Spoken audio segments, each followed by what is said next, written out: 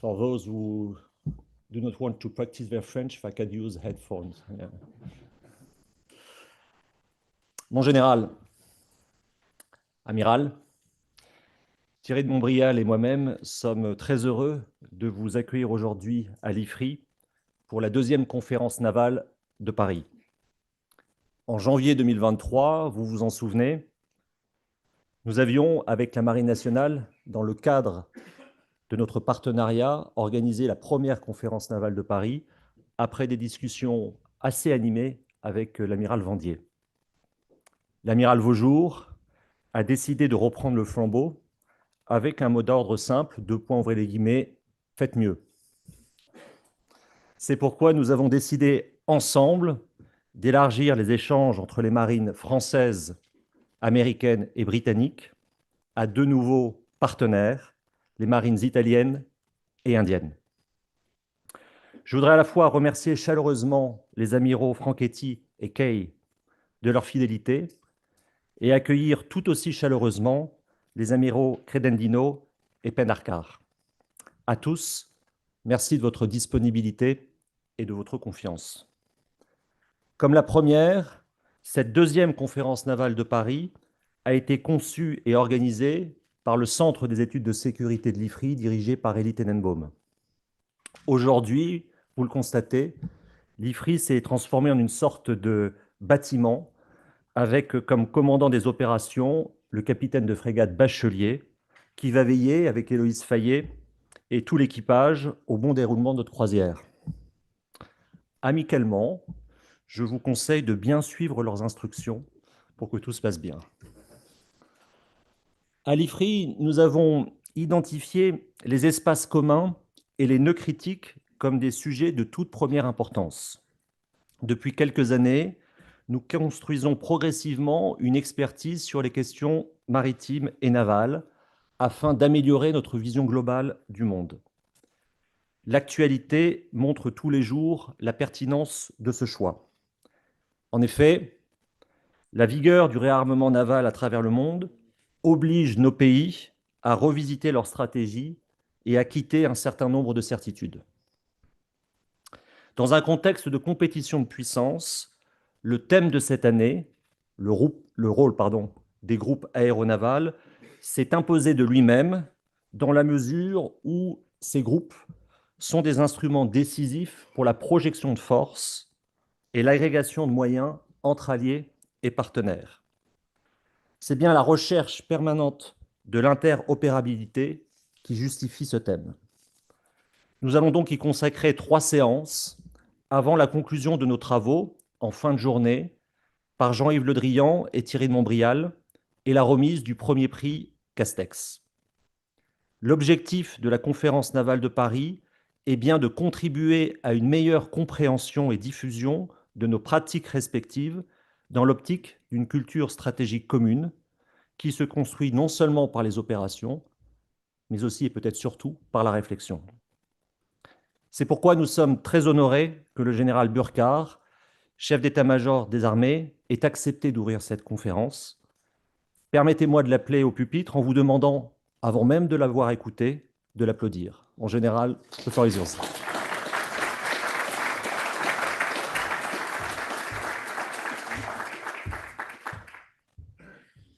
Merci beaucoup, monsieur le directeur. Messieurs les députés, madame, messieurs les chefs d'état-major des marines respectives de vos pays, mesdames, messieurs les officiers généraux et amiraux, monsieur le président, membre de l'Institut, monsieur le directeur, mesdames, messieurs. Alors, c'est bien évidemment pour moi un grand plaisir d'être présent parmi vous ce matin. Merci beaucoup pour cette invitation et un grand privilège d'ouvrir cette édition 2024 de la conférence navale de Paris. Alors, je ne sais pas si tu m'as mis aussi le défi de faire mieux. En tout cas, je vais essayer, Nicolas. C'est pas mal de se faire orienter par son chef d'état-major de la marine, mais je prends l'affaire en compte. Je salue également ceux qui nous suivent sur YouTube, et ce qui fait qu'il y a une audience, au-delà de la qualité des gens qui se trouvent ici, qui est extrêmement forte. Alors évidemment, ça ne fait que pour moi un peu relever le défi, parce que, bien évidemment, on m'invite ici pour parler de sujets extrêmement importants, de la guerre marine, du milieu maritime, du groupe aéronaval. auquel je m'intéresse depuis longtemps. Néanmoins, devant un tel parterre de spécialistes de ce milieu, d'amiraux, chefs d'état-major de vos marines respectives, de chercheurs sur ce domaine-là, je suis bien évidemment un peu sous surveillance. Donc, je vais faire extrêmement attention à ce que je dis, mais tout en essayant de faire mieux, encore, comme l'a demandé Nicolas. Alors, la mer, vous le savez mieux que moi, comme je viens de le souligner. Néanmoins, c'est pour moi tout d'abord un réservoir gigantesque de ressources. Or, à l'heure actuelle où il y a une course à la conquête de ressources, c'est bien évidemment quelque chose qu'il faut observer de très près. C'est un espace majeur de communication, probablement l'espace majeur de communication, mais c'est également un espace de signalement diplomatico-militaire qui est extrêmement important. À l'heure de la guerre informationnelle, c'est effectivement quelque chose là aussi extrêmement pointu. D'un point de vue stratégique, l'importance du domaine maritime est certain et la mondialisation, évidemment, ne fait que l'accroître. Différence fondamentale avec la Terre, quelquefois je ferai référence à la Terre, car les marins ne combattent pas pour les marins, mais en fait combattent pour l'interarmée, et il y a la Terre aussi dans l'interarmée. Différence fondamentale avec la Terre, en tout cas c'est comme ça que je le vois, c'est que la maîtrise n'est pas forcément occupation. Ce n'est pas toujours vrai d'ailleurs dans le domaine terrestre, mais il y a quand même une notion d'occupation qui dans le domaine maritime est beaucoup plus floue et beaucoup plus loin et beaucoup moins vraie. Néanmoins, c'est plutôt un espace où la capacité à transiter et à intercepter les transits est clé. Je pense que c'est plutôt comme ça que ça s'articule. Bien évidemment, dans cette perspective, grande pertinence du groupe aéronaval, du porte-avions, capital ship depuis la Deuxième Guerre mondiale, avec son allonge, sa capacité à produire des effets cinétiques et immatériels. Pour autant, et on est bien payé pour le savoir, évidemment, il y a les opérations, il y a la réflexion, et qu'en fait, des opérations figées, où on fait toujours la même chose, une réflexion figée, est quelque chose probablement qui nous prépare surtout plutôt à des échecs qu'à des succès, et donc il est sain de toujours se poser la question, aujourd'hui, alors que l'environnement stratégique évolue, alors que la manière dont les choses sur le champ de bataille subissent l'impact des technologies, des approches différentes, je pense qu'il faut toujours, et c'est pas dire le porte-avions, on n'en a plus besoin, je pense que ce n'est pas là la question, mais dire comment on va faire pour continuer à utiliser le porte-avions ou comment on va l'adapter pour qu'il soit toujours le capital ship dont on a besoin. Et donc s'interroger sur l'évolution, son rôle est quelque chose qui, à mon avis, est extrêmement indispensable, alors que la guerre de haute intensité déborde aujourd'hui aussi en haute mer. On le constate de plus en plus fréquemment. Et donc je pense que c'est ce qui fait vraiment l'intérêt de toute cette journée et votre présence ici. Et je suis sûr que vous allez contribuer à cette réussite de faire encore mieux. Avant de laisser la place aux tables rondes pour opening remarks, essayer d'éclairer, en tout cas de poser un certain nombre de choses, ce que je voudrais, c'est évoquer la façon dont les armées françaises perçoivent l'environnement stratégique, qu'on partage avec l'Ifri fréquemment. Ensuite, décrire le changement de paradigme opérationnel tel qu'on le perçoit aujourd'hui. Et enfin, partager avec vous, c'est probablement là que je prends le plus de risques, quelques réflexions sur le groupe aéronaval. Alors, l'appréciation de situation stratégique, quels sont les grands marqueurs qu'on identifie aujourd'hui? Le premier marqueur, c'est tout d'abord, je pense que le fait que la dynamique de la force cherche à supplanter et supplante malheureusement souvent le système du droit. Le retour du rapport de force pour régler finalement les différends est aujourd'hui ce qui est au premier plan. C'est ça qui règle un peu le fonctionnement des relations internationales. On a eu une phase de réarmement, on a eu une phase de réelle désinhibition dans l'emploi de la force. En fait, aujourd'hui, ce n'est pas de la désinhibition, c'est la volonté d'employer la force. Et dans tous les milieux, y compris dans le milieu maritime. Je ne sais pas si on peut exactement, mais je pense que ce qui se passe en mer Rouge est quand même assez illustratif. Finalement, bien évidemment, ce pays-là, c'est un pseudo-État, en fait, en quelque sorte. C'est réarmé, a affiché sa position, et en fait, aujourd'hui, utilise réellement la force pour se positionner, très clairement. Donc ça, c'est bien évidemment, et ça produit des effets immédiats, l'emploi de la force. C'est probablement aussi ça que recherchent ceux qui, aujourd'hui, emploient la force pour régler les différends, c'est que ça produit des effets immédiats, en particulier déroutement du trafic en dehors du canal de Suez et de la mer Rouge aujourd'hui. C'est instantané. La dynamique de la force, c'est également l'escalade dans les moyens et la recherche d'une létalité toujours plus importante, avec aussi en mer Rouge l'emploi de missiles balistiques, mais c'est aussi tout un système de munitions téléopérées avec des drones navals suicides qui bien évidemment changent les affaires.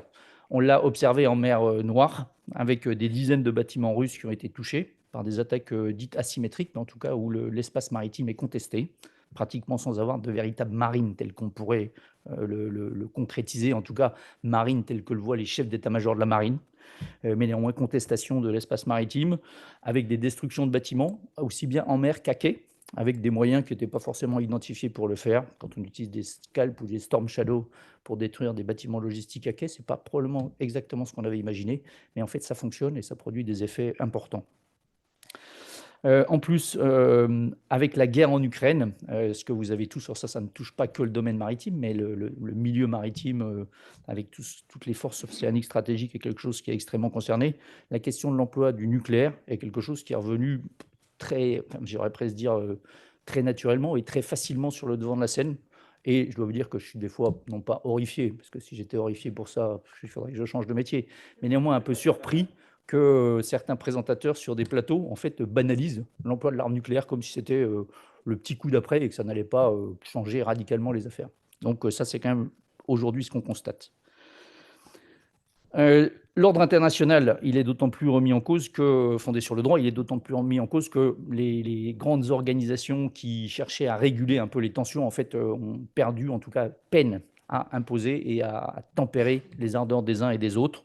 Et ça se traduit en particulier par une remise en cause de la liberté de navigation, qui est probablement quelque chose qui était inscrit dans le droit depuis très longtemps et sur lequel tout le monde se pliait de bon gré ou mal gré, mais quelque chose qui est respecté aujourd'hui, c'est plus vraiment le cas. C'est plus quelque chose qui fait peur. Alors que, bien évidemment, la mondialisation sans marinisation n'a pas n'a pas de possibilité d'exister. Et donc, c'est tout de suite un moyen qui contraint très fortement en fait, le monde dans lequel on vit. La deuxième chose, c'est que la compétition régit les espaces communs. La compétition, c'est l'état normal des relations entre les pays aujourd'hui, une compétition dans tous les domaines, dans le domaine sécuritaire, dans le domaine politique, diplomatique, culturel, sportif, informationnel, compétition permanente. Et les espaces communs sont bien évidemment, en particulier, je vois le champ informationnel et la mer, en fait, sont des lieux de compétition extrêmement exacerbés. Le GAN, qui est un outil de signalement pour agir sur les perceptions, est bien évidemment très concerné. Il joue dans cette phase-là de compétition, l'envoi de signaux extrêmement forts, extrêmement puissants, mais également dans les actions hybrides, car peu régulées et peu observables. Et je citerai par exemple les flottilles de surveillance chinoises, qui officiellement n'ont pas vraiment d'existence et pour autant fournissent un système de surveillance et de maillage extrêmement important dans lequel on voit qu'il est assez difficile finalement de se dépêtrer et de s'en sortir. La compétition est également visible dans l'utilisation du droit pour territorialiser la mer et l'infrastructurer, ce qui est là aussi quelque chose de nouveau. La conception d'espaces communs vus comme appartenant à tous, c'est-à-dire régulés, répondant à des règles, est aujourd'hui plutôt vu comme un espace commun appartenant à personne, sous-entendu, le premier qui met la main dessus, finalement, en jouira. D'où l'emploi de la force pour éventuellement conquérir des ressources, conquérir des zones, imposer sa présence. Donc une vraie dérégulation, primauté de la force et de la puissance technologique. Il y a également un autre marqueur qui est l'impact environnemental du changement climatique. Et je pense que c'est dans les océans en particulier, du fait de la superficie, mais c'est probablement dans les océans que les choses changent assez vite, ou en tout cas les conséquences se font sentir. Et c'est quelque chose qui est probablement, vous allez dire, pas exactement de la même importance que les deux premiers marqueurs que j'ai cités. Pour autant, on voit bien que sur un grand nombre de nos partenaires, c'est aujourd'hui une réalité très très forte qui s'impose à eux et un vrai besoin. Et donc, si on n'est pas capable de répondre, ou en tout cas on répond à côté du besoin de nos partenaires, je pense que ce n'est pas quelque chose qui est une solution d'avenir. Il faut qu'on soit capable de bien comprendre. Et je pense que c'est particulièrement vrai dans les espaces maritimes, en particulier en zone Indo-Pacifique, où beaucoup de petits pays, bien évidemment, comprennent bien les tensions entre la Chine et les États-Unis, comprennent bien ce qui est en cause avec le respect des valeurs et tout. Mais en fait, ils ont probablement d'abord un sujet de l'eau qui monte et comment on va se faire dans les décennies qui viennent. Mais également la succession de cyclones, parce qu'en fait, empêcher l'eau qui monte, je pense qu'on ne va pas pouvoir faire grand-chose, en tout cas pas facilement. Mais en revanche, la succession de cyclones, l'aide qu'on peut leur apporter, c'est quelque chose qu'on doit prendre en compte. Et dans les exercices qu'on organise conjointement avec les marines qui sont ici présentes, sont des exercices qui sont finalement moins militarisés qu'on ne le souhaiterait ou qu'on l'imaginerait, et qui sont beaucoup plus tournés vers finalement leurs préoccupations, c'est-à-dire l'impact des changements climatiques. Donc, je pense que c'est un paramètre qui est structurant. Ça, c'est un peu sur nos partenaires, mais je pense que c'est un paramètre qui est structurant pour nous également. Ça va avoir des impacts sur le développement capacitaire. Il y a des choses qu'on ne fera plus comme avant et il faut qu'on les anticipe, surtout que probablement peut-être encore plus pour le monde maritime, en tout cas le capacitaire maritime, qui sont des programmes qui s'étalent dans le temps. Ça veut dire qu'il faut qu'on anticipe assez vite. Je pense même qu'il y a un défi un peu humain, je le dirai à la fin. En fait, une marine, c'est aussi peut-être d'abord des marins qui sont sur les bateaux. Je ne suis pas sûr qu'un jour, si les marines apparaissaient comme n'ayant rien à faire du changement climatique, de l'écologie et de la préservation de la biodiversité, finalement, je pense qu'on se priverait d'une bonne partie des jeunes qui diraient par goût ou par perception, finalement, ça ne correspond pas à mes idées dans ce domaine-là. Et donc, je ne suis finalement pas disponible pour faire ce métier-là. Donc là aussi, on doit être en phase avec les préoccupations de la société d'aujourd'hui et c'est quelque chose qu'on doit afficher. Alors, ces évolutions de l'environnement stratégique, elles s'accompagnent de bouleversements sur le champ de bataille. C'est vrai également dans le domaine maritime. Tout d'abord, je pense que la première chose, c'est le retour des guerres imposées. Pendant une 20-30 dernières années, on a fait des guerres choisies, c'est-à-dire qu'en fait, bien évidemment, il y avait une décision politique de cet engagement, mais en fait, on en maîtrisait quand même assez bien finalement le tempo et l'intensité.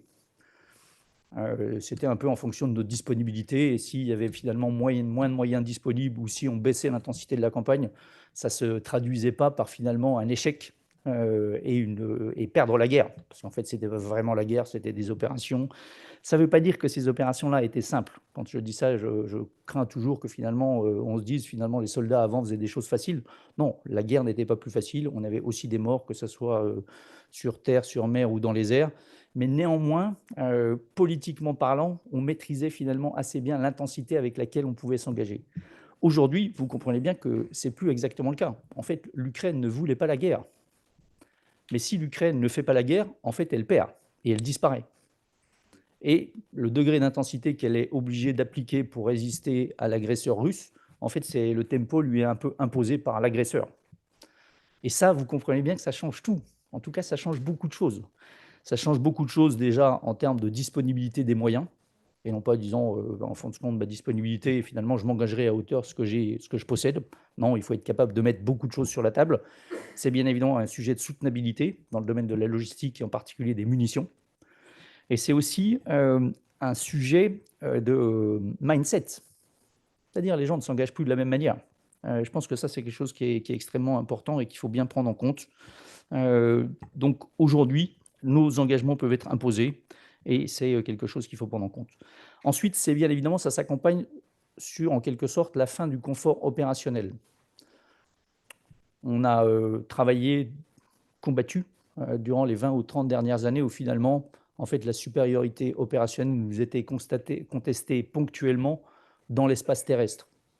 La troisième dimension était globalement quelque chose qui nous appartenait.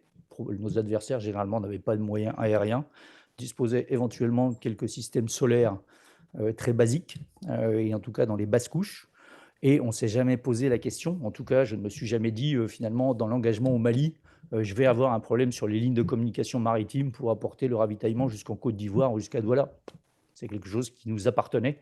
Et donc, en fait, oui, on était peut-être contesté à minima à terre, mais en fait, les autres espaces nous appartenaient. Aujourd'hui, on est contesté dans tous les espaces. Tous les espaces peuvent être contestés, et ça, c'est quelque chose qui est aussi très dimensionnant. Et, anecdote, en mars 2022, je suis allé sur le porte-avions Charles de Gaulle qui était en Méditerranée orientale, et en fait, c'était très intéressant ce que m'ont dit les marins.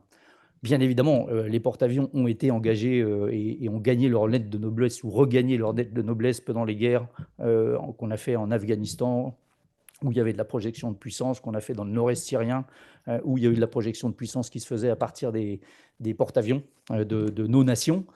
Et pour autant, les marins m'ont dit, en Méditerranée orientale, en mars 2022, en fait, on préparait nos avions et c'est le groupe embarqué qui allait porter le feu chez l'adversaire, sauf que depuis quelques jours, finalement, le bâtiment russe, à quelques milles nautiques de nous, est aussi un adversaire. Et tout le monde est beaucoup plus impliqué dans la mission qu'il ne l'était avant.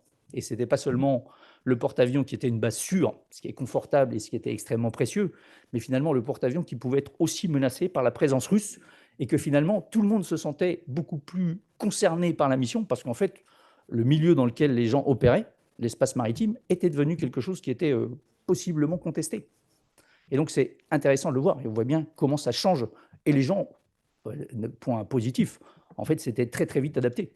Avaient très, très vite compris que ça avait changé et avaient très, très vite basculé sur cette affaire-là. Mais je pense que ça illustre bien la fin du confort opérationnel avec l'ensemble des espaces qui peuvent être contestés. De fait, il y a un changement de dimension dans l'espace maritime avec le passage à des opérations horizontales, projection de puissance à terre depuis un espace considéré comme maîtrisé par principe, à un espace qui pour moi est maintenant aujourd'hui beaucoup plus vertical et qu'il faut maîtriser. Vertical parce que la menace, elle est à la surface, elle est sous la surface et elle peut être en l'air. Voilà. Je pense que la fin du confort opérationnel, elle signe aussi l'impossibilité d'acquérir une supériorité totale, qui était un peu forcément la manière dont on se positionnait auparavant, parce qu'on essayait de faire à terre, et en fait le reste était la puissance occidentale, la puissance technologique permet finalement d'imposer sa suprématie. En fait, après, on manœuvre dans la suprématie qu'on a acquis et qu'on conserve, parce qu'en fait, il n'y a pas de véritable opposition.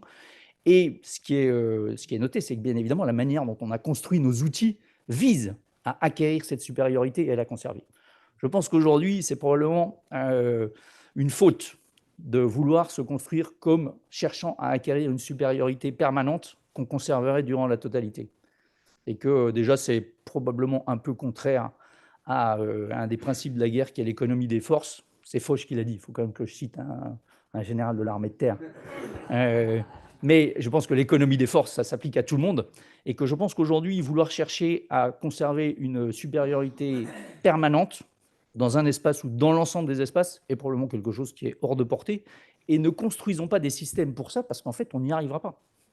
Et donc, il faut accepter d'avoir une moindre, pas une supériorité permanente, parce qu'en face, il va vouloir faire la même chose, mais en revanche, avoir une manœuvre qui est conçue sur capacité à un moment donné, sur une durée donnée, dans un espace donné, oui, avoir une supériorité, imposer sa supériorité, imposer sa volonté, et probablement être capable de finalement relâcher un peu la pression, disposer d'un socle minimal, alors que l'autre va chercher, lui, à maintenant nous mettre la pression. Dans la conduite des opérations, ce n'est pas exactement la même chose, mais dans les systèmes qu'on doit construire, dans les armées qu'on doit construire, dans la stratégie qu'on emploie, c'est probablement quelque chose qui est un peu différent aussi. Et que le groupe aéronaval, avec sa bulle, est bien quelque chose qui peut imposer sa supériorité dans un espace donné, à un endroit donné. Donc ça correspond assez bien à ça. Il y a la transparence du champ de bataille qui est bien évidemment un défi permanent. C'est vrai à terre, c'est vrai dans les airs, et c'est à mon avis de plus en plus vrai en surface. Et je pense que là aussi, ne croyons pas qu'indéfiniment ce qui se passe sous le on doit se préparer à ça. Pour l'instant, c'est quelque chose qui semble relativement acquis, sur lequel il faut encore profiter. Ne croyons pas que ça sera infini, je ne le pense pas. Alors, maintenant, combattre avec le groupe aéronaval. Quelques réflexions, c'est là que je prends beaucoup de risques. Bien évidemment, je pense que le groupe aéronaval, en tout cas pour tous ceux qui sont allés un jour sur un porte-avions, comprennent que c'est, pour moi en tout cas c'est comme ça que je le perçois, c'est l'outil de puissance par excellence qui concentre tout sur une très petite une surface finalement. C'est très gros un porte-avions, mais finalement c'est quand même assez petit, et où l'ensemble de la machine est au-delà du porte-avions, parce qu'il y a le groupe aéronaval avec les escorteurs, le sous-marin, les gens qui sont en l'air et tout, en fait étendu vers la mission, et c'est quelque chose qui est un balai parfaitement réglé, et pour un terrien, je dois dire que c'est assez impressionnant, véritablement, où chacun sur le pont a exactement sa mission. D'ailleurs, il a un t-shirt de couleur pour qu'on soit sûr qu'il ait bien compris ce qu'il fait et que tout le monde le repère bien. C'est réellement l'optimisation poussée au maximum.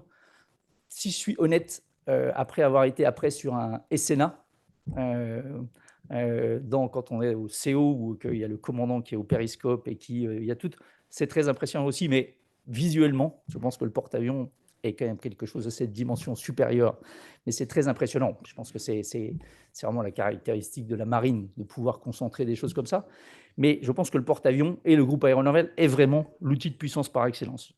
Dans l'ambition des armées, de l'armée française, qui est de gagner la guerre avant la guerre, c'est-à-dire gagner tous les jours dès la phase de compétition, en fait, évidemment, le porte-avions est un outil extrêmement important pour afficher notre détermination, parce que extrêmement visuel et parce que extrêmement puissant, si jamais. Parce qu'en fait, c'est gagner la guerre avant la guerre en étant prêt à s'engager dans un conflit de haute intensité. Le porte-avions est tout ça à la fois. Donc le porte-avions se pose comme ça, y compris et peut-être surtout lorsqu'il a une escorte qui est multinationale. parce que ce qui est affiché est encore plus fort. Voilà. Donc, je ne réduirai pas le groupe aéronaval à ça, mais c'est l'arme du champ informationnel par excellence, et ça marche. Pour la France, c'est aussi un multiplicateur de puissance, avec en particulier la présence de la force aéronavale nucléaire, qui offre une dimension supplémentaire. Mais bien évidemment, c'est vrai aussi pour nos alliés. Et, Amiral, vous qui avez plus de porte-avions qu'on ne peut les compter sur les doigts de la main, effectivement, c'est un outil très très fort. Et qu'après le 7 octobre, quand il y a 2 porte-avions américains qui se déploient dans la région, en fait, tout le monde comprend qu'il ne va pas falloir chercher à escalader trop vite. Voilà, une vraie réponse visuelle et compréhensible par tout le monde. Ensuite, le groupe aéronaval sur la projection de la mer à la terre. Alors, Sir Julian Corbett dit « La véritable importance de la puissance maritime est son influence sur les opérations terrestres ». Alors, l'apport décisif des groupes aéronavals dans les opérations au Kosovo, en Libye, en Afghanistan ou encore en Irak, bien évidemment, ont totalement confirmé ça. Mais pour autant, je pense qu'il faut rester raisonnable et qu'il n'y a pas une seule composante qui peut croire qu'elle gagnera un jour la guerre à elle toute seule, et ça ne sera pas non plus la composante maritime. Donc, prenons bien ça, il n'y a pas un absolu. Ensuite, il y a l'action de la mer vers la mer, et ça, c'est vraiment le volet haute intensité qui revient à l'ordre du jour, parce que finalement, on peut se retrouver confronté à un adversaire à niveau. Le porte-avions, c'est la capacité de créer ou de contribuer à créer une bulle d'hypersupériorité qui est temporaire, locale, pour produire des effets. Par exemple, créer des accès quand il n'y en a pas. Aujourd'hui, avec un des marqueurs de notre époque est l'affirmation un peu, des fois exagérée, de souveraineté de nos différents partenaires qui ne sont pas totalement alliés. Et un porte-avions, en fait, est en dehors de la souveraineté des uns et des autres et permet de trouver des chemins d'accès, de contourner des souverainetés un peu sourcilleuses. Donc, c'est un outil extrêmement puissant, extrêmement intéressant et qui, en fait, permet de dessiner un peu la géométrie du champ de bataille en termes de points d'accès. C'est bien évidemment quelque chose qui est quasiment indispensable pour monter une opération amphibie. Donc, c'est là aussi contribuer à des opérations vers la terre. Et c'est bien évidemment être prêt pour ce qu'on a du mal à imaginer, mais que nos marines ont répété plusieurs dizaines de fois sur des simulations et s'entraînent et ont des partenaires qui cherchent à faire la même chose. Donc ça, c'est le combat en mer et un peu comme on l'a vu pendant la Deuxième Guerre mondiale dans la zone Pacifique. C'est aussi, le groupe aéronautique, un facteur d'intimité stratégique. La simultanéité des crises impose de combattre ensemble. Je pense que ça, c'est quelque chose qui est important, avec une bonne économie des forces, mais aussi le GAN, c'est savoir-faire de pointe et qui en fait agrège tout ce que chaque marine fait de mieux et est capable d'opérer, enfin de faire opérer ensemble. Et que bien évidemment, je pense que c'est vrai pour toutes les marines qui possèdent un porte-avions, en fait c'est quand même quelque chose qui est vraiment un cadre extrêmement attractif et qui permet finalement un système d'intégration et qui permet d'inviter des marines à fournir quelquefois un hélicoptère sur le porte-avions, d'autres fois une frégate, mais qui permet finalement de travailler ensemble. Et c'est quelque chose qui est attractif parce que c'est quelque chose qui fonctionne et qui tire vers le haut. Donc c'est un facteur d'intégration. Donc ça, c'est quelque chose qui est extrêmement facteur d'intimité stratégique et on en a besoin. Alors maintenant, pour que ces atouts demeurent, je pense que le GAN doit néanmoins continuellement intégrer les évolutions de la menace et du monde dans lequel on est. Tout d'abord, quelles sont les nouvelles menaces auxquelles on est confronté? Alors, on les voit probablement sur Terre plus facilement, mais comme on a parlé de la mer Noire, en fait, on voit que ça se transpose assez facilement. Il faut bien qu'on pense à l'emploi avec les menaces de demain, c'est-à-dire en intégrant les menaces auxquelles on peut être confronté. Le large spectre, c'est des missiles hyper véloces, c'est aussi des essaims de drones, et c'est aussi la menace cyber ou des systèmes de déni d'accès qui peuvent aller très très loin et quasiment impacter la zone d'opération du GAN. Donc, il est important de réfléchir et d'imaginer des modes d'action et des contre-mesures pour se protéger de ces attaques, mais pas seulement se protéger, mais préempter et voir comment nous aussi, on peut utiliser ces moyens-là pour peser sur les dispositifs et les volontés adverses. Il faut également pas, de la même manière que ne pas chercher à absolument conquérir la supériorité et la maintenir à tout prix. Je pense qu'il faut aussi être bien conscient. C'est probablement plus vrai pour l'armée française avec des réductions de budget qu'on a vécues pendant ces dernières décennies, où finalement on a beaucoup misé, et on a bien fait, sur la haute technologie, c'est-à-dire maintenir un haut niveau de technologie, et ce qui nous permet de ne pas avoir décroché et aujourd'hui de disposer d'armes de haute technologie. Pour autant, dans la guerre qui nous est imposée, je vous ai dit, il y a un vrai sujet de soutenabilité. Et la soutenabilité en tirant uniquement des armes qui coûtent très très cher, en fait, est très, très difficile à soutenir. Et donc, si on n'est pas capable d'avoir à la fois quelque chose qu'on peut concevoir comme des armes d'usure pour user l'adversaire et ne pas utiliser d'emblée nos armes de décision, qui sont probablement des armes de plus haute technologie, mais qui coûtent plus cher. Et il faut qu'on conçoive des armes d'usure comme des armes qui coûtent moins cher. Et donc, ne pas chercher systématiquement à résoudre un problème tactique par le haut, c'est-à-dire par la haute technologie et par en fait ce qui coûte plus cher. Alors, je pense que les choix qui ont été faits sont les bons, mais on n'est plus exactement dans la même configuration. Et donc là, c'est un peu un message aussi vers, c'est quelque chose dont on discute souvent avec la DGA, un peu un message vers la BITD aussi. Et je comprends que le rêve d'un ingénieur soit quand même plutôt de concevoir un système qui soit meilleur et plus technologique que le précédent, accessoirement plus cher, mais en fait, ce n'est pas accessoire.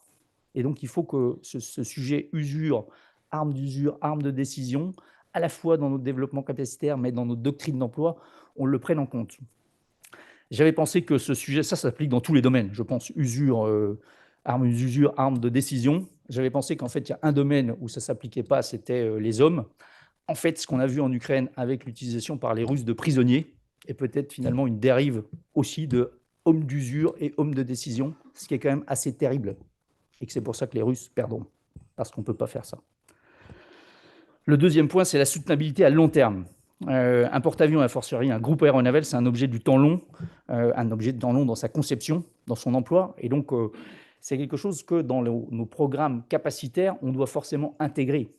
Et que la France a raison de mettre en place une LPM qui vise à 5 ans, c'est indispensable. Mais si on ne regarde qu'à 5 ans, en fait, un groupe aéronaval et un porte-avions est quelque chose qui dépasse ça. Et donc, il faut que ça soit quelque chose qui soit bien mieux intégré dans notre planification de défense, de la manière dont on va l'utiliser, de la manière dont on va le remplacer, parce qu'en fait, c'est quelque chose qui impacte l'ensemble des autres programmes. Et qu'à un moment, ça ne fonctionne plus, et que personne ici dans la salle croira qu'un jour, on aura une LPM qui fera 1000 milliards. Donc, à un moment, je vous le dis, ça ne passera plus. Donc, il faut qu'on soit capable de beaucoup mieux intégrer et beaucoup mieux chaîner nos programmes.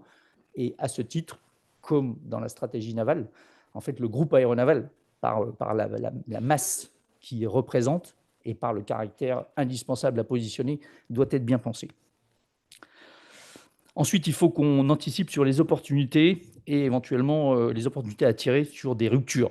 Dans l'accélération de l'histoire, pour citer le livre de Thomas Gomart, monsieur le directeur, bien évidemment, il y a le raz-de-marée de l'intelligence artificielle générative qui va bien évidemment influencer, en particulier dans le champ informationnel, probablement tout de suite, mais également dans notre capacité à conduire les opérations et peut-être encore plus probablement à planifier les opérations, puisqu'en fait, on va, en tout cas, je ne sais pas si c'est le rêve de tout militaire, mais on va probablement demain pouvoir lever beaucoup plus d'incertitudes et de manière très poussée, parce qu'en fait, on a toujours la simulation, c'est pas nouveau, mais en fait, on voyait bien que la simulation était quand même moins fort que les cerveaux concentrés de l'état-major pour imaginer. Je pense que l'IA générative ne remplacera pas jamais l'intelligence des hommes sur la passerelle et dans les CO. Néanmoins, ça va nous permettre d'imaginer et de tester des choses beaucoup plus vite. Et finalement, laisser la main, ou en tout cas le cerveau de l'homme décider, mais il aura finalement eu la possibilité de tester et de comprendre un nombre de choses beaucoup plus important. Alors ça, il facilitera peut-être pas totalement le sujet, mais en tout cas, il aura encore plus de données et encore moins de risques de se tromper dans la décision qu'il prendra, mais c'est lui qui devra continuer à prendre la décision.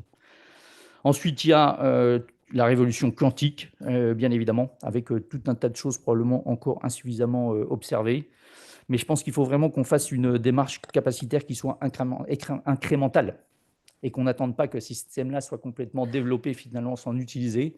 Et là aussi, c'est quelque chose qui est peut-être un peu contradictoire, même si je trouve que la marine le prend assez bien en compte, c'est-à-dire des systèmes où il faut un certain temps pour les mettre en place, mais que pour autant, on est capable d'injecter des briques beaucoup plus courtes et de les changer, de les faire évoluer. Et c'est conçu comme ça dans le départ. Je pense que c'est impératif de continuer à faire comme ça. Ensuite, il y a le sujet de la connectivité qui est essentiel. Tout repose sur la connectivité. Et là aussi, c'est quelque chose qui évolue assez vite. Et il faudra que ça soit quelque chose qui soit résilient. Et donc là aussi, ne pas croire qu'en fait, on aura une supériorité totale, extrêmement forte et permanente dans le domaine de la connectivité. On devrait être capable de travailler de manière très dégradée et que pour autant être capable de remonter notre connectivité et dans des phases données, de mettre en place un système avec des apports de moyens qui pourront être très hauts dans le ciel, en surface, permettre d'acquérir cette hyperconnectivité qui seront un des facteurs pour acquérir dans un espace donné, à un moment donné, une hypersupériorité. On aura besoin de tous ces systèmes pour faire aboutir les opérations en environnement M2MC ou multi-domaine opération, car le sujet de la synchronisation est quelque chose qui sera important. Voilà, j'en arrête là. Le sujet du GAN est quelque chose qui est passionnant. Je regrette d'ailleurs de ne pas pouvoir écouter les sachants de viser sur cette affaire-là. Il est passionnant par sa complexité, il est passionnant par son potentiel. Donc, je suis sûr que les discussions vont être très intéressantes. Et dans la salle, il y a des experts. Merci beaucoup à l'Ifri et à son président, membre de l'Institut, M. de Montbrial, pour organiser. Monsieur le directeur, cher Thomas Gomart, pour participer à ça. Nicolas, on va essayer de faire mieux que l'année dernière. Merci pour organiser ça. Merci beaucoup, madame, messieurs les chefs d'état-major, d'être présents aujourd'hui. Votre présence est extrêmement importante et souligne bien la solidarité stratégique qui nous unit et quelque chose qui est indispensable. Je vous l'ai dit, je pense que néanmoins, n'oublions jamais, je pense que ça va deviser dur sur des choses extrêmement importantes, n'oublions jamais néanmoins que pour encore un certain temps, sur nos bateaux, il y aura quand même toujours des hommes et des femmes. Et que nos armées, en fait, si on ne continue pas à avoir la capacité, et finalement, si on ne provoque pas chez des jeunes Français, Américains, Anglais, Italiens, Indiens, la volonté de s'engager pour défendre leur pays, en fait, ça ne marchera pas. Et ça, c'est quelque chose qui est capital, donc je pense qu'il faut leur rendre hommage. Et quand on discute stratégie et tout, et vous êtes à des postes, je parle aux gens, aux militaires qui sont marins, vous êtes à des postes où on vous demande de réfléchir, n'oubliez jamais qu'en fait, ce que vous faites, c'est quand même quelque chose qui va être appliqué sur des bateaux avec des pachas qui commandent à des hommes et à des femmes, et que c'est en fait le cœur de notre affaire. On pourra avoir là aussi les LPM qu'on veut, si on n'embauche plus, si on ne recrute pas, si on ne fidélise pas, en fait, il n'y aura plus de marine et on se fera battre. Voilà, merci à tous, très bonne journée.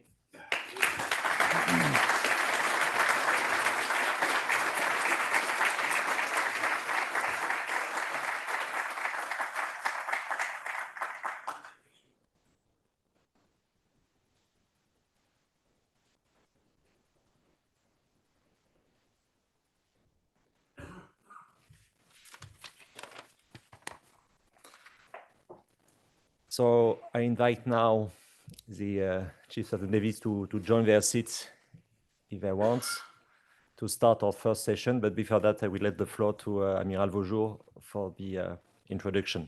Please have a seat.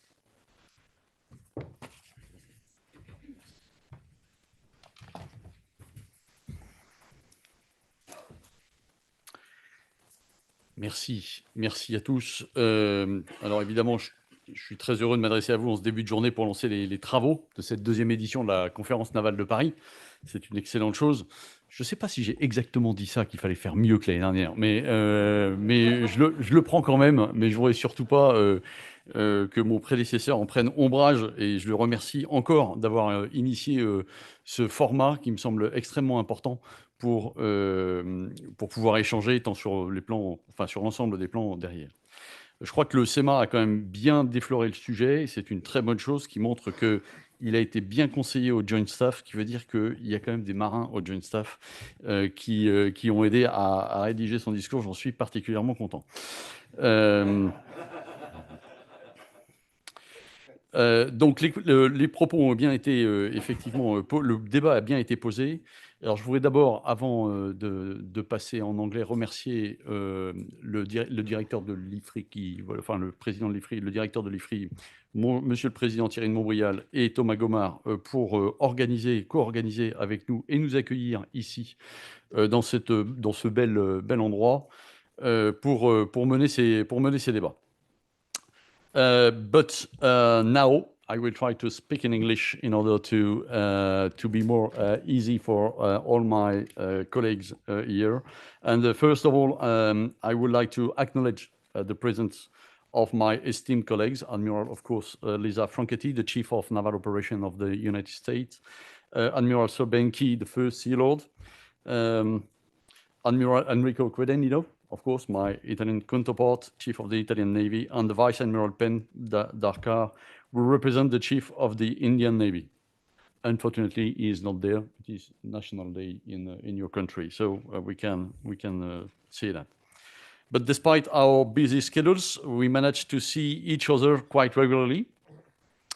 It's an honor to have you today and to have taken the time to be here. And I am certain that your presence will elevate the quality of the discussion and will make this Conférence Navale de Paris an exciting event. So really, thank you for coming. As General Burkhard just mentioned, the current strategic situation is profoundly affected by imbalance and uncertainty. We are witnessing a proliferation of crises and an increase in the level of violence. As a result, we must prepare for more brutal, more complex, and more enforcing engagements. Moreover, the simultaneity of crisis is challenging our ability to be deployed in several conflicts at the same time. We will have no choice but to fight as part of a coalition. The challenge is therefore to improve our interoperability, starting from today. Being interoperable is not that easy. It means getting to know each other, knowing how to work together, and trusting each other to be more effective collectively at sea in operation. Interoperability cannot be decreed, it must be developed patiently, and that's precisely what we are doing today. The second objective is to build a common strategic culture. It is a constantly renewed battle, particularly given the complexity of the current context. To remove some of the fog of war, we have today a wide range of people involved, chiefs, as well as tacticians, military, as well as civilians. We can rely in this room by video conference on a rich and impressive panel of experts and skills. And I would like also to salute all the guys which are connected via YouTube. Political and military authorities, diplomats, researchers, and journalists. So thank you for coming here. I am convinced that this wonderful diversity will emerge concrete ideas that will help us to better understand the world of tomorrow. This year, I have chosen to devote the Conférence Navale de Paris to the topic of carrier strike group, which is the group which includes, of course, an aircraft carrier with all the destroyer around. And of course, sometimes a nuclear submarine. Mastering the development of a carrier strike group in operation is a strategic capability for each of our navies. An aircraft carrier is an extremely complex technical asset, requiring very precise industrial know-how, which few nations have. In this respect, the aircraft carrier reflects our national mission, enabling us to operate far and wide. Deploying a carrier strike group on operation requires the development and maintenance of cutting-edge know-how, which erodes rapidly and can be only maintained at sea. Anyone who has ever seen a strike launch at night from the deck of an aircraft carrier will understand what I mean. You cannot improvise that. It's a unique and precious skill that take a long time to build. While the capacity offered by a carrier strike group is structuring, the possibility offered are not set in the stone. Using an aircraft carrier is anything but dogmatic. Naval history shows it. The US Navy or Royal Navy aircraft carrier mission during the World War II are fundamentally different from the power projection operation conducted in the Balkans, Afghanistan, or Libya in the 2000s. The sea has now become a more contested environment. This means that we need to think about naval combat from seabed to space, and therefore we must keep on adapting the way we are employing the carrier strike group. That sets a high level of ambition for this day, and I would like to leave here this evening with new ideas which will allow us to build more effective cooperation. So I wish you a very good day, and then I will go back to my seat. Thank you.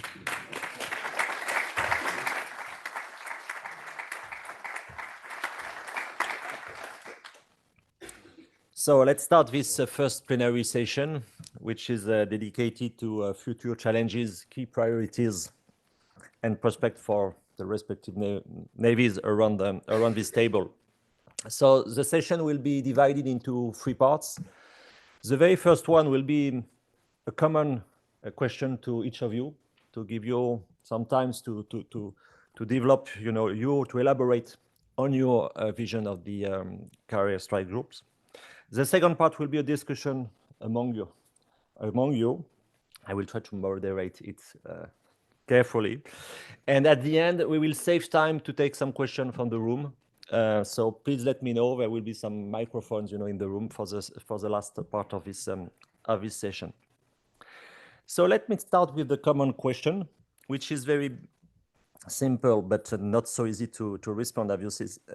What are, according to you, the main operational challenges that the carrier strike groups face in the 21st century, considering the changing landscape of threats and technologies? And I would say that the key word, in my opinion, is "and." I think that's the combination between threats and technology should maybe drive our discussion at this stage. So, Amiral Vaujour, would you like to start? And I will turn after that to Admiral Franchetti.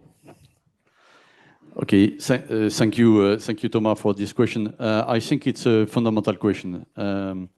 How can we prepare tomorrow with the knowledge we have today? And I believe it is at the heart of the daily work of our staff and the ambition of each of our navies. For decades, we have been optimizing our feedback circuits, I mean lessons learned circuits, and the idea was to analyze past events in order to improve our response in the future, assuming that conditions will remain broadly the same. But today, as the pace of change accelerates, the challenge is now to think ahead. In the face of uncertainty and complexity, we need to be more creative to imagine tomorrow's threats. And so that's the big question we have. So we have a tool which is able to do some mission, and the question is to invent the future. And so, first of all, the carrier strike group is something which is accurate right now, which will still be accurate in the future when you are looking at some very fundamental characteristics. The first one is carrier strike group is the level where all the military effects come together. It is the level where all the capabilities are integrated.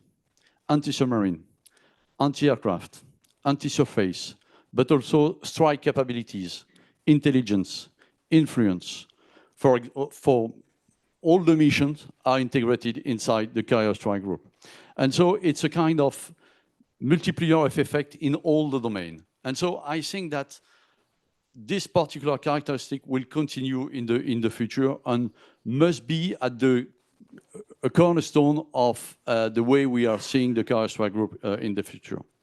And this integration gives access to a lot of type of missions. Of course, strike on land, combat at sea, intelligence, for France, of course, nuclear deterrence, because we have the ability to conduct a nuclear strike from the aircraft carrier.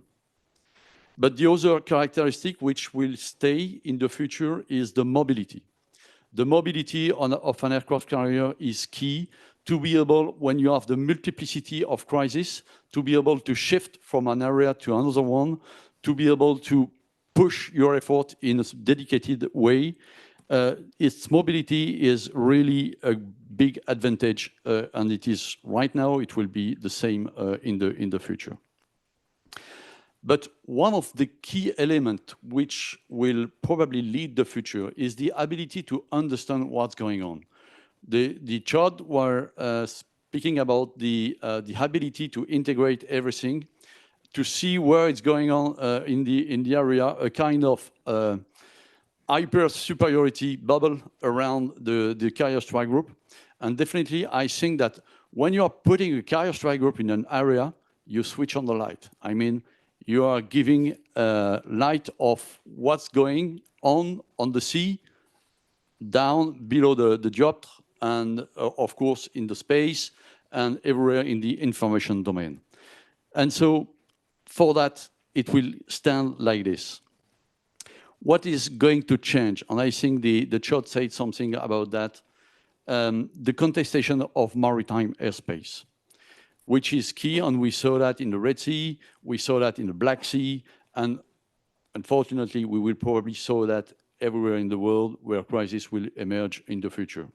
And so how can we build all together the supremacy, the superiority in the future, in the 10 years to come with our carrier strike group? And for sure, this is the way we have to implement day after day new ideas, new technologies, new game changers on board the carrier strike group in order to maintain the ability to have the superiority inside the bubble of the carrier strike group. And if you have the superiority, you will product effect strike against other competitors and so on. All that new technology will change definitely the way we are going to think. And I especially think about artificial intelligence. The way we will implement that inside our ship will totally change the way we will operate our carrier strike group. The way we can integrate all the sensors, all the effectors of a carrier strike group integrated with an ability to enhance your decision ability inside the carrier strike group will give you an advantage. I have always said we must understand before the enemy.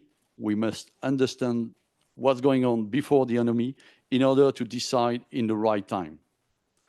And so new technology will give us the opportunity to do that, and carrier strike group will propose the integration of all the sensors, all the information which will allow to decide at the right moment to win at sea and to win when we are a projection power ashore. The chart say also, I think that all that for the future will be a problem of human resource.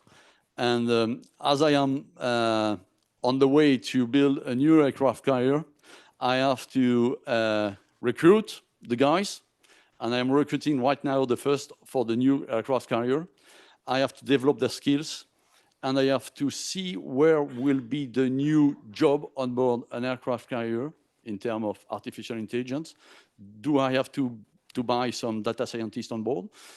Do I have to, what will be the new job in 10 years to go? So that's one of my biggest questions. But at the end of the day, there will be sailors, there will be seasick, and so we'll have to fight against like we are fighting today. So thank you. That's my first answer. Thank you, Admiral. I have pointed out two keywords, together, the fact that you have all the capabilities in the same place, in a sense, plus this notion of mobility, which is also very, very important. I turn now to Admiral Franchetti for your time to elaborate on this very large question.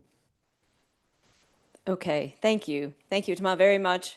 And I really appreciate Ifri and the opportunity to be here with everybody today and everybody watching remotely. And to my counterpart here, thank you very much. This is our second iteration of the Paris Naval Conference. It's really an honor to be here. And I really like this topic. And I'm really glad that we have all the carrier strike group operating navies here to talk about carrier strike groups, talk about some of our lessons learned, and some of the shared experiences and challenges that we all face together. We just celebrated our 100th anniversary of the aircraft carrier Air Wing with the commissioning of USS Langley. And I think if you look past those 100 years, the one thing that you really see from carrier aviation, carrier strike groups, is their adaptability and their flexibility. And I'm sure 100 years ago, people that were operating the technology back then could not imagine where we are today. And the people that are going to be here in 100 years could not imagine that this is how we used to do business. And, I think the aircraft carrier, again, it's someone told me once, and from a diplomatic state, it's 100,000 tons of American diplomacy. What else do I need? And, it can send an incredibly strong deterrent message. In fact, when you integrate our carriers together, it really sends a message of partnership, of allyship, of opportunity, that we can, as you always say, plug and fight, but also that we can plug and deter any adversary anywhere, anytime. I think aircraft carriers can respond to crisis. They can preserve the peace through deterrence. They can also deliver lethality and decisive combat power, again, whenever and wherever it's needed. And I think the inherent flexibility gives our political leaders a lot of options. And I think as we look to the future, our aircraft carrier strike groups are going to continue to be able to do that. you talked a little bit about maneuverability, and I think as you look at the challenges of new technologies that come online, hypersonic weapons, anti-area, access denial capabilities that some adversaries may be interested in trying to develop, the mobility of the carrier strike group is critical.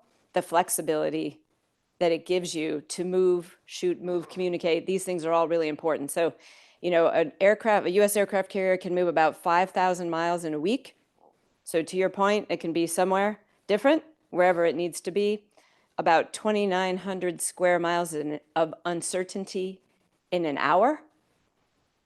So again, we need to preserve this mobility, this flexibility, because again, it gives us these options that we have. The carrier strike group comes from the power of the air wing with the cruiser and also the destroyers that are there. And so as each one of these platforms develops and integrates its own new technologies, this is going to only amplify the force that we have available. I think you talked a little bit about new technologies, and I don't want to get ahead of too many questions, but I think if you think about the advent of some unmanned technologies that we will have available to us, I like to think about them as both challenges and opportunities, and thinking about them more as opportunities and challenges to integrate them into what we do every day. So we're working on bringing on board the Stingray, which is going to be our unmanned refueling aircraft.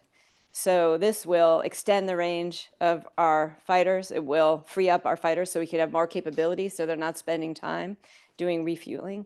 The challenge is, how do we integrate and trust that technology? How do we bring that on board and become used to having that technology around for all of our sailors and the skills that we develop for them? The other question that you raised is maritime domain awareness. Also, are there potential opportunities with other unmanned platforms, whether they're airborne unmanned platforms, whether they're on the surface unmanned platforms, to help provide that picture and extend the range of what the carrier can see around it and the carrier strike group can be aware of? These are some more challenges, but also opportunities, I think, that we have to take advantage of going forward. So I foresee, if you look back 100 years, how much we've progressed. If we look forward 100 years, there's going to be things we can't even imagine right now. But I know that the carrier strike group and the power to convene and bring other nations to work together as part of that big team is going to be really important going forward. Thanks. Thank you, Admiral. Before turning to Sir Ben, I will list the two keywords in my opinion with your adaptability and flexibility. That's certainly two notions on which we will be back. Admiral, the floor is yours. And welcome back to Ifri, by the way. It's very good to be back. I was slightly relieved to be re-invited, actually, after last year. It was a long discussion. I wouldn't have the I wouldn't have the temerity to do anything other than agree with what both of my colleagues, and I'm sure if Enrico had gone ahead of me, he would have said the same thing. Because, not surprisingly, we are all enthusiasts for the role of the carrier strike group. So perhaps I can just look at it and take on a couple of the arguments that are offered by those who are less fanatical about these incredible capabilities. Where part of the argument we often see is that the carrier had its moment, but actually that moment is in decline. And the reason it's in decline is because of the number of threats and the vulnerabilities that the carrier strike group now appears to be threatened by. And you use the word, the threats and technologies ranged against us, as well as the ones that we can exploit. But I think what's just been laid out in that kind of multi-domain integration challenge we have in dealing with the innovations that are available to us, understanding the complexity of the operating environment in which we find ourselves in order to create the sort of superiority bubbles that General Thierry talked about, to give us that ability to exploit advantage. Those same problems exist for our adversaries because the battle space has become more complicated. And it's not a zero-sum game in the sense that because that's been developed, this now is neutered. I don't subscribe to that argument at all. And whilst it is also true that the apparent carrier killer capabilities being developed by China at the moment, the argument is, well, why are they also building aircraft carriers if they think that it's so obsolete? And I haven't yet heard an answer that's sensible to that question, other than the benefits of the carrier strike group in the contemporary battle space, particularly in the early shaping operations that are so necessary to creating advantage, has huge political and operational choice that we as naval chiefs and as naval commanders are obligated to offer up to the ultimate decision makers. So the truth is that it's just getting more difficult for everybody. It is becoming more complex. It is becoming an area where the number of variables you are having to process actually demand us adopt new technologies, new innovations, and understand the threat space with a kind of intellectual agility, which is available in the young men and women that are around us. And one of our roles is to be able to envisage that new future. Now, I was really intrigued by, Admiral Lisa observing that, it's 100 years since the commissioning of the first US aircraft carrier. Now, I'm not going to for 1 minute claim that the Royal Navy invented them. But in 1909, no, and I haven't, even though, no. But in 1909, the Admiralty invested some money in airships. They had no idea what it was that these airships might do, but HMS Firefly, which was the first one, it wasn't a great success, but it was an understanding that here was a new technology that needed to be understood, and it needed to be invested in. And a group of admirals who had grown up in the day of sail and a bit of coal, but not very much oil, sort of unleashed an opportunity. And one of the things that we've got to do, I think, as senior leaders, is unleash the creative potential of the young men and women that are coming into the service, and recognize that they may not talk like us. They may not see the world as we do, but it is in their lenses that the utility of the carrier strike group into the future will truly be unlocked in the way in which we operate. We've got to get used to the idea that some members, some of the crew of a carrier strike group might not actually leave home. They might not even be living in a naval community. But their contribution to what is going on from that carrier strike group, because of the way that they're able to interface into some of the cyberspace or space or the seabed warfare analysis that we need to what we need to do, they're an integral part. So it's not just the superiority bubble, but it's the breadth that the carrier strike group will be drawing upon. And because we are all co-located in a small space, actually, a lot of the walls that you find elsewhere don't exist for that quick movement of information, innovation, risk-taking, trials, experimentation, learning fast, and moving forward. And I think one of the challenges we've got is not actually that the utility of these instruments, these fantastic national and coalition instruments, is being diminished. But we will hold ourselves back from really exploiting what they can achieve if we apply some of the kind of 20th century analog ways of thinking that are the actual obsolete part of a 21st century digital maritime force. And that is a challenge for us, is actually to create an environment and then stand back and frankly get out of the way. Thank you, Admiral. Two things. First one, I think that French historians will be very happy to decide who creates the first carrier strike group between the US Navy and the Royal Navy. Let us work on that. No, more seriously, I point out your idea of that battle space now is much more complicated than previously, and I think it's absolutely critical in our thinking. I turn now to Admiral Cadendino. I suppose that you are fanatical also to these subjects, but it's your turn now, Admiral. No, very, very much, and thank you very much, Nicolas, for inviting me. I think this kind of conversation and are very important. We should do more. We were together in Rhode Island some months ago. Now we are here. We will be in Venice in October. It's very, it's very important that we are together and to share ideas. So everything has already been said. It's easy to talk among the last. So I just want to say that the carrier strike group is an expression of the rank of a nation. It makes a difference who has the carrier, who has not the carrier. and integrate all four instruments of a national power: diplomatic, information, military, economic. So it really makes a difference. It provides to our political masters a wide range of options for intervention. It's a means to reassure alliance. It's a means to deter the enemy. It's a system of systems. So it's maybe the most technological advanced system of systems we have in the armed forces. So we're writing the operational requirement of the next generation aircraft that will enter in the Navy in 2040.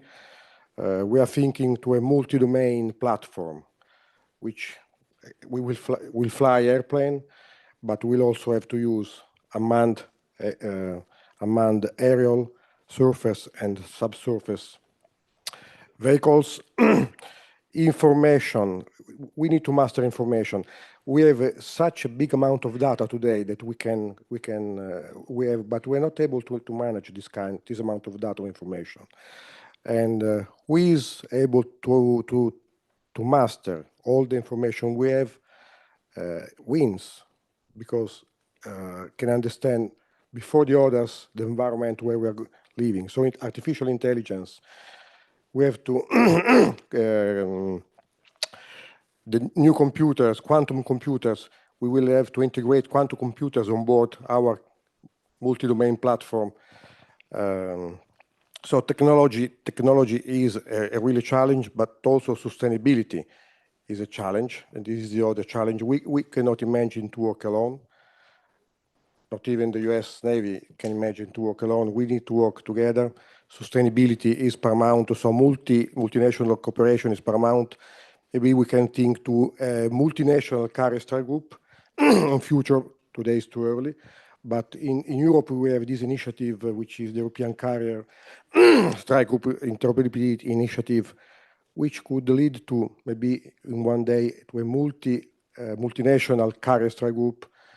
We're going to deploy our carrier strike group in the Indo-Pacific Ocean in the next month, and this will be in a way a multinational carrier strike group, because we will have naval assets from many partners, either integrated or just in company of Cavour.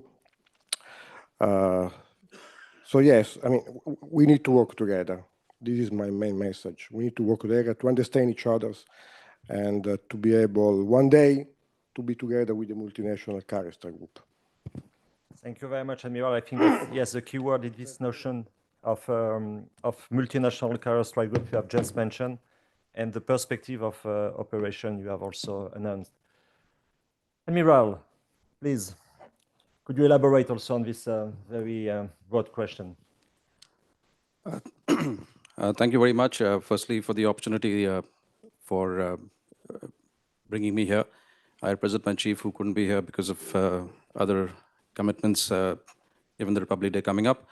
But I'm also honored to be amongst eminent panelists here today. It's a great privilege and a rare occasion for me. So thank you for this opportunity. Plenty has been said already about the relevance of the carrier groups. And I don't think that question should really be up for debate.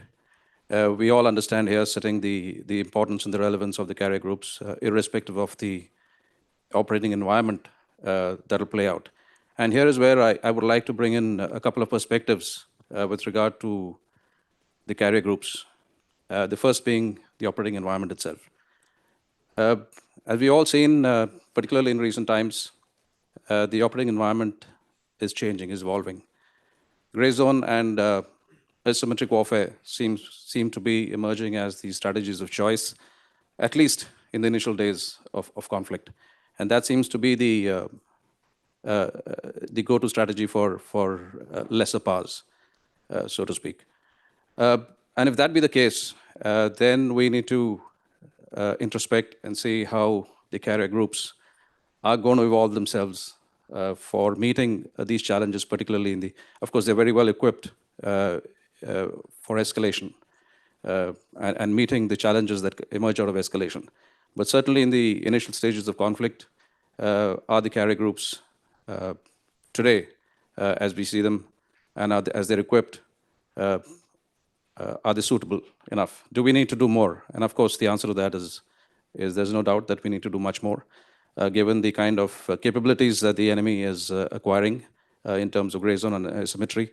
We have, coming to the capabilities perspective, I mean, we have a range of vectors that challenge the carrier group today, right from the anti-ship ballistic missiles to cyber warfare to hypersonic weapons to drones, swarm technologies, quantum technologies. And I think all these technologies do, on one hand, bring up considerable challenges.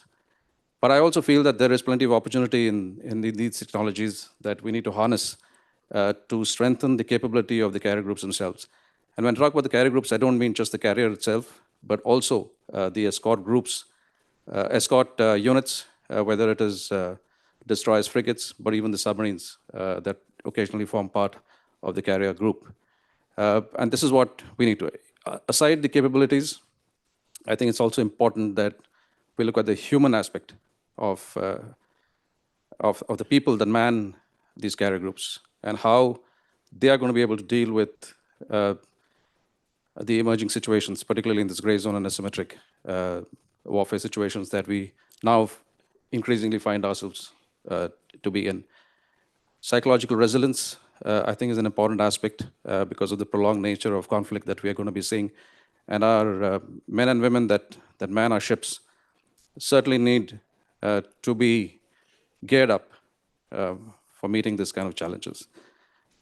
Aside this, also, there are certain skill sets that we will need to acquire, if not already there, whether it is with relation to technology, in terms of operating, in terms of maintenance of increasingly technologically advanced systems, man-on-man teaming, which is also increasingly getting integrated into carrier groups, will require a different set of skill sets, and therefore there are plenty more such which will require to do. And I think that is the way ahead that we need to embark on to meet the challenges that are emerging for the groups right now. Thank you. Thank you very much, Admiral. I start now the second part of our discussion with more specific questions. The first one is about the key technological developments you do expect for the coming decades. And I would like maybe to be more specific for discussion. Maybe we can start this debate with Admiral Franchetti and Admiral Key. For the next decade, what are, according to you, on which particular topic will you focus your efforts in terms of technological development for the next decade? Would you like to start, Admiral?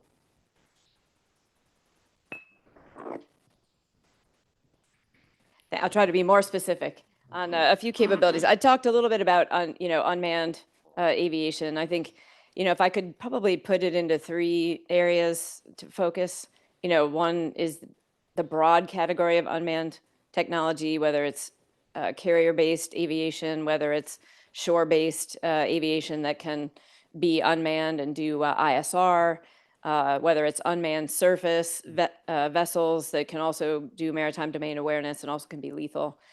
More broadly than carrier strike groups, focusing on the integration of unmanned technology, learning how to use and, as you said, integrate the unmanned man teaming, and then figuring out what's the right balance between, we know we need conventionally manned platforms, and we know that the unmanned technologies then will expand those, the reach and the opportunities with those platforms. But again, I think thinking through in the next 10 years, as you said, it's going to look different in 10 years based on, what we're already experimenting with. I think that really goes to the partnership with industry, with academia, with the innovation base, at looking at what are all the problems we're trying to solve, where can you apply an unmanned type of solution, and then how do we experiment with that, get the best of breed, get that out in the hands of the warfighters and try that. I think that's one focus area.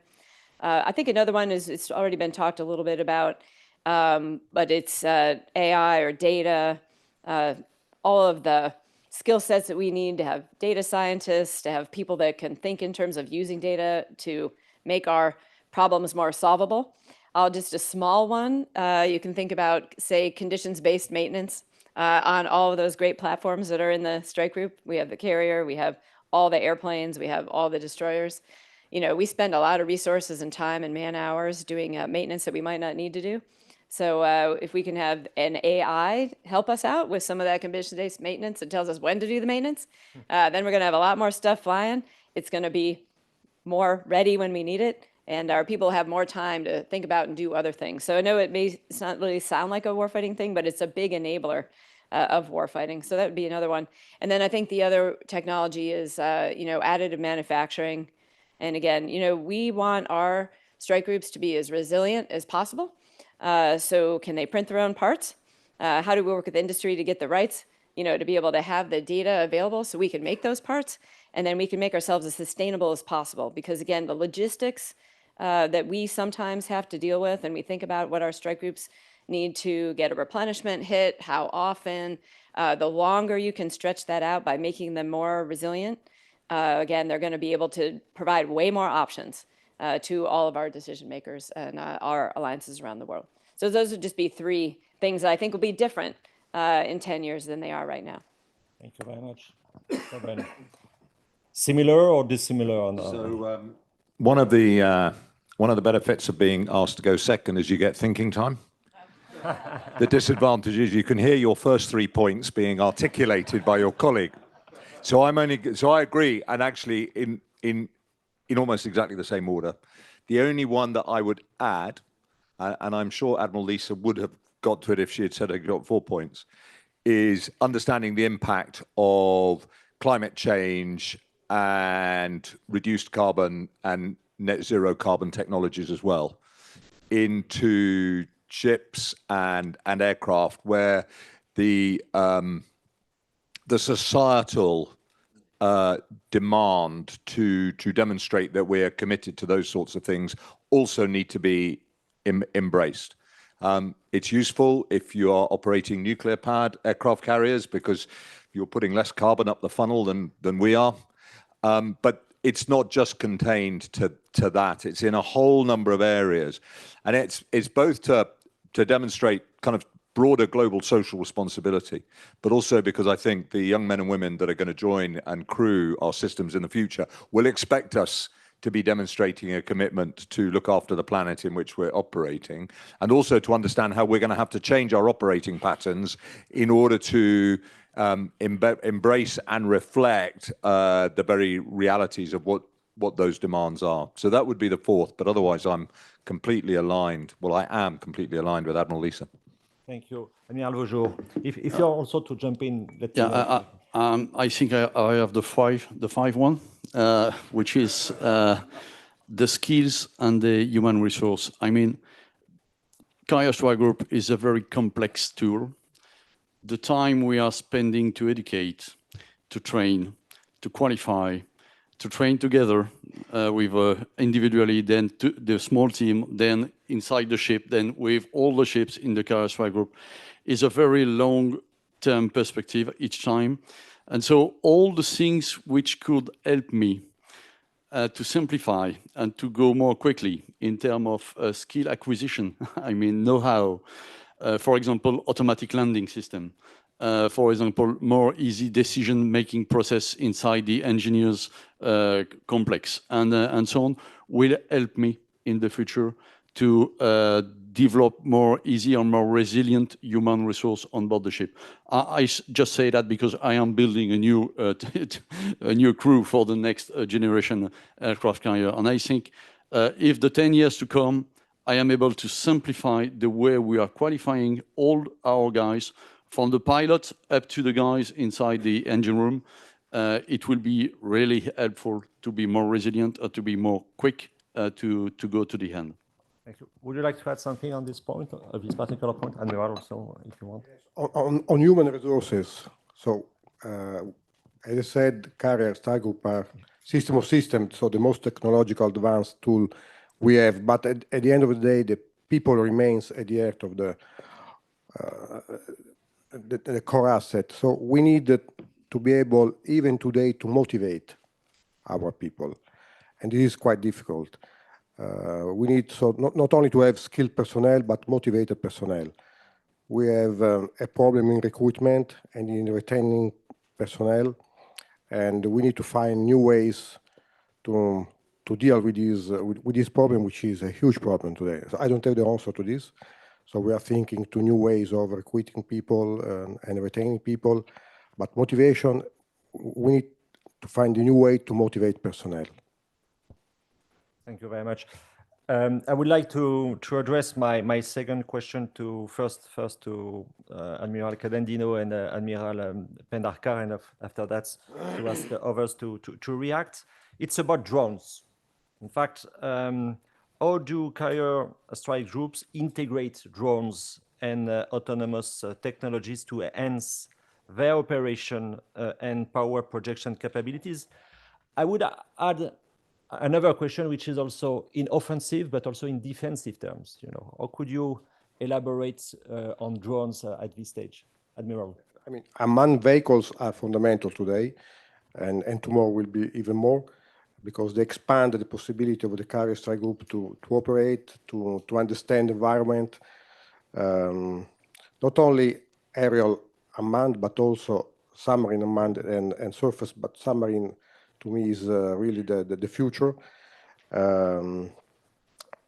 So, as I said, we are designing this new multi-domain platform that will be able to use unmanned and manned vehicles in all the domain. They will have to be cyber resilient by design. We are not talking too often about cyber, but cyber also is now fundamental, not only in a defensive way, but also we need to be able to perform cyber offensive operation, and drones are very important to perform cyber offensive operations. So they increase the critical mass we need drones, and since carriers are big enough to embark unmanned and manned vehicles,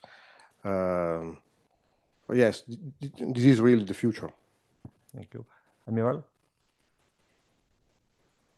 Well, I think drones and autonomous as well as unmanned systems offer significant opportunities for integration with the carrier groups.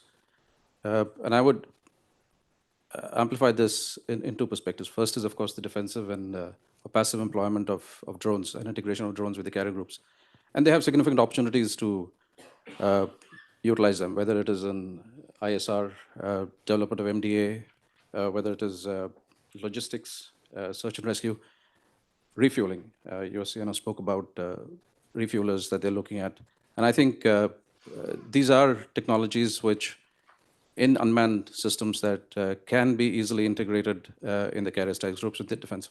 But even in the offensive role, they have significant opportunities because A, they reduce the risk factor significantly for the crews. And therefore, from that perspective itself, the unmanned combat systems, whether it is aerial systems or surface systems or even underwater systems, in all three dimensions offer us significant opportunities for integration with the carrier groups. Also electronic warfare. I think jamming communications, GNSS systems, etc., is the way to go ahead, is an integral part of the warfare strategies and plans.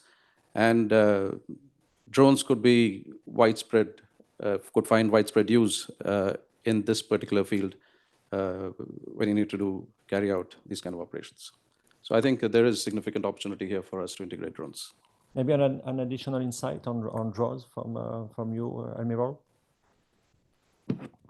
I think some insight has been done. One of the complexity of the aircraft carrier is that you have to manage all the air domain at the same time with manned and unmanned system. And so one of the key questions for us will be to integrate everything at the same level, I mean, on board the aircraft carrier. For sure, we are open. We do not have yet, but we are open to have on board unmanned vehicles. Lots of missions are able to be done there. But the question for me is to be able to fly together. And so to have at the same time in the bubble of the aircraft carrier, unmanned system and manned system at the same time. So that's a key issue: coordination, C2 controls of manned and unmanned vehicle in a very short bubble. I mean, not that big, and so it's a problem of safety, of course. It's a problem of efficiency.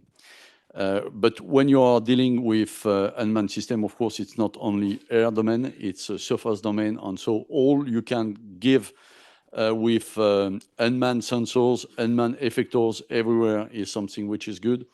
And as I told, the Carrier Strike Group is, for me, the place where we are integrating everything. So we have to be able to integrate unmanned vehicles, submarine, surface or aerial vehicle. But at that time, it remains a big challenge. Thank you very much. Admiral, would you like to add something on drones? No, I said a few things on that already. I think the one I wanted to tie two things together that you said, which is about the integration of the drones, the unmanned man teaming. I think it has to be built into our training pipelines. It also has to be built into the people that we're bringing in. Young people who are joining us today have a lot different perspective, and they may be a lot more comfortable operating in that type of space. So how do we take advantage of that? And how do we have the building blocks through all the training pipelines where they have their unit level training where they build their personal skills, but then when they start building their team skills, when you build the skills of the entire air wing, then integrate that with the destroyer squadron, the cruisers, with any unmanned platform that's going to be supporting them. I think they really all need to be part of that training process. And how can you do that in a live, virtual, constructive, integrated way? So you can take advantage of all the simulation that we have available. And again, how can you get the repetitions and the sets, or the reps and sets with all the teams so they can continue to practice and hone their skills? I think you brought up how perishable the skills are. So if we can set that right training environment up, they continually be training, and that we're not using up all of the live resources all the time. So again, we can practice in a simulated environment, we can put everyone together, and they can get out and fly. So I think that's also part of the future that we're definitely going to see when you talk about drones of all types, offensive, defensive, and being able to be comfortable working with them. A word on that, or should we move? Okay, so let's move to the other key idea of this discussion. You are reflecting, around this table, your ability to interact, to operate together. So in that way, what collective role do Carrier Strike Group play in maintaining maritime security? And on that also, if you could be more specific, maybe in the future, what sort of joint operation, in which location also do you anticipate that maritime security should be improved? Shall I start with you, Admiral, because you didn't respond to the question on drones, so you have to respond to this one.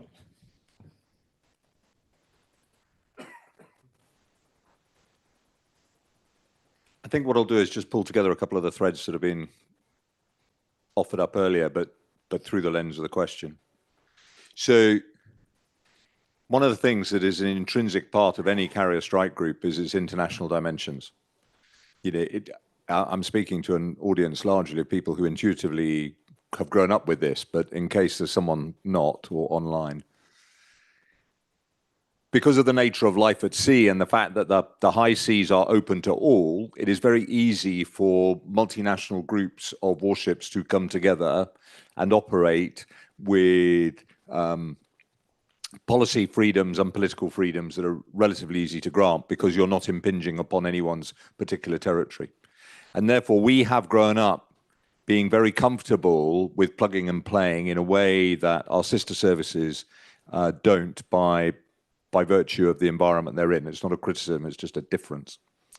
And therefore, the Carrier Strike Group can be, as others have mentioned, a symbol of international commitment and unity to a common cause or a set operational task, but it's also got variability that can be exercised very, very easily because of the speed at which you can either commit or pull back. And that requires of us actually not only to be rehearsing and practicing amongst ourselves so that we are intuitive about this, and you can disperse and re-aggregate those groups very easily and in different shapes and formats, but also for us to be exercising and rehearsing this so that our political leadership is also very comfortable with these concepts, because their understanding and willingness to commit or to sort of graduate their response set is a skill set that needs to be understood at all levels of government. So not just by us, the practitioners, but the policymakers who will be looking at the range of options that could be applied and providing those sorts of advice, and then clearly into the political leadership. And we regularly talk ourselves, but I know it's a hot topic for think tanks, about deterrence. And most people immediately, certainly in UK, France, America, leap to the nuclear deterrence conversation. But conventional deterrence is as sophisticated an art as it is a set of military options and a science. And how we cleave that together in the utility of what the carrier strike groups offer in an international sense, I think is an area which is going to require more work because of the complexity of the space in which we're going to be putting it through. But it's a great challenge to have. I'm not shying away from it at all. I think it offers huge utility, because what that helps to do is, and it was a phrase that Admiral Franchetti used, part of deterrence is a situation of doubt in the minds of the people you're seeking to influence, and we have a great ability to create those kind of dilemmas. So more for us to do, but actually it's very easy for us to create the stage in which we demonstrate what that can be.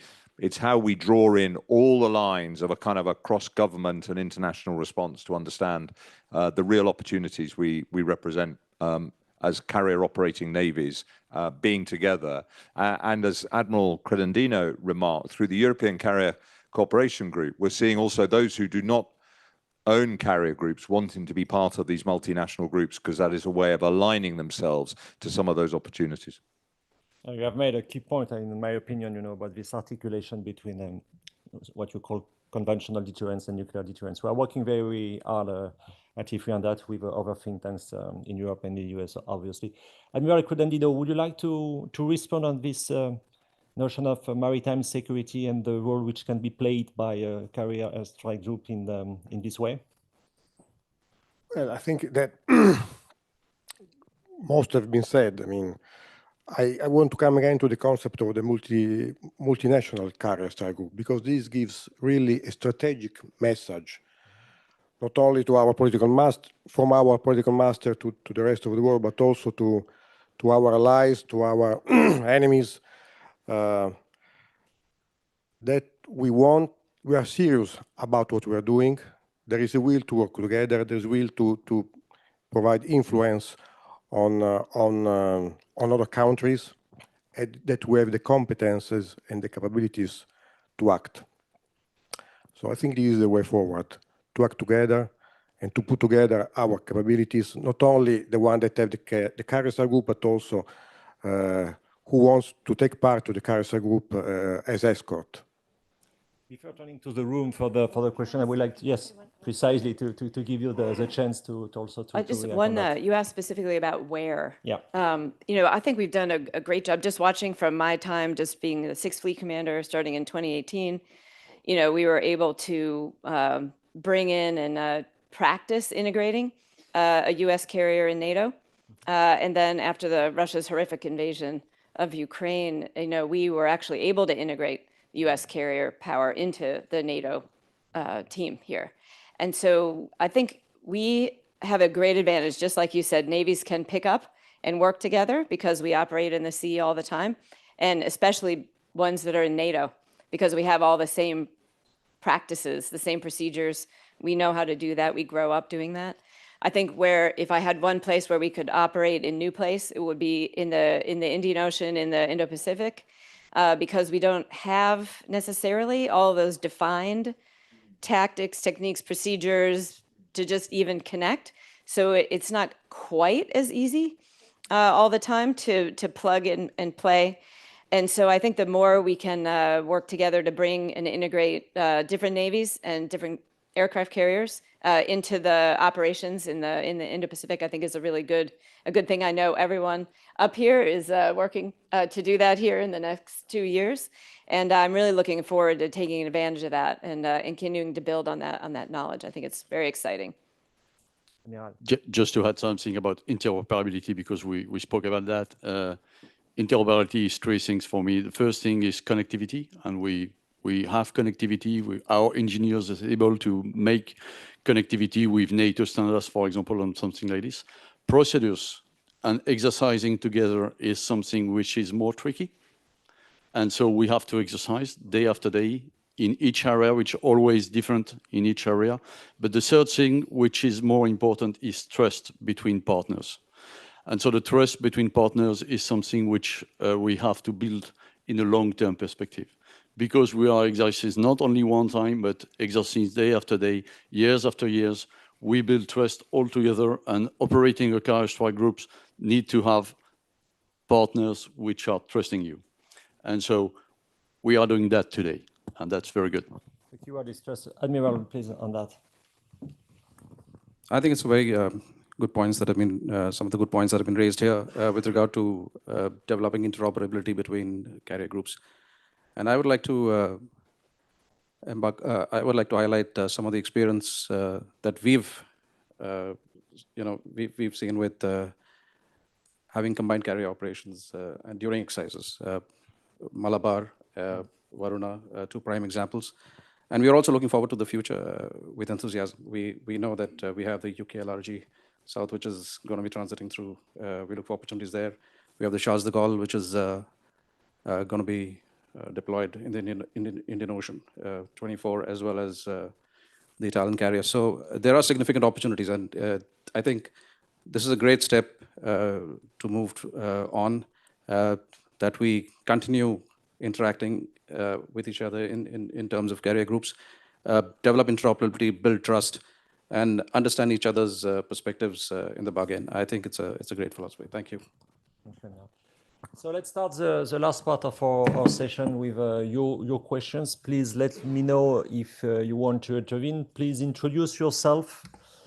And please do remember that at Ifri, we prefer questions to statements. So please go. You show, and there is a microphone with Raphael, and on the other side, Joseph. Thank you very much. Alessio Verano at King's College, London. Thank you kindly for what was a very insightful panel discussion. And I wanted to go back to a point that you raised, ma'am.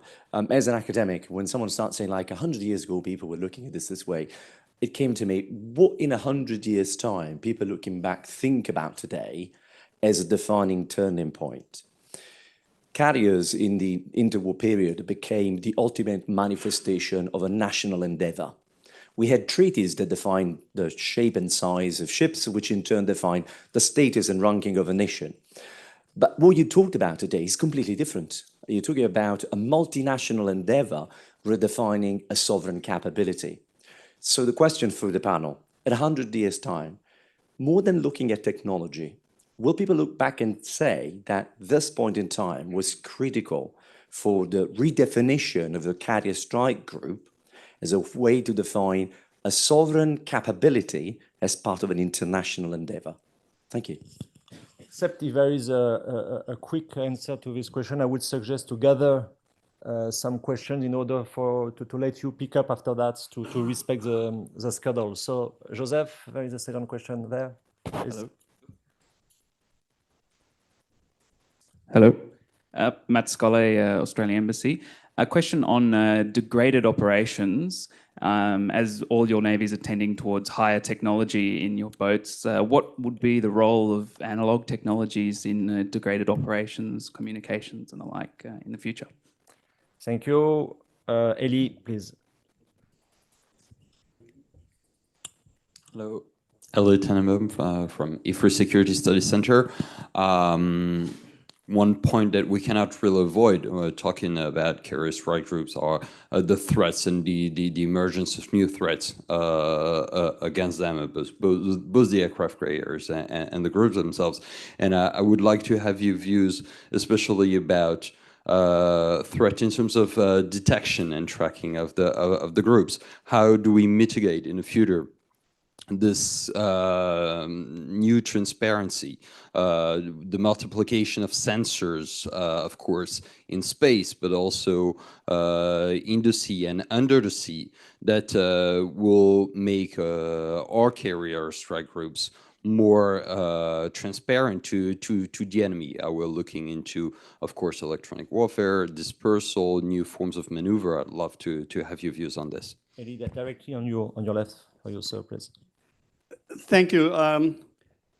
Admiral Chauhan, Director General of the National Maritime Foundation in New Delhi. I have a question that actually builds on what the US CNO said and also what the First Sea Lord said.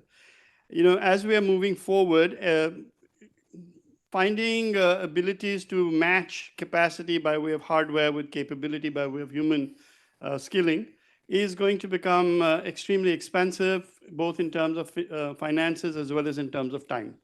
And so expecting that we will be able to utilize opportunities that come across because platforms are either proceeding across each other's spaces, or that we're going to have multiple exercises of the orders that have been mentioned by Admiral Pendarkar, is, to my mind, a desirable but difficult to achieve endeavor. Wouldn't you say, therefore, that the ability to utilize technology right now to build skill sets which don't require the exercise, don't require the actual platform to exist, and especially in terms of dealing with the Navy, such as the Indian Navy, which is a carrier operating Navy, but not part of NATO, etc., but by virtue of having dedicated training exercises that utilize not just simulation, but simulation over virtual domains. That means build the skill sets before you before you bring the platforms into play. And if that was to be the case, when do you think this should happen and how? Thank you. Thank you. I will take a fifth question for this first, at the first row. Hi, Kelly Grieco from the Stimson Center in Washington, D.C.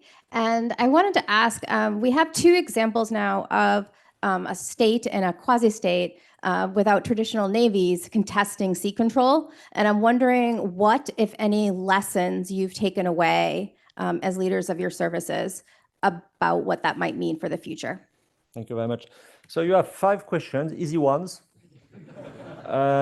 You can pick up the one you want and avoid the one that are uncomfortable. That's the game. So, Nicolas. Okay, thank you for. I will not answer all the questions. I will pick up some. The first one about the sovereignty of Carrier Strike Group. I think that's a big question and, of course, a very political one. But if you look at the Carrier Strike Group, in fact, is a political tool in the hand of your political leaders. So it means that if you have a Carrier Strike Group, you can lead a kind of coalition where other nations can jump in because they are aligned or they agree with the political objective where you are. So there is a real sovereignty in the tool. But it not means that we are not open to welcome other partners with that. The question is only to align the end state and to listen to your partner and to verify that we are enough in a good coordination to have the same goals at the end of the mission. So yes, definitely, our Carrier Strike Group is a sovereignty tool in the hand of your political leaders. And I think it will stay like this. I am not sure that we are able, you say that we are not yet ready to do that. And I agree with you. You are not yet ready to go to a multinational aircraft Carrier Strike Group. The second thing is degraded operation. What we do in the French Navy is that we have always, in each deployment of the Carrier Strike Group, 2 or 3 days back to the 80s. back to the 80s means that you do not have satellite communication, you do not have anything like this. And so are we able to operate again in the 80s with our carrier strike group? And so training like this is quite challenging, I have to say. And years after years, it is more challenging, but it is really interesting to see that we are still able to operate. Even if you lose the satellite communication, okay, you will have less PowerPoint sharing between ships. And finally, that's not so bad. That's not so bad.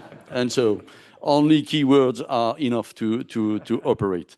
And the last question I pick up is new threats and the way to counter it. At the time, of course, we are speaking about velocity of the missiles. We are speaking about ballistic missiles and so on. And what we saw with the new way we can operate our sensors is that we are able to be really better with the same sensors if you are looking at the data you are providing to the ship. And so get the data of the sensors, put some artificial intelligence to see where are the small detection you do not have seen with only one sensor, but you can fuse with another one, and so on and so on. And then you will have a picture which is much more accurate than the one you have with your old system. So I mean that, yes, for sure, the threat is increasing, but we have still a lot to do to improve the way we are dealing with all the data we have inside the carrier strike group. And when you are doing some fusion with the radar from a destroyer, the radar from the Hawkeye in the air, and the radar from the aircraft carrier, you will have a picture which is amazing, really. But you have to fuse that. And so we have to work on that. Thank you.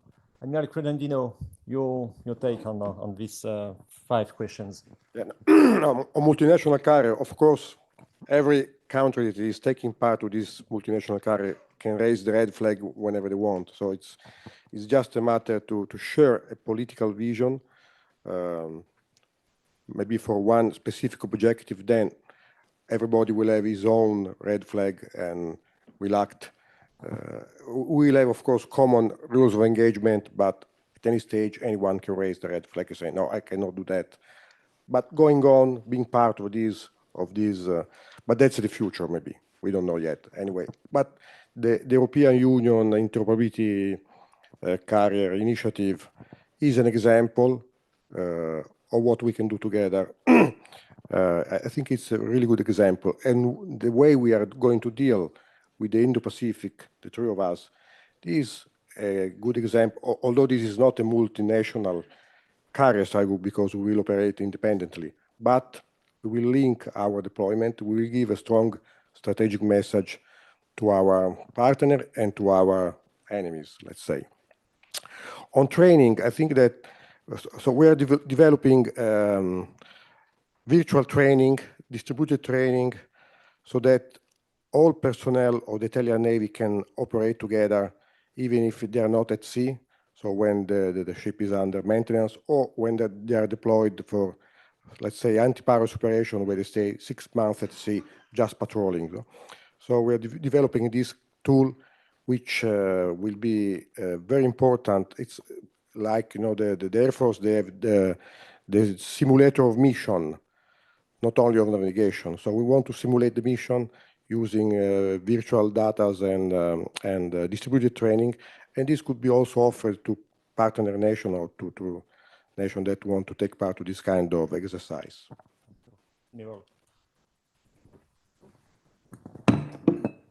I would like to answer a couple of questions relating to, first is battlefield transparency, and the one related to degraded operations. And I think in a manner, these are interrelated at some level. In terms of degraded operations, I think one must expect that your capabilities will be attacked, will be degraded during operations, in the beginning of operations. And therefore, that is only to be expected. And therefore, you need to be working towards prevention, towards resilience, your systems to be more resilient to attacks on your particularly your communication systems, etc., because that's going to be the backbone of the operations that you carry out. But how does it relate to transparency? Because on the one hand, we know that the battlefield is getting increasingly transparent, given the surveillance sensors that are there with the enemy. And the knowledge of the location of the carrier groups, of course, can be expected to be a given. And yet, you need to be discreet. You need to prevent yourselves from being so transparent to the enemy. And therefore, there will be certain restrictions that you'll put on yourselves in the carrier groups in terms of emission control.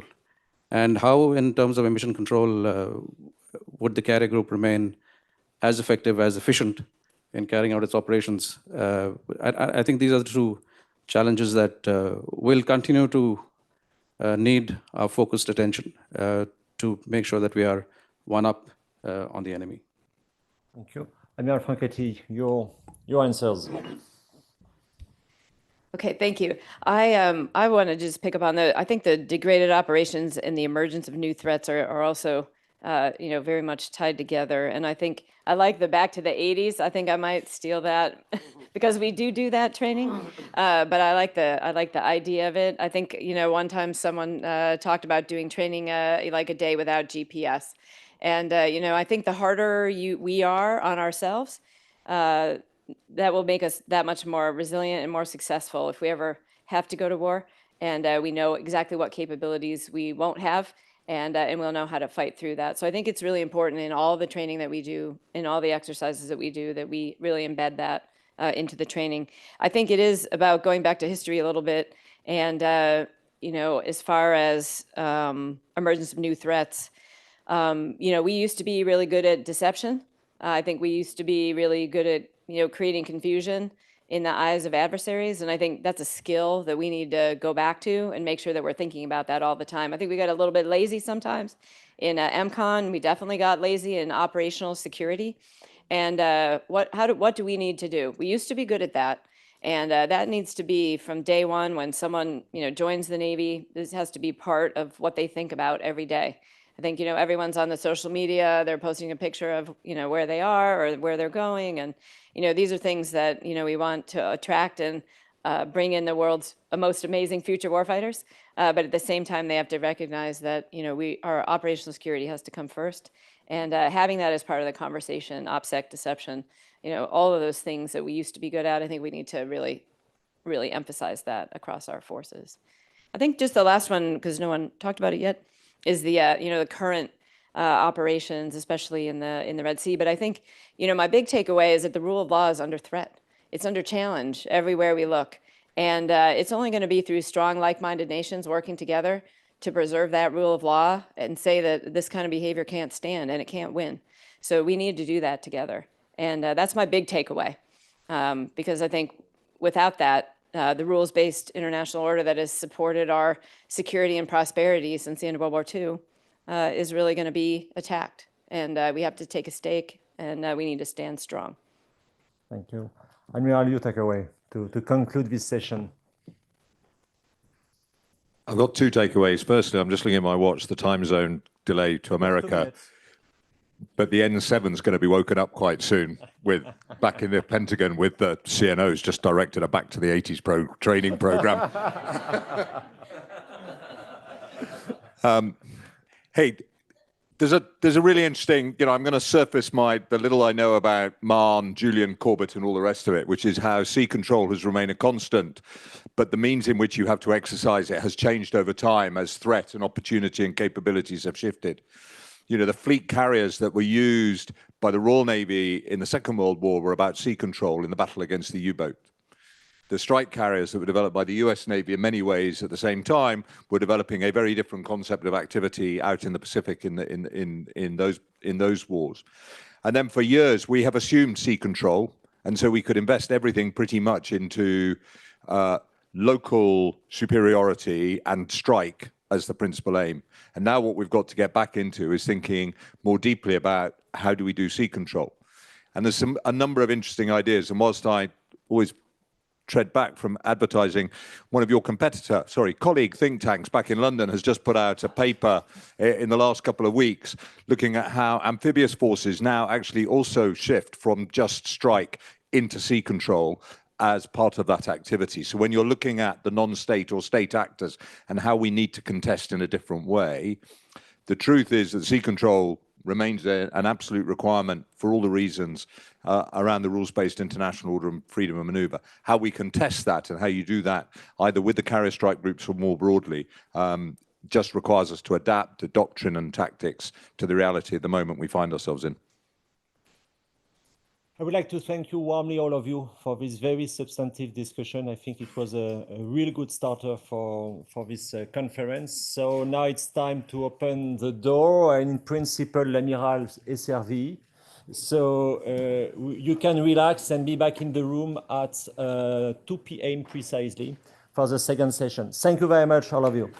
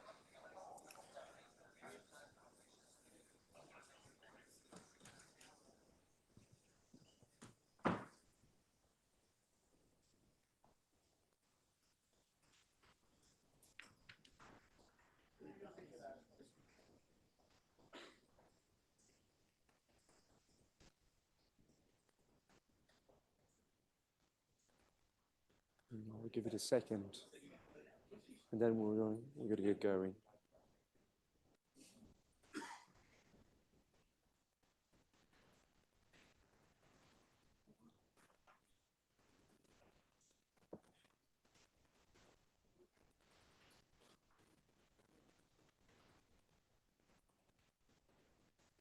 Excellent. Thank you very much, everyone, for coming back for this second session. My name is Alessio Patlano, and I will be your chair for this session. Like the previous session, we are both live here at Ifri, but there's also a component that is following us from the Zoom platform, and we will try to endeavor to create an environment that draws everybody in. First of all, allow me to express my deep gratitude to the organizers for an invitation back. I've either done something really, really wrong and I'm being punished as the panel that comes right after lunch, or I've been rewarded and I've been invited back. I hope it's the latter and not the former. But this is an event that is fast becoming a must in the calendar of any professional engaged in the understanding of the role of naval power in contemporary affairs. And it's a good opportunity to be back in Paris, a city that has a great significance to me personally. The lights are absolutely flashing red on the global dashboard. These were the words of the British Foreign Secretary, Lord David Cameron, just a couple of days ago. And I think they did very symptomatic because they captured his perspective, or the perspective was trying to communicate about the state of international affairs. From his perspective, we live in a time and an age in which the risks to national security of open societies derived from crises overseas has been replaced in part by the danger of the use of military power against fundamental pillars of our way of life. And we've heard a lot about this in reference to the rule of law, particularly in the maritime domain this morning from the chiefs. The current crisis in the Red Sea, indeed, in which the civilian shipping that delivers fundamental components of the livelihood and properties for countries in Europe, Africa, the Middle East, and indeed Asia, is held hostage at the gunpoint by Houthis missiles and drones. And it's one of the most glaring examples of the slightly more fractured state of global affairs.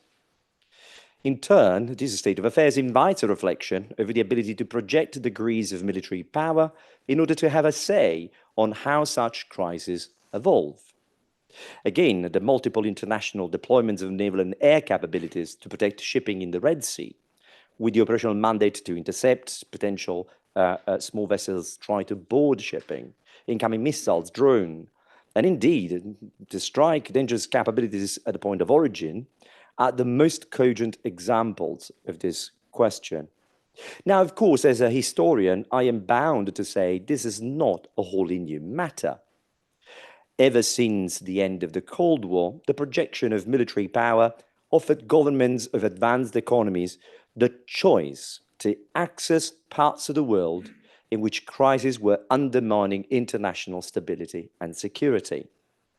Yet today, intervention by choice delivered through access provided by national military power, alone or in coalitions, is replaced by a more contested need to consider access, one in which state-on-state competition, if not contestation or conflict, is a core factor in the ability to retain such an option.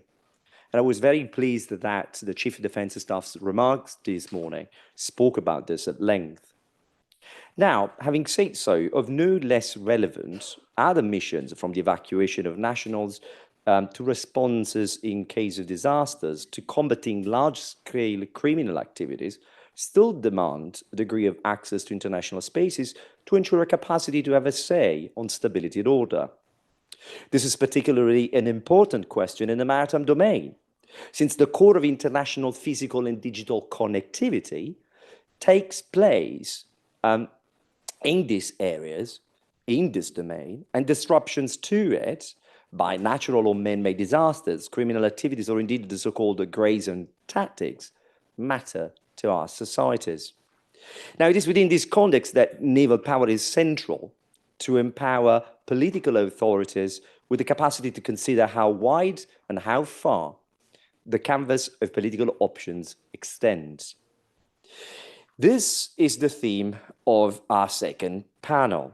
How do we understand the role of carrier strike groups in an environment, the maritime domain, which today is not only more contested launching pad for intervention, but also a more vulnerable space on its own terms? And I am absolutely delighted that, in fact, the job is not really falling upon me to find an answer to this difficult question, but rather I have 4 distinguished panelists to do that. Vice Admiral Chawan, to my right, from the National Maritime Foundation, Ms. Kelly Greco from the Stimson Center to my left, Alessandro Marrone from YAI, and Ifri's very own Elie Tenenbaum will endeavor to guide us in this conversation. Their biographies are in the brochure, and I believe there is no need for further introduction. If you don't know who they are, you should have done your homework. But the objective of our session is to draw upon their insights to create a dynamic and interactive, if you want, conversation. So I will be looking to the space in front of me and to the screen here to ensure that all your questions find a space in this conversation. The terms of engagement, as any proper naval context would demand, are the following. I would invite each of the speakers to have some opening remarks for 5 to 7 minutes, stretch it to 8. And that will take us to the first 20, 30 minutes conversation. We'll have then a sort of follow-up questions to each of the speakers based on these remarks. And then we'll leave the last half an hour to widen the conversation, and hopefully this will allow us to find the ultimate answer to our essay question. But I would want to start, provided the theme that we are talking about, the title, the headline of our session, access, is a really interesting word. It's a really crucial element of the story, because access in this time and age means different things to different people and indeed different contexts. So really, in an age of state-sponsored contestation at sea, the one we live in, what does it mean to use the sea for the purpose of access? Right? As wide as that, I think, is a good starting point. And within this context, then we should start thinking about the ways in which carrier strike groups can ensure a state's access to the spaces it wishes and need to operate in to support its foreign policy. Task of tall order, but I've got just the right people to find an answer to that. Admiral Chawan, I'm turning to you. The floor is yours. Thank you very much. First of all, thank you very much to Ifri. And with only marginally less emphasis, thank you, Alicia, for throwing me under the bus. So I'm going to start using my time by making 5 or 6 rather quick points. Some of them are teaching grandma to suck eggs, so I hope you'll forgive me for these. The first of them is that I want to emphasize that while we're talking about carrier strike groups, you must appreciate that there are 2 kinds of groups here. There's a carrier battle group and a carrier strike group. And a carrier strike group is constructed, as the name implies, to be able to carry out strikes on defended targets ashore. Carrier battle groups are designed to carry out sea control missions in terms of their fleet that they are both protecting as well as projecting power from. And this is particularly relevant here because the French word for both is Groupe Aéronaval. And so I thought that was important. The second is that the natural political nature of the sea is to be, of course, uncontrolled. And hence, once we use the word access, just the word, just the fact that we have chosen to use the word access automatically ipso facto implies that there's somebody or something, at least in our minds, that is preventing us from having that access. Otherwise, you would have never used the word access. And therefore, what exactly access then constitutes can range over a large swath, as Alicia has already mentioned. You could go from humanitarian and disaster relief kind of access to contestations of sea control and sea deniability or sea denial. And I wanted to, therefore, that allows me to segue into my next point, which is just this point. When we talk about anti-access or area denial, the geographical context is very important. If I might be allowed to say so, sea denial as a pure concept simply means that I don't want to use the seas for any purpose at that period of time in that sea area. I just don't want you to use it. Sea control obviously means that I want to use it for that in that sea area for that time, and I don't want you to interfere with my usage. So sea control will always have sea denial in it. Sea denial need not have any sea control in it at all. Therefore, what we're seeing in terms of the activities in the Red Sea is a function of the Houthi forces or Houthis exercising pure sea denial. They have no intention of using the sea in that area for any purpose. They just don't want you to use it. And what we're seeing in the South China Sea, for example, is China trying to emphasize or exercise sea control up to the first island chain or whatever space, and you and we trying to contest that sea control. Now, should we therefore be concentrating upon the term A2AD, or will sea denial and sea control do perfectly well? This is the question that I leave to you. Of course, I'm aware that the whole conference is about A2AD, so I think I should leave it at that. But I don't really believe that this is necessarily a good term. It's fashionable, it's sexy, it comes from Madison Avenue, but it need not be anything more than that. And then there is air power, because a carrier strike group, carrier battle group are all about air power. And as you know, air power is about two things, here and now. And the reason why these things are relevant in this discussion is that while shore-based air power can always be provided to cater for the here component by way of either mid-air refueling or bases or any of such things, the now component requires integral air. And what about navies who don't have any aircraft carriers of their own? They have only three choices. One choice, stay within the space which is covered continuously by your shore-based air power. Second choice, join an alliance in which somebody else will provide the air power. Number three, go out in battle and get destroyed. And have many people write ballads about you, singing your pains of bravery, etc., but you get destroyed anyway. And then the evolution of carrier strike groups, which has already been touched upon at great length in the previous session, and I do not wish to dwell upon that any further, is that a CPAR, the carrier strike group today, is a network of networks, whether it is a carrier strike group or it is the carrier battle group. It requires this networking of networks. And while we talk a great deal about MUM-T, which is manned-unmanned teaming, and various space to undersea surface, space to seabed warfare in terms of the networks, we are actually talking about two very different things. And I think that that is fundamental to this whole business of access or denial of access. And that is the difference between, my favorite hobby horse, difference between capacity and capability. We use these words interchangeably. We're horrendous. We use any word for any word. And therefore, and then we look at each other and ask each other, why are you so bewildered? Obviously you're bewildered. You're talking about capacity, which means material wherewithal, ship, aircraft, submarine, drone, dockyard. This is all capacity. Capability is your ability, human skills, human ingenuity, which will actually allow you to maximize whatever capacity you currently have. And people say, oh, really? And then they go back to using the words again, interchangeably. So I think that when we're talking about access, and we're talking about finding mechanisms by which access can be ensured against the fact that someone is trying to deny you that access, then you need to understand that we're going to talk about both capacity and capability. It's easy to talk about capacity. It's easy. It's very difficult to talk about capability. First of all, capability requires that we should be able to use the same language. When we fill up a customs form, for example, do you write from left to right or do you write from right to left? Where should you sign? Should you sign that away or should you sign this away?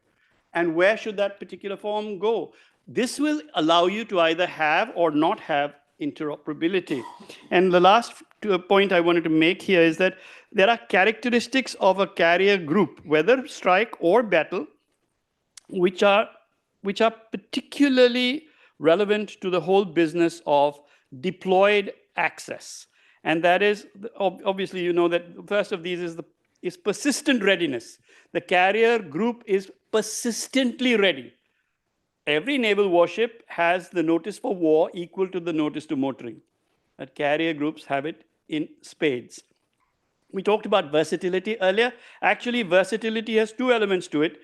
Flexibility in response within the same role, whether that role is humanitarian assistance and disaster relief or constabulary or hard-end military roles. And the second is adaptability of the same ship, but in different roles. So the same ship, the same component, the same carrier group can do humanitarian assistance and without a break can switch over to battle space preparation or the military role itself. Mobility and sustained reach has already been spoken about. I also want to talk to you about lift capability. Now, lift capability brings up a whole new area, and that is the area of what should be done about amphibious capacity and amphibious capability, and whether carrier groups can actually utilize that, something that was touched upon this morning as well by the First Sea Lord. And finally is the business of calibratability and resilience. Now, I know there's no word like calibratability, but armies are simply not calibratable. You either insert the army or you don't. I think I'm going to get into trouble because this is on YouTube, but I just want to say in a very raunchy fashion, there's no such thing in our Navy. We used to say when I was young and these things were allowed. You can't get a girl a little bit pregnant. You can't insert the army a little bit. Either you insert your army or you don't. With the case of the Navy, on the other hand, the Navy is enormously calibratable. It can be withdrawn without any loss of face whatsoever. Air forces are equally calibratable, but they have no endurance. So they can't stay. Therefore, the deployment of carrier strike or battle groups in order to ensure access will always be a function of the calibratability of that particular instrument, as opposed to another instrument that might not be either survivable, that means not resilient, or not calibratable. I think I'm done with my 5 or 7 or 8 minutes, so I'll stop here. Thank you. Admiral, thank you so much for your thoughts. I have already lots of notes, and certainly we will come back to this question of how you were looking at versatility, particularly this idea. Versatility is not just about the geometry of the configuration of the group itself, but also the ability to retask itself upon a moment's notice. Oh, pardon, yes. Sorry, apologies. My apologies. Admiral, thank you very much for your notes. I won't repeat this again because nobody wants to hear it from me. But what I'll do, I'll look over my left and ask Kelly, please. Hi, yes. Well, first of all, thank you to Ifri for inviting me to speak and organizing such a wonderful conference on such an important topic. What I'm going to talk about today is the issue of sea control, because I'm in agreement that often when we're talking about access, what we're really talking about is contested sea control. And it's increasingly our ability to gain sea control is under threat owing to two interrelated trends. The first is the democratization of technology, lower costs, and the diffusion of missile and drone technologies that are just simply giving more actors the ability to contest sea control, specifically in the littorals. And of course, we have two dramatic examples of that. Ukraine, without a traditional navy, keeping back the Russians in the Black Sea, and the Houthis now in the Red Sea. And then the second is that we're in a period of converging set of technological advancements, what some call the fourth industrial revolution. Robotics, artificial intelligence, big data, additive manufacturing, that are causing a proliferation of sensors and long-range systems that are creating new kinds of threats. And my argument to you is that these trends are really a sign about defense dominance, that we're in an age where defense is far stronger than offense in naval and air warfare. And that's especially true in the littorals, the closer a Navy comes to shore. And unfortunately for the Navy, that's often what we want to do, is be close to shore to project power. There are really three reasons that I would argue that defense is stronger than offense and is likely to stay so into the future. And I just want to acknowledge that many of these ideas have been developed with my co-author, Colonel Max Bremer, who is in the United States Air Force. So the first explanation is what I'd call the structural explanation, and that's simply that surface vessels and aircraft operate in a more open environment. The reality is that it's easier to find aircraft and surface vessels in their environment than it is to actually find a defender operating on land using mobile missile systems. And so this means that the information challenge for navies is more complex than that for the defender, and that gives them an inherent structural advantage. The second is really a technological explanation, and that this combination of declining costs and technological advancements, we're seeing really the power of anti-air and anti-ship missiles increasing exponentially. And it's rendering them three things: highly mobile, dense, and more expendable. Mobile in that it's really become a deadly cat and mouse game now of trying to find these defenders. And the price per potential kill heavily favors the defender today. Using a $3 million missile to potentially shoot down an F-35 aircraft that's over $100 million is a very unfavorable exchange ratio, much less to be able to sink a carrier itself. It's also far more dense, and I think this is something that's underappreciated, is the density of threats. Missile networks are growing dense with more types, greater numbers of weapon systems, and it's not just missile launchers, we're also now in the era of drone warfare, and in fact, the distinction between a drone and a missile is really shrinking. And this is a radical change. The defender not only has a numerical advantage increasingly in these kinds of encounters, but they'll also soon have, I think, a qualitative advantage against attacking navies by fielding smaller numbers of systems that are in autonomous swarms. Whether we like it or not, we're heading in that direction. And of course, these kinds of numbers are put navies that are still built around largely expensive, hard to replace systems at a significant disadvantage. And finally, these systems are increasingly cheap and quick to build. It means that a defender is going to be well placed to endure large-scale losses.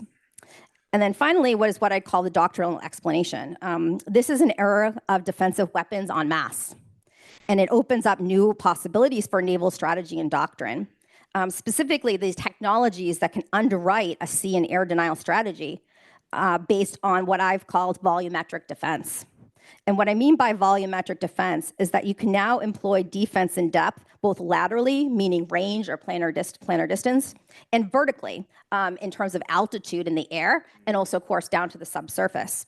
Now, in some ways, this is not new to navies. It might be more new in many respects to air forces, in that they've always dealt with this volume element of vertical challenge. It is new, though, in other ways, in that the lethality of it and the complexity. And I'll just give one example of that. In the past, to try to gain air superiority, the fight was primarily in what I'd call the blue skies, meaning at about 10, 15,000 feet where fighter aircraft operate. And if you gained air superiority in that air-to-air contest, then you generally gained air superiority at the altitudes below that. That's no longer the case. What we're seeing today is an increasingly competitive air littoral, that's the term that I use for it, that's airspace below 10 to 15,000 feet, so that even if you gain air superiority in the blue skies, you still have an equally important, if not more important, challenge for air control below that in the air littoral. And one of the consequences of this, the real danger, is that it's pushing attacking navies outside their combat effective ranges, both laterally and vertically. And we're entering this era where it's easier to deny control than it is to gain control. And so what are the implications of this? Well, I think the tendency of navies is to try to pursue, at least Western navies, what we would call in the West, technological silver bullets. We're looking for a technology that can bring about, or a set of technologies that will bring about a dramatic change and shift it back to favor offense. But my suggestion to you would be that this is an elusive quest, is an expensive quest, and is an elusive quest. More importantly, though, this quest is actually going to leave us with navies that are still built around exquisite capabilities and are small in size.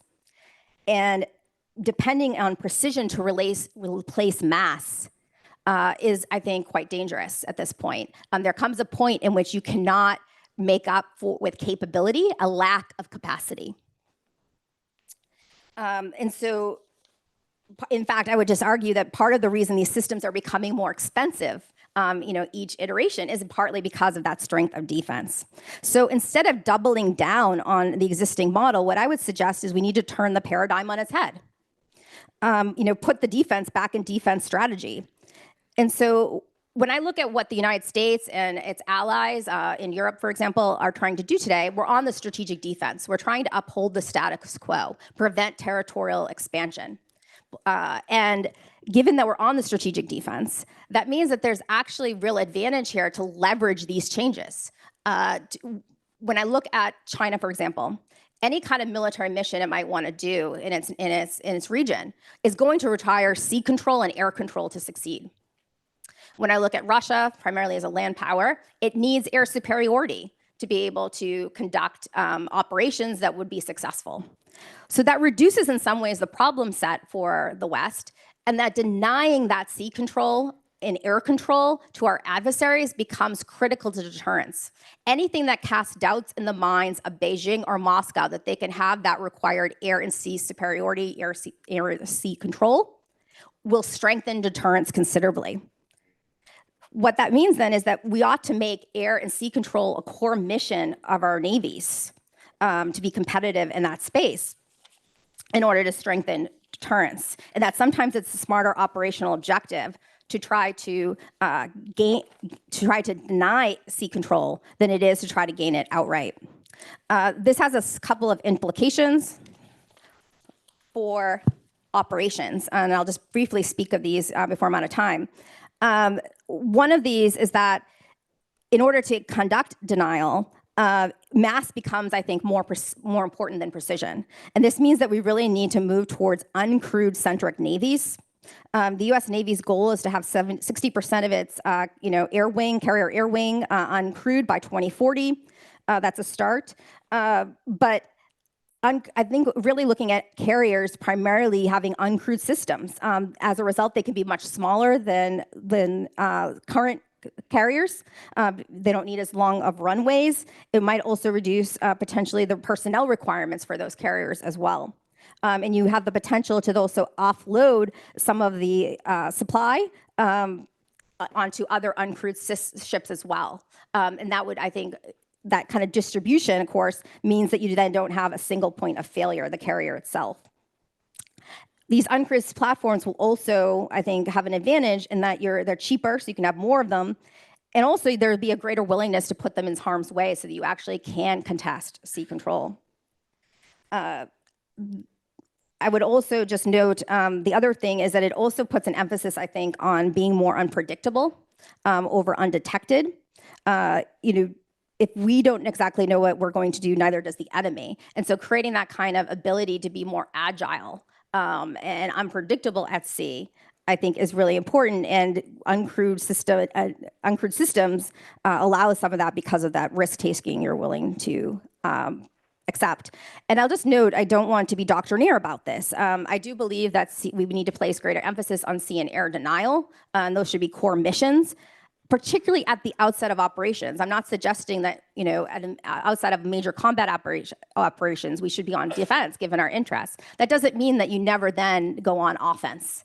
I love, Clausewitz has a phase in his book that I love, which he talks about defense being stronger and starting out in defense. And then he says, the time comes when you must unleash the flashing sword of vengeance, meaning then you go on counter offense. And so I think it's what I imagine in the future is navies operating very much in that way, degrade your adversary being on defense, and then pick your moment once your adversary is degraded to then go on to the counteroffensive and gain sea control.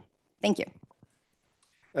Excellent, Kelly. Thank you so much for this. I love very much the the two different sort of emphasis in your words and Admiral Chawan's earlier on, in terms of fleshing out the extent to which capacity and capabilities is a very lovely conversation. When it comes to carrier strike group, you've got obviously a capacity question that you touched upon about how technology will affect the concept of the strike group, how the strike group contributes to the tension between offense and defense, which in the maritime domain really in part is about sea control versus pure sea denial. But then also going back to a point Admiral Chawan was making earlier, there's also a question of beneath that kinetic war fighting, contesting the littorals, there's so many other things that carriers do. So how do we think about the balance between that? So thank you very much. Alessandro, I'm turning now on to you for your thoughts about the broader question of access. What does access mean to you? Here we are. Thanks also by me to the organizer for inviting me in such a great conference, and thanks Alessio for the great chairmanship. The French Chief of Staff this morning talked about operational comfort zone, and actually I believe that since the 90s, I mean, NATO countries took sea access or sea control for granted by benefiting of the end of the Cold War and the US unipolar moment. And in Europe, this coupled with the political-military focus on maritime security and constabulary operations. So from countering Somali pirates of the Somali coast to rescuing migrants in the Mediterranean Sea, many European navies have employed warships not for naval combat. And this speaks about adaptability, but it could be also misleading. And when warships have been used in crisis management operation, for example, Libya 2011, fighter aircraft or combat helicopters took off from French, British, Italian ships close to littoral waters of Libya and within a NATO unified protector, taking access for granted. I think this is almost gone, and I'm going to elaborate a bit on it with 4 key elements. First, Russia-Ukraine wars, and I underline wars because already after 2014 we had the debate on anti-access area denial bubbles, which were all centered around military infrastructure and ports, Kaliningrad, Crimea, and Syria on Tartus basis. So already anti-access area denial had an element of sea access or sea denial.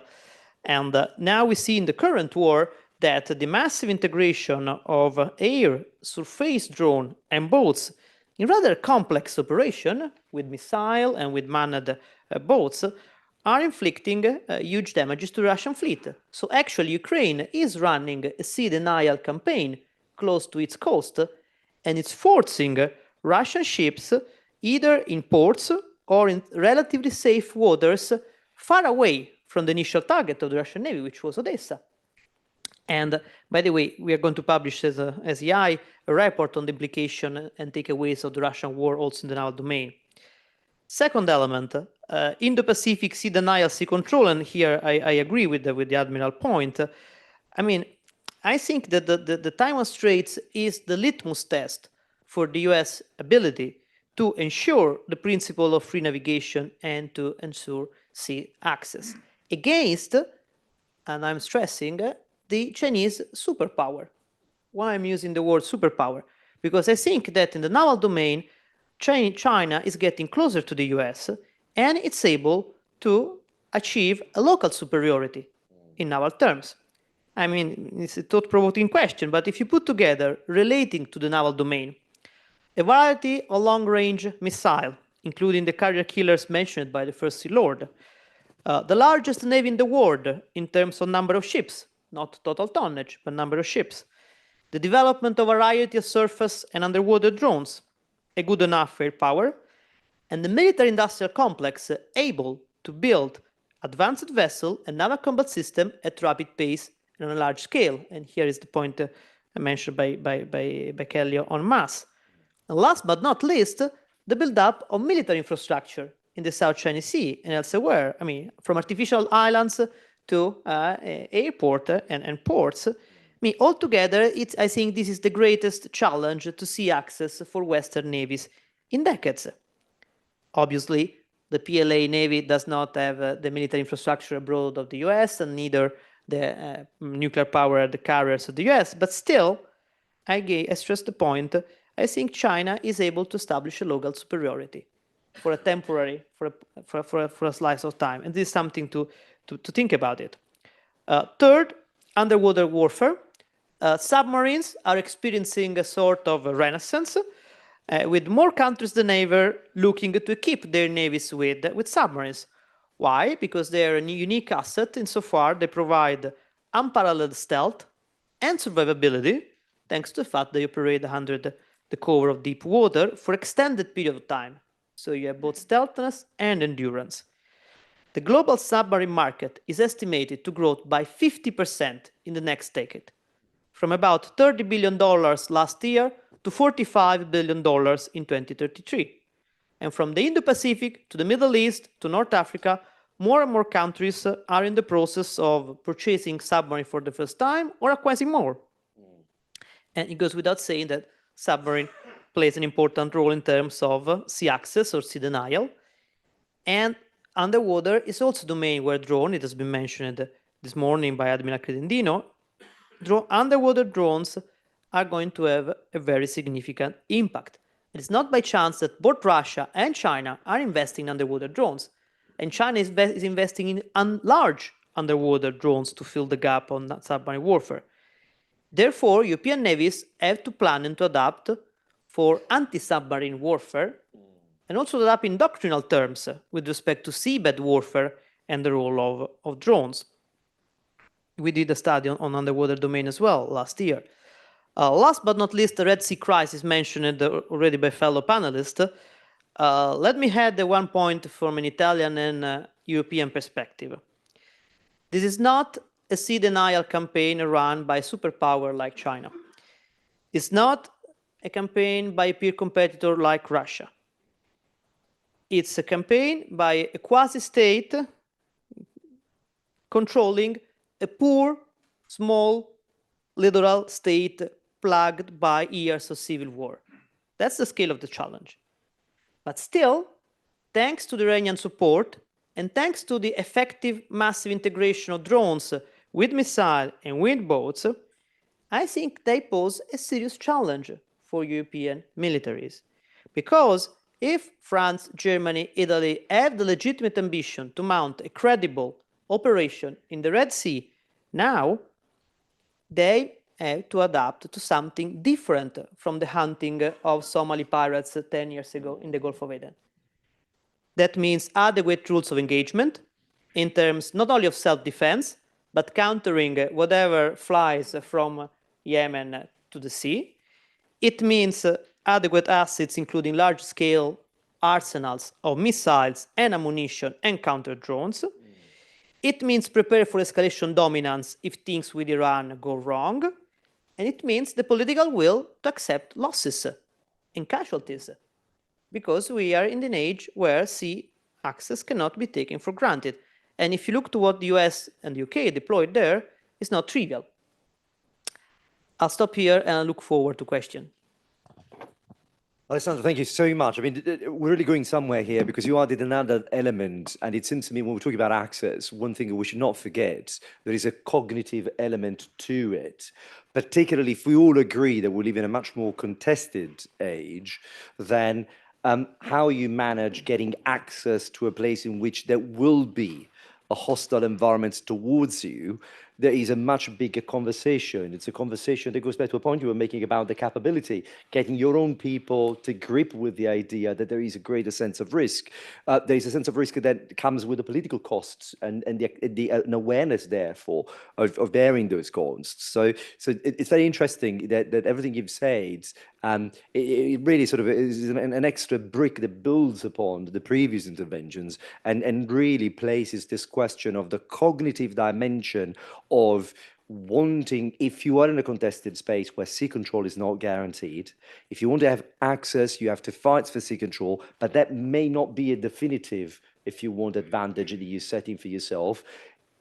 What you do once you are regained that partial limited sea control, how much you are willing to accept in terms of costs that will demand. So there is a cognitive dimension to this that emerged very clearly. Now, last but by no means least, Eddie, help us making sense of it all. Thank you. Thank you, Alessia. I'll try. And always hardest to finish a roundtable with one same question as to everyone, because of course every smart answers has already been given. What I try to do is to kind of take a step backwards and to look at problems and solution. 5 problems that we are now confronted with access, and 5 solutions that CSGs and aircraft carriers can offer us in dealing with these problems. Try to have this sort of practical approach here. And the first problem is probably so obvious that no one so far has actually mentioned it, so I'm pretty happy that I still have at least this to mention, is the diplomatic access issue. We spend a lot of time building partnerships with friends, allies, to keep assuring us access to places. Of course, land access, air access, but also sea access, naval bases, naval facilities. They're all depending on a number of countries that are willing to grant us access. And all this access authorization are being negotiated in peacetime. Whenever you start to go in crisis mode, and even more so in conflict phase, then you may go on to see, and you're probably going to see, a growing number of these access grants, diplomatic access, being actually rejected. If we look to the places in the Indo-Pacific, there's been a very interesting RAND study published in December or November 2023 about, just like going through a list of countries in the Indo-Pacific and trying to figure out, in what conditions in a conflict phase scenario they would grant the access to the United States Navy and Air Force. It was an Air Force oriented report, but I think that of course, this is something that we can extrapolate. An interesting point was that what is the question that a country is going to ask himself before granting access in a conflict phase? Is granting this access going to affect my own security, my own survival? Obviously, is there going to be retaliation for me granting access to a foreign power? And that is irrelevant of the previous agreements that we had. How much do I need these bases to preserve my political, my economic interests? Some access is also an economic issue.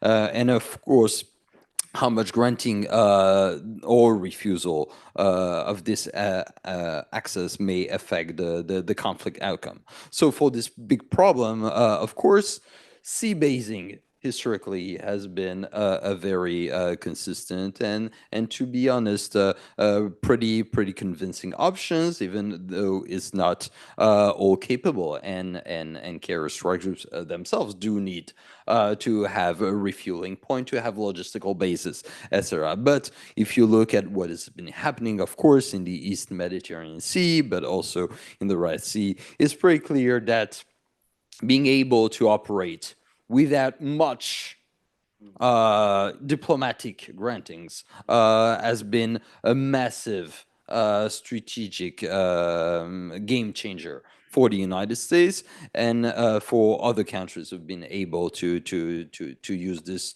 air naval power. It's pretty clear that Turkey, Qatar, all these places where the US has these accesses prior to that would not necessarily have been pretty cool with granting the kind of access that would have been needed without CSGs. to send a number of signals that have happened in the October 7th. I try to speed up a bit. The second problem is that sea basing is not enough. You see already now a growing trend, and then of course we go into the sea denial, sea control issue that has been discussed, growing territorialization of international waters. And this is definitely part of an access issue. We do see that definitely in the South China Sea. We see that coming more and more and harder, I think, in the Arctic, in a number of obviously closed or semi-closed seas. And here again, what are the solutions for that? But to come up with some sort of strong naval power that so far only CSGs have been able to muster. If you're willing to show this freedom of navigation operation that we've kind of witnessed in the Indo-Pacific and South China Sea, especially if you want to challenge this territorialization of international waters or of exclusive economic zones, then the ability to deploy carrier-based aircraft would rapidly allow you to contest this sea control, depending obviously on how this is going to be play out. Third problem, which is related to that, is the growing importance, I think, that recent conflicts definitely highlighted that of strategic choke points.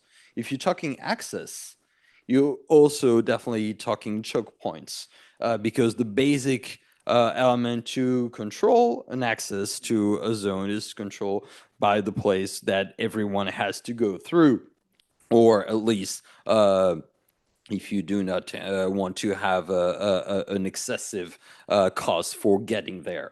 And definitely when you look at things happening these days, the Bosphorus is now closed. According to the Montreal Convention, you have Bab el-Mandeb Strait, which is definitely challenged. You do have, of course, the Hormuz Strait issue. I'm moving up, speeding up, and looking at Suez, Panama Canal. They also have their own problems, which are not necessarily threat-based, but are definitely challenging this this choke point notion.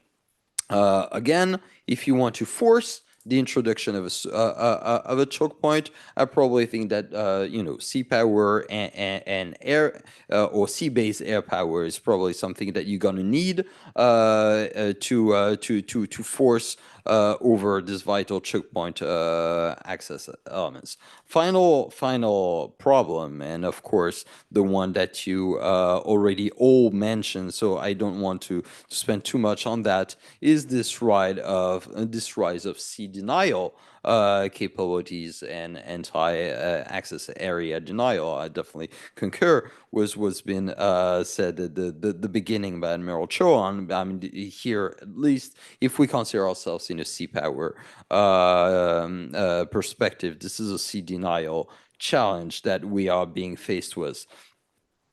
There are two solutions. I won't go into the details of the reality of this denial technology. Cal just said it much better than I would could ever do.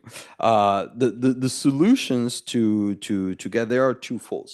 One is to use carrier strike groups as CSGs, not CSBs, so power projections. Basically, the way we always used it, or that at least that we used it for the last 30 years. So what you need to do is to be just better at capable of projecting power from a longer distance. You need to have stand-off capable weapons. You need electronic attack capabilities to have a suppressive sort of electronic fires to get through. You definitely need to go for more uncrewed systems to basically try to burst off the bubble. This is the classic model, and basically all the anti or counter A2AD strategies have been playing along that.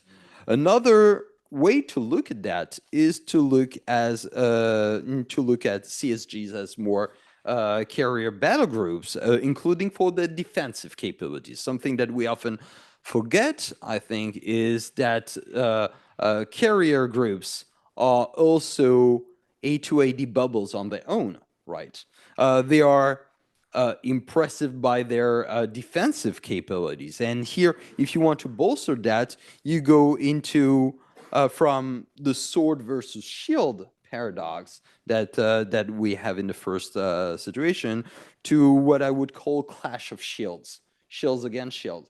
And if you look into that, then you see that the strongest shield will actually eventually get through the first shield, and the stronger you get in terms of defensive, the closer you can get. But still, you do have the issues that Kelly insisted on, which is the closer you get to the shores, the harder it's going to be for you, and the more lethal the environment is going to be. Of course, it will depend on the effect that you want to produce, but also on your ability to then go for more multi-domain capability. And I think I live it there. This is definitely a perspective, a horizon that I think that we need to think in terms of access beyond purely CSGs, of course, the ability to coordinate throughout the spectrum the different effects that we have. Eddie, thank you very much, because what you did there, you really pushed us to think harder about the fact that what are the unintended consequences of a contested age when it comes to CSGs is also about how to, in peacetime, connect in a slightly different way the peacetime uses of CSGs to underwrite diplomacy, foreign policy, in a way that the elements of access related to basing, to the possibility to operate more comfortably around choke points, or indeed to access wider areas, have the necessary wider international political support. And here a thought comes to mind, as it was mentioned this morning, of course, with the French naval deployment in the Indo-Pacific, coming soon enough, the Italian Navy, the UK Navy in 2025, it creates an opportunity for us to think about the fact that perhaps our diplomacy needs to redevelop a muscle memory of linking the peacetime engagement that CSGs, training and deployment activities have, precisely to have that more complex conversation over, if something happens, what kind of expectation in terms of access can we have based on the political ties that we've developed. So there is a very important element that you added in the conversation here, because of how basing choke points are important to the broader strategic picture when it comes to enabling access in a contested space. Then we need to reinforce the peacetime diplomacy that links the peacetime uses of CSGs to the build-up of having a more resilient capacity to ensure that access happens if and when is required in the place that we need to have it. So thank you very much for this. Now, I'm conscious of the time, and I promised that I would have a quick sort of round of follow-up questions. So what I'll do, but at the same time, I want to have a bit of a half an hour with questions from the room. So I will abuse of my powers of chair for just a second and ask a quick follow-up. And if I could sort of impose on you to provide just initial thoughts about it, so that we can leave 20-25 minutes for the broader conversation. I want to go back to Admiral Chawan and go back to something you said about the distinction, which I think was very important, between capacity and capability. And I apologize to everybody else, because this is a conversation that with the Admiral we've been having for a few days now. And so it feels almost like a family moment, having a conversation and chat over a glass of water. But Admiral, if I were to sort of push a little bit more, this morning there was a consistent reference to that international dimension. When it comes to this point that you were making about capacity and capability, from an Indian perspective, what does a desirable capacity for developing a capability that is international in composition look like? Well, I think that I already touched upon this. Thank you very much for your question. I already touched upon it in the earlier session. To be able to develop capabilities, which are human skills once again, in an international context, you need, of course, you could have this by a series of continuing exercises, and that's the kind of approach that we have thus far followed. And it is too expensive in terms of time, it is too expensive in terms of finance, and it is therefore just simply unaffordable. What we therefore need to do, while admitting the validity of Kelly's point that, you can't take a point will come where capability won't be able to make up for capacity. But that point is somewhat in the future at the moment.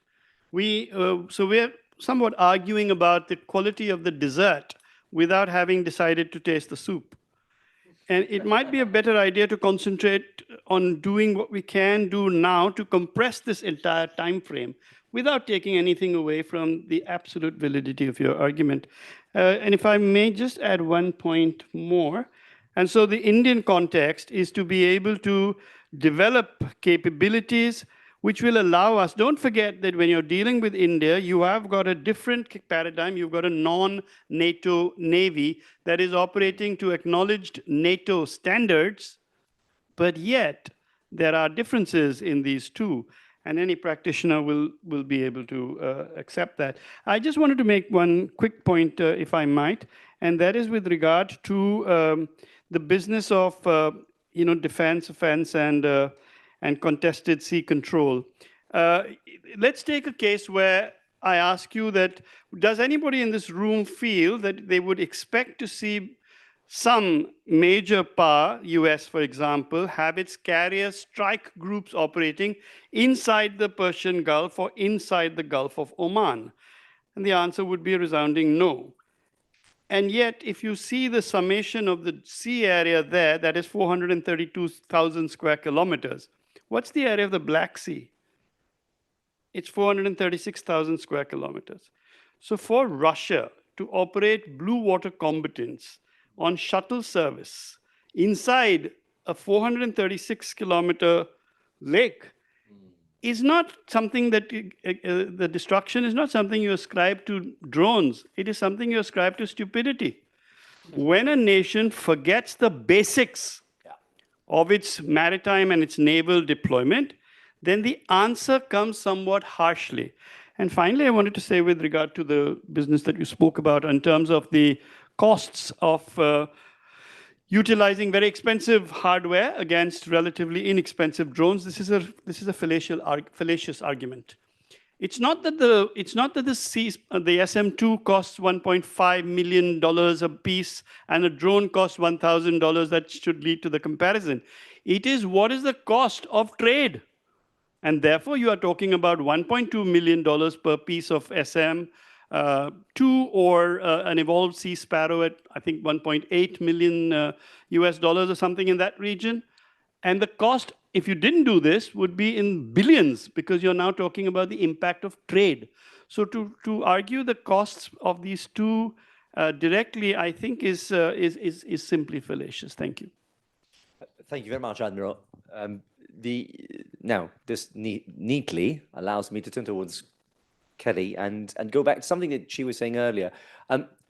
Should we start thinking about a 1,000-ship Navy notion in a very, very different, for those who are old enough to remember where this came from at the beginning, it had a very different conception. It was about bringing navies together. But what you were suggesting there, it sort of like made me think about this idea of a 1,000-ship Navy that will be composed by lots of unmanned elements combined with manned ones. And if that's the direction of travel, the advantage that currently defense has over offense how will it evolve? Because in the history, we know that there is the advantage that any technology allows you in defense terms is usually very quickly overtaken by the rebalancing capacity of using similar different technology to advance the, if you want, the offense again. So how technology will play in the shaping of this future 1,000-ship Navy that you're thinking about,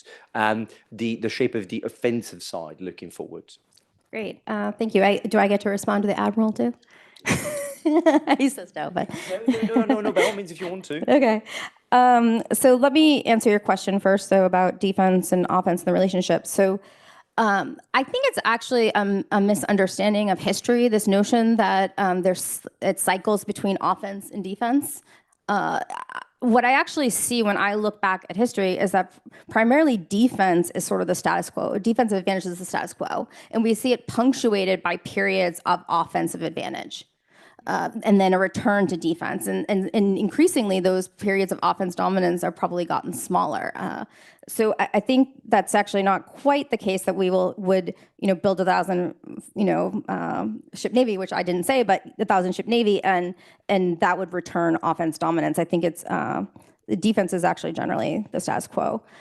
What I would like to say, though, about these are excellent points. I think the Admiral raises about capability and capacity and saying that we're not there yet at that point. I would actually argue we're past that point in terms of the relationship between capability and capacity. And I'll just give a couple examples. The U.S. Navy today, at least in open source, is reported to have about 250 LRASMs, long-range anti-ship missiles. The U.S. Navy has about 100. If you are looking at war games and trying to, say, sink a Chinese invasion fleet for Taiwan, that would be expended in the first day and a half. This is where you come into problems of not having enough capacity. Those are great missiles. They're very expensive, not enough capacity. I think we're past that point. The other thing I would just say in terms of this argument about costs, I understand this argument that the idea that, well, we're protecting something very expensive, and that's true. But when we're looking at the relationship between offense and defense, we're really looking at what is the cost to go on offense versus what is the cost to engage in defense, not necessarily what you're protecting. That's traditionally how we measure the relationship between offense and defense. So it may be true that you want to protect something very expensive, and there's value in doing that. But the fact of the matter is, it's more expensive to be on offense relative to defense today. And I think the consequence of this is that if you are trying to protect something, particularly something valuable, is versus offense, is that eventually it becomes a war of attrition. And then the question becomes who has the staying power to outlast. And that's, I think, a different world than the one that we're accustomed to coming out of the Gulf War tradition. It's just a very different way, I think, of thinking about warfare. Excellent. Thank you very much for this. I want to sort of go back to something you said earlier, Alessandro, on this question of undersea domain and the stealth and survivability. To what extent we're looking at we're on the cusp of a significant change in which the undersea and the underwater space will take a much more central role that it has in our conversations with the ability to maintain, retain, and acquire access. There's a broader sort of conversation taking place, certainly in Europe, about initiatives to better explore the protection of critical undersea infrastructure. As you were mentioning in your presentation, there is an incredible amount of investment into undersea capabilities. How do you see and where do you see this going in terms of the role of the undersea domain in the broader conversation over access?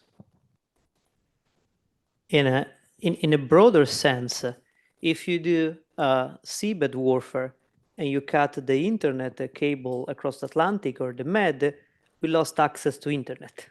If you cut the pipelines, we lost access to energy or to electricity grid between Sardinia and the rest of Italy. This is a very stretching concept, okay? But it's just to underline the importance of underwater infrastructure.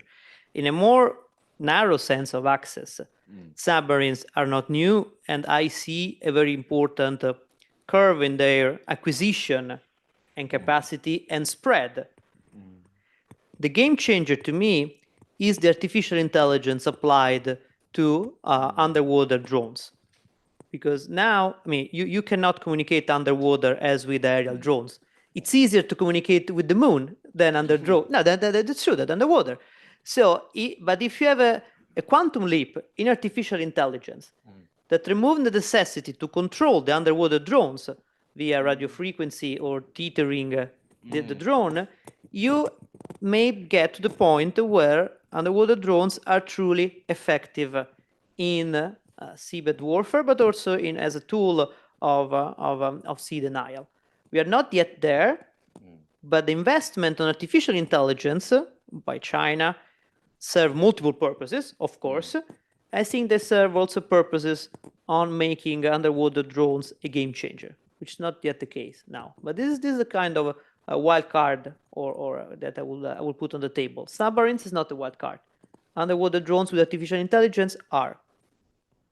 Excellent. Thank you very much. This leads me to the one sort of follow-up question that I had for Ali, based on what we were saying earlier on. And particularly in terms of that political dimension, do you think that, particularly in Europe, are we equipped in diplomatic and political terms with the capacity to understand how we need to dare more in our diplomatic relations and sort of set the context for conversations that may allow us to get more access, right? Because I think you made a very important point, but do you think that we have, A, the awareness of the need now to do so, and B, if we have that awareness, do we have the capacity, the experience, because we have been doing this for a while, we didn't have to do it for a while. Where do you think we stand on that matter? Oh, I think that, I mean, the part of the answer is a new question, obviously, that Europe has been a peacetime, actors in terms of sea domain for a lot of time. We've had peacetime navies, which have been used, to negotiate access to port, not overpiling or firepower on the frigates, on the destroyers. We have not necessarily been in a scenario, especially in the sea domain, which has been uncontested for the last 30 years. It's not necessarily the case of all the other domains, but certainly in most of the global commons, where this has been, domains which have been supporting the conflict zones, not fighting for their own freedom of action there, and the political relations that we have whenever we negotiate a naval facility is mostly in a peace mentality on our part, and wherever we go to the partners, we will discuss this sort of economic aspects, the more prosperity, prosperity guardians, right? I mean, the very use of this term shows how we still thinking in terms of prosperity rather than survivability. I think this is a change of the mind. We definitely hear that from a couple of years, maybe 5-6 years, that things have been changing, but navies are huge. They are aircraft carriers, right? They have a lot of inertia in terms of force model, force designs, shipbuilding. We still have, in many ways, underpowered in terms of firepower, in terms of endurance, in terms of capability to maneuver on our own or shoulder to shoulder with actual wartime allies, or at least crisis time allies. And I think that we need to change this mentality in the way that we conduct naval diplomacy, in the way that we, in the way that we conduct the exercises with our partners, because the world has been changing fast. Threats have adapted and are now much more aggressive there, and I think that this whole approach is changing probably too slowly on the European side. That's my independent point of view. Excellent. Thank you very much. This has been fantastic. We've got a number of different sort of streams of potential conversation.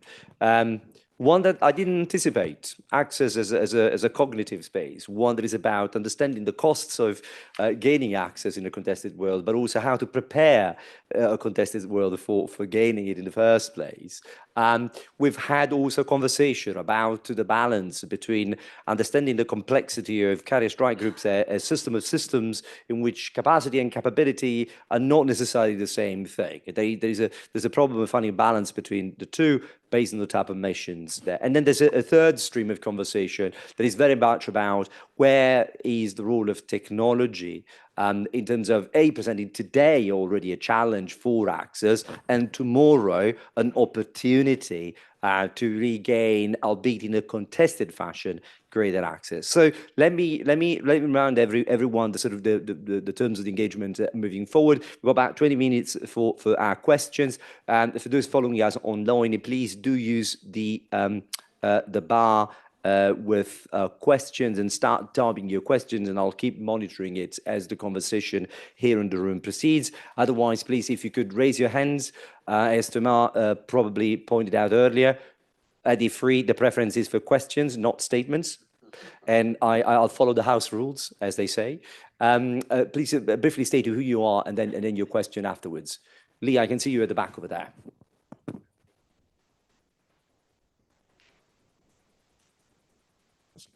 Thank you. Lee Willett, writer for Naval News and formerly a Rusiana James person. Question for Kelly, actually, but I think drawing together a couple of the strands about capability versus capacity and the role of technology. Looking at the Red Sea situation and the Houthi threat in terms of drones and ballistic missiles, and the discussion of whether swarming capabilities are a threat. US CENTCOM and others have been very clear in using words like it's waves, not swarms, because of the fact that this kit is not coming in any coordinated manner. If we look at Iranian operations with fast attack craft in the Gulf, they do tend to operate in a coordinated manner, but because they're manned, they're crewed. Do you see a fundamental problem for an adversary in using uncrewed systems in that do they have access to the C3 to do effective coordinated operations involving uncrewed systems, which I think is what you'd probably need to have that swarming effect if you use those unmanned systems, uncrewed systems. Thank you. Thank you kindly. I'll take another question and then I'll come back to the panelists. So anyone brave enough? Fine, I'll come back to Kelly then first. There you go, Brent. Yes, please. Brent Sadler from the Heritage Foundation. Looking back at your title, ensuring access, taking it more from a geographic, where do the French, the Indian, the Italian, the American carrier strike groups or whatever battle group, where geographically is that access most important today and in the more distant future? Again, geographically.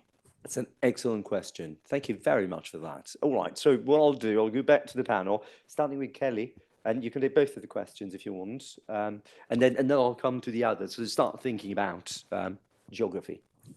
Great. So really interesting question about swarms. First of all, I really appreciate that the Department of Defense keeps saying they're waves and not swarms, because it's a little bit of a pet peeve. Swarms are, autonomous coordination, as you suggested. So I think the question you're asking, if I understood correctly, is will we see eventually swarms of uncrewed systems being used by adversaries? And I think that is, in fact, the case. We're headed very much, I think, in that direction. We don't seem to be there yet. I think the question I would say there's two things about this. One is, if you're thinking of the Houthis, they really don't need to use swarms of these kinds of systems for what they're trying to accomplish. I don't know if it really adds much in the way of value versus expense for what they're trying to do. What I think the more interesting problem is thinking about how swarms could be used by actors like China or Russia in a way to try to overcome defenses. So one of the things about swarms is we often, in the press at least, focus very much on the numbers. But one of the things that this autonomous capability allows is to be able to distribute out and then concentrate the swarm capability, very quickly, so that it's not just the quantity, but there's also a quantity element. There's also that quality element of not exactly knowing where the threat's coming from and it happening really quickly. And so I think that's going to be very challenging for systems, and particularly for ships, to deal with. That said, there has been research that shows that when you scale up swarms and you're using more of them, that initially it provides an offensive advantage, but over time it actually ends up strengthening defense over offense. When you are using larger numbers, the swarms themselves get larger. So I think that's an important thing to emphasize. And then ensuring access, where is most important in terms of geography? Well, I'll let the others on the panel answer that because I'm curious about their answers, because I think this very much depends on which country you're talking about at the moment. For the United States, I think our answer is clear, and it's the Indo-Pacific at this moment. We've been very clear about this in our national security strategy and our national defense strategy, that China is the long-term pacing threat we're concerned about. And I think that makes sense because it's the country, China's the country that has, as it says, the capacity to challenge for regional hegemony. And so I think what you're going to find is U.S. assets over time, more and more, being in the Pacific because it's so contested in that space. And I think that will present interesting challenges for European navies, because more of our Navy, the United States, is going to have to be involved, active in the Indo-Pacific, and then how European navies will help to close that gap in transatlantic security. Excellent. Thank you very much. Shall I start with you, Alessandro, on this question of the geography of access? I'm very happy. Here we are. I'm very happy about this question because Italy, over the years, has developed its own geopolitical view of Mediterraneo allargato, of wider Mediterranean, that stretches from the Gulf of Guinea in the Atlantic Ocean all the way to the Med, includes the Black Sea, and then southeast to the Red Sea, the Gulf of Aden, and the Persian Gulf. And it's not only a naval concept, it's a geopolitical concept, including North Africa, Sahel, Horn of Africa, Middle East, and Europe. So this is the core for the Italian Navy, it's the core for the MOD, Army, Air Force. And last year, a couple of years ago, you had a good document, also in English, the strategy for the security and defense of the wider Mediterranean. It's available, it's 10 pages, it's a good document, also because it's written by an admiral. So, and my point is that these remain the geographic core, but it's increasingly shifting towards East Med because of the energy sources there, to the Gulf of Aden because of the choke points mentioned, and to the Indo-Pacific because Indo-Pacific, of course, is not in this concept, but is linked to this concept because trade. It's linked because the attention by the US, and it's linked because Italy is partnering with UK and with Japan on the Global Combat Air Program. I know this is not welcome in Paris, but I must say that this is something structural, long-term, wide-ranging in military, technological, and industrial terms, and is one of the drivers of the fact that Italian-Japan relation has been elevated to a strategic partnership. And Carrier Strike Group Cavour will sail to Tokyo and to Canberra as well. And I would think that we're going to see more attention by Italy to the Indo-Pacific, but starting, let's say, with the Indian Ocean. Excellent. I want to sort of jump quickly back to Elie about this, because the question of geography for France also is a very interesting point, particularly, every time you're in the Pacific, France always makes the point, we're an Indo-Pacific state, yes. Right? So what does geography in terms of access mean to France from your perspective? They do. And in the same time, I think that I wanted to pick up on Alessandro's point on the Med Sea. Remember in like 2-3 years ago at Ifri, we contemplated having a report on sea control in the Med. And when we started to think about that, I remember an admiral saying, the first thing, the question was, who controls the Med? And the admiral's answer was that as a sailor, I first need to see how do I get in, how do I get out. Basically, let's start with Gibraltar, Suez, and Bosphorus. So choke points, again. So obviously, the geography choke points, and again, the news show that this is important. But now if I expand it a bit forward, I would say beware of narrow seas, shallow waters. These are the most deadly places where access is most easily deniable. Oceans are still wide places where Navy make quite small targets and are pretty survivable. Of course, no place is safe. And it's pretty clear that you can be detected and you can be acquired, you can be targeted almost everywhere now by the strongest global powers. But there are a very limited number of countries who can still acquire you, detect you, target you if you are cruising, somewhere in the Eastern Pacific or Southern Pacific. So this is a place where it's hard to get because it's very far, distances are great, and you have a lot of hybrid issues, legal issues, but in terms of sheer survivability, there's no access issues to the Polynesia, the French Polynesia, for instance. You can get there. The problem is that, how do you get there and how long do you take to get there and how do you control the place? How do you exert sea denial in French Polynesia? This is a big question. But are you survivable? Are you able to access this place? Not a big problem. But now, if you look into much more narrow seas, shallow waters, Baltic, Black Sea, Red Sea, East Med Sea, etc., you see that these are the most lethal places because you have shore-based air power, shore-based ISR. You're surrounded by land, and what's more lethal, what's more frightening for a ship than to be surrounded by land, right? And I think that this is really what we need to think in terms of geography, of access. Beware the shallow seas. Excellent. Admiral, would you like to add a few words on this matter? Yes, I would. Thank you very much. First of all, to Lee, I think this business of, I entirely agree that what we're seeing right now is not swarming. What we saw in the period running up to the First World War and the development of torpedo boats was swarming, and that was because they were manned. And as you see unmanned vehicles trying to make autonomous swarms out of them, as Kelly quite correctly says, it's okay to a certain point. We're not there yet either. But beyond that, in any case, it will be tremendously traumatic to try and understand how to do swarming, particularly in shallow and narrow choke points. Geography is really important. So you asked specific questions, and one of the countries you asked about was India. So I'm going to take a stab at that, Brent.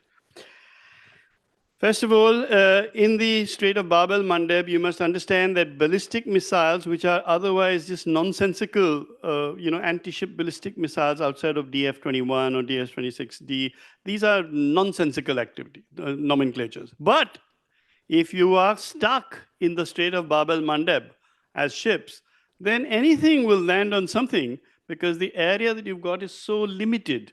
So that is one point about this whole business of the anti-ship ballistic missile of any kind, Falak, Nakil, all of them. But insofar as India is concerned now, therefore, for India, the Indo-Pacific, as Kelly mentioned, it is our strategic geography. It is where all our effort is currently being focused. But for us, the Indo-Pacific starts from the east coast of Africa and goes all the way to the western shores of the Americas. So it's a huge space.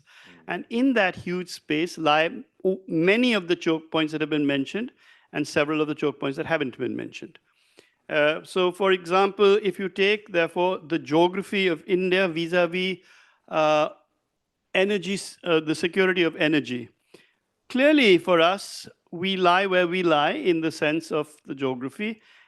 In Europe or for countries in the West, the movement of oil, which is going through the Strait of Bab el-Mandeb, north and then westbound, if that gets disrupted by Houthi attacks, then those economic impacts are tremendous because shipping now has to go around the Cape of Good Hope. But for us, it's not the same at all.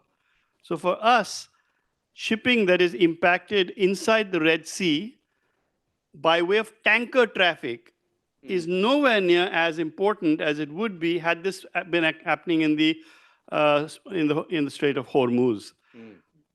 On the other hand, India has $50 billion worth of imports and $60 billion worth of exports every year going through the Strait of Bab el-Mandeb. So that's $110 billion worth, which is not principally oil-bound or oil-bearing traffic.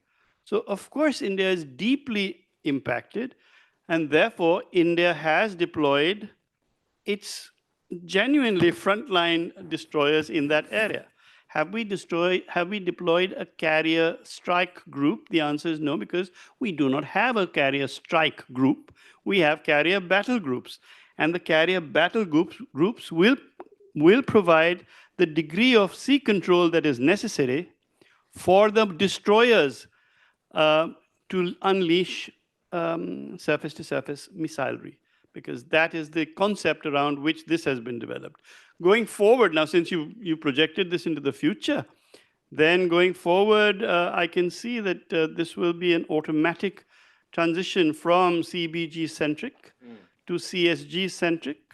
But it's because of the point that Kelly made, as the reason you have CSGs being as large as they are, is not because you wanted them to be large, but because the strike package has to keep increasing in size to overcome the advantages that defense has. And that's how you ended up with these mammoth 100,000 tons of diplomacy or 100,000 tons of firepower that is available. So this is an inevitability, but right now we're where we are. Thank you. I'll take one last round of questions, and I can see Henry's waiting here. And while the microphone gets to her, I think what's also is emerging from this part of the conversation about geography is how we have to, some of the observation made about technology, about the future opportunities and challenges needs to be tempered down or adjusted to the geographic specificities. Because at the end of the day, the key question around any sort of, we're assuming that we need access. But the real question is, what do we need access for? And that is more important because it will absolutely define the relationship between what you need to do, where you need to do it, and the extent to which you need to do it. And it goes back to some of the political points that Ali was mentioning. Heloise, please.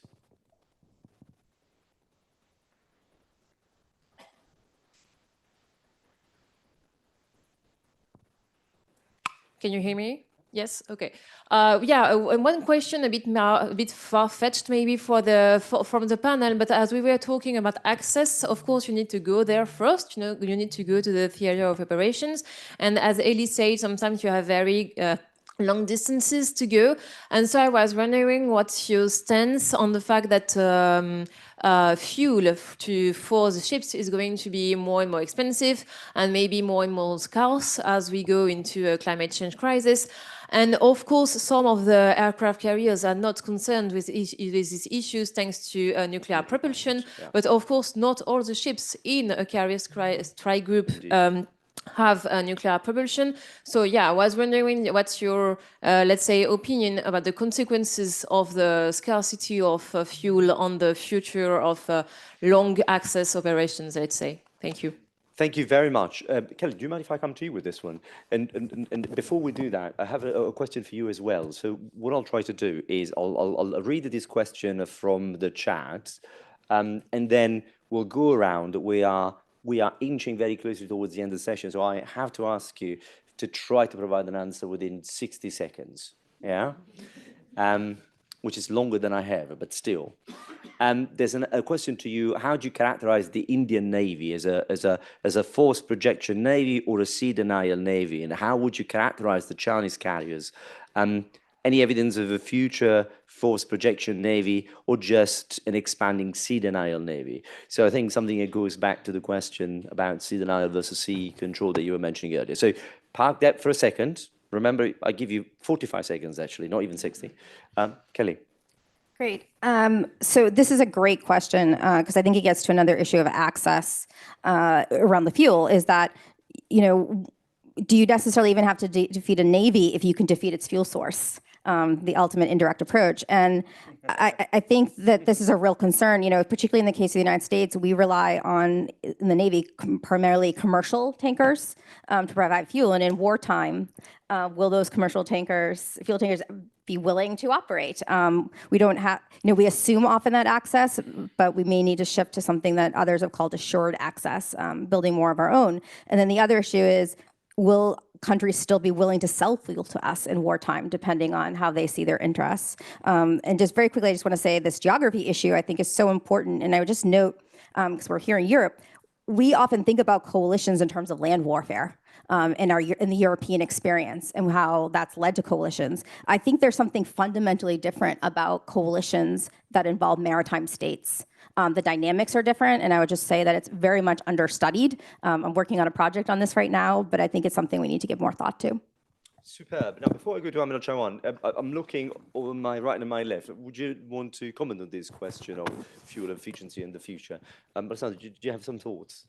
Very briefly, Italy as a country over the last years has systematically invested to become a hub of gas in the Med in terms of infrastructure towards Africa, but also Trans-Adriatic pipeline, onshore infrastructure, and this is set to continue. The Meloni government, the Piano Mattei, which is named with the name of a founder of Italian energy company, Eni, it deals a lot about this.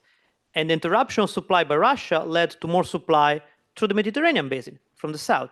So Italy is betting on gas, and will need more the Navy to protect the sea line of communication and infrastructure to bring gas to Italy. Super. For thousands of years, navies have had renewable source of energy for motion, right? No, I mean, apart from this joke, I think that we are so creative at weapon systems. We are so creative at ISR. Our engineers obviously needs to be creative also at propulsion system to make us able, if not to avoid totally carbon fuels, at least to last longer, to be smarter in our use, and to diversify the energy sources. I'm pretty sure that we can do it. Superb. Admiral, as it should First be, of you have all, the last word. Thank you very much. First of all, the question which you asked from the, let me be quite clear. There is no such thing as a sea denial navy. There are no sea denial navies. Navies always are about sea control, even if it's only 1 mile away from your shore. Do you not want to go for a swim? Do you want no fishing? And if you want the answers are yes and we do, and yes and we do, then you have a sea control navy. This is a non-existent proposition. The degree to which you can exercise sea control, the limit to which you can exercise sea control, that will vary. But there's no such thing as a sea denial navy. Just very quickly on the fuel issue. I think it's one of this, as far as navies are concerned and not nations, the navies are currently engaging in a series of logistic support agreements for this precise reason. And I don't think that the problem is anywhere near as debilitating to provide for a genuine indirect approach for the stalling of naval forces to go from place A to place B. I think that that might happen in the case of a nation, but not its navy. Thank you. Super. We started 3 minutes late and we end 3 minutes late. So we're perfectly on time as it happens. And so please join me in thanking the speakers for an absolute delightful afternoon. Thank you.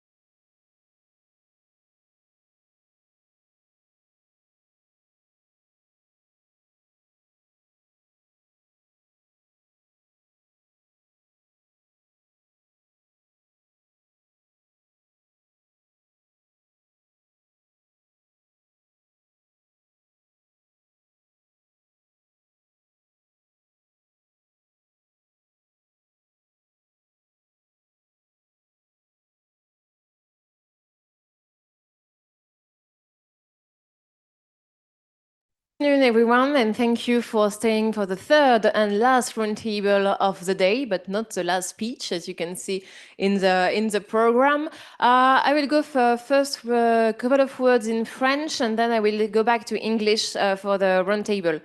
Donc, comme vous l'avez peut-être noté, il y a des casques de traduction au fond de la salle et la traduction est faite dans les deux sens. Donc si jamais vous souhaitez suivre en français la conférence alors que le panel est en anglais, n'hésitez pas, levez la main et on peut vous apporter un casque de traduction.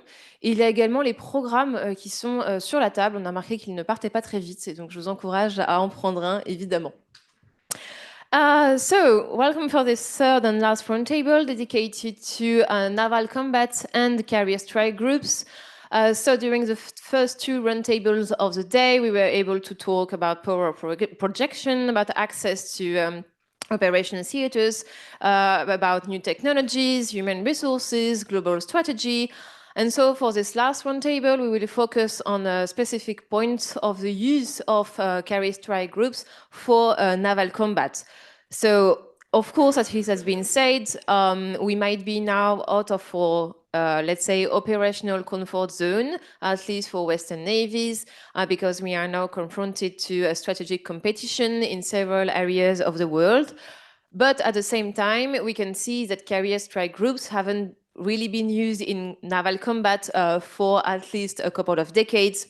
So, of course, we have to wonder if we have lost the way of naval combat, and if not, how can we make sure that the future and the current and the future carrier strike groups are fit for naval combat? So how can they be fit for new domains and realm of conflict situations at sea? We can think of course, about different scenarios in the Middle East, but especially in the Indo-Pacific. What is the accepted degree of risk, especially by the politicians? Do they want to maybe bear the risk of sacrificing a ship or even an aircraft carrier? And we know it's very precious. And all these questions, of course, have to be asked in the context of a high-intensity warfare, and as I say, in a contested environment where we have to seize and to look for temporary superiority, because as the chief of French staff said this morning, it's going to be more and more difficult to achieve durable superiority, and so we have to look at least for a temporary superiority. So to address all these, of course, very easy questions, I have the pleasure to be with 4 panelists and 4 experts, both from the military and the civilian world of naval combat, naval warfare, and the CSG. And we will start with Admiral Mallard. So you're a Navy pilot by training, and you're the commander of the French strike force since this summer, meaning that you're also the commander of the French carrier strike group. You have a long operational career with several missions abroad, including Afghanistan, in Libya, and in the Middle East. And also you've served on the Charles de Gaulle before being the head of the carrier strike group, and now you're back to be the head of the commander of this carrier strike group. First, a disclaimer, I have to say that I spent a couple of days last year on the Charles de Gaulle, and of course I'm a big fan, but don't worry, I will keep my neutrality during this roundtable, but I wanted to say it was a very great work experience. So like during the second roundtable, I will ask the same question to all panelists, and starting with Admiral Mallard.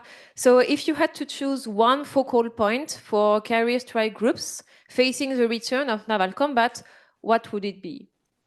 Thank you, Eloise. Thank you for inviting me to this meetings with such important matters and also nice people. Asking for the focal point on carrier strike group facing the return of naval combat, I would insist of flexibility. Flexibility is certainly one of the most important quality that a sailor has to develop, because of the seas, because of the winds, of course, because of different countries it will be sailing along, and it is definitely the focal point. In France, we don't have the chance to make the difference between battle groups or strike groups. We're just using one sole groups. That has to be flexible. It has to be used in different warfare matters, either above the air, above the surface of striking. The thing, of course, is for the last decade, as many said before, strike groups have been using, especially on the power projections mode. We don't exactly know if it's because at this time, most of our leadership was thinking that solving problem was just needing to bomb them, but it was also because we have freedom of maneuver over the sea. Freedom of maneuver over the sea is contested, and this is why naval combat is now beginning, and the precedent sessions insist on sea denial, sea control, all these concepts that are the core of the naval warfare. So we're back to the symmetrical use of carrier strike groups, blue, as we say in the air-to-air training. And we need to train on that. That's why we tried in the French Navy for the last 3 years to organize dedicated exercise called Polaris, and they are unleashing the counterpart in order to have a sort of equal setup in order to really free the idea of maneuvers and the COAs with what was a little success. First was in 22, and it was only for the French Navy. The second occurrence was during exercise Orion 23, including a lot wider range of participants. In the next sessions will be with the Italian Navy just after major exercise Mare Aperto in the springs. Flexibility is, of course, the best way to adapt of new warfare. We talked a lot about that, but it's also building its capacity on the large panel of effect that a carrier strike group can provide. Of course, we're talking about firepower. We're talking about means, destroyers, submarines, MPRAs, and aircrafts. And of course, we haven't said it enough, but the aircraft we have on board the Charles de Gaulle is one of the best of the world, of course. All those effects provided by those means are made to develop the explosiveness and the lightning of the effect over the sea, which is surprise. But when surprising in naval combat, you take the advantage. Last things, I will insist on the capacity that this French carrier strike group has, French carrier strike groups, all the carrier strike groups actually, has to command from the sea. This is something that is unusual because most of the task force, especially when they are combined or joint, are command from the land. Very convenient, mostly for communication reasons, but also very risky because all these staffs have a GPS on Google Maps and they can be targeted, whereas the carrier will be moving. We already talked about it. This command center is defended, is on board the carrier. It's directly connected to the destroyers, the aircraft, the submarines, and it's a very coherent way of getting the orders, knowing what's happening over the sea, and lead the combat from there. Last, concerning the weakness in sea combat of the carrier, there is always a sword, a shield, of course, and it's pretty highly defensed. And we talked about the possibility of movements, the mobility, but we know that this weakness, this vulnerability, has to be worked on, mostly through space control and through information from the satellites observing. And this is one of the main topics we'll be working inside the carrier strike group inserted in the space and the multi-domain aspect. Thank you. Thank you so much for this very comprehensive remarks about the strength and weaknesses of the carrier strike group. Brent, so up to you. You're a civilian. You're now a civilian, but you've served in the U.S. Navy during 26 years, both on submarines and then in different offices. And of course, now you are analyst of the U.S. Navy and Maritime Strategy at the Heritage Foundation. So it's a think tank based in Washington, D.C. And so we are very pleased to have you. And so same question that Admiral Mala, if you have to choose one focal point. Yes, thank you again for the invitation. Yesterday, we announced our annual Index of Military Strength, so I'm still, as soon as that was over, I ran right to the airport, and I'm still struggling with a little bit of jet lag. So I will promise to be as sharp as the jet lag will allow. So when I was struggling with this question, there were two parts that I looked at. First was one that we get a lot in DC, and again, most of my engagements with our Congress, both Democrat and Republican, and the question is about survivability. But the other part of it is, how can you guarantee the effectiveness of the aircraft carrier? And longer range, I think, is the one factor I would come to. Because with longer range of your air wing and of your strike group, both in sensing and strike or attack power, probably more appropriately call it attack power, there's a defense in that. And so that's the point, that's the factor, the focal point that I would center on in my comments. And it kind of really characterized a lot of my discussions of the last couple of years since I left the Navy. But to be clear, there's really one player that's really driving this conversation and who will actually determine the designs. And that's really where I look at it, is the design of the future aircraft carrier to take full advantage of the trends in technology and the geopolitics. And it's China. China's Navy and the size and how it operates, not just its carriers and not just its submarines, are really going to determine what kind of carriers that our nations need. And they're not going to be the same. There's also reality, shipbuilding, which I'll come back to, maybe allow that rabbit hole in questions to come up. But there were several points I wanted to make on this kind of framing. The first one is the aircraft design. For the US Navy, you've got the F-18, the Echo and Foxtrot, the Super Hornet, and it's big. And it has a range about 1,200 miles. Whether or not that's how far you would operate it in hot combat, it's another question. And the F-35, of course, the Charlie variant, about mirrors that. Again, the combat radius is what matters. I think that's not long enough, given the threat and the geography. And again, geography matters. Where are you most likely to fight with the carrier strike groups or battle groups? It's going to be from the Philippine Sea into the South and East China Seas.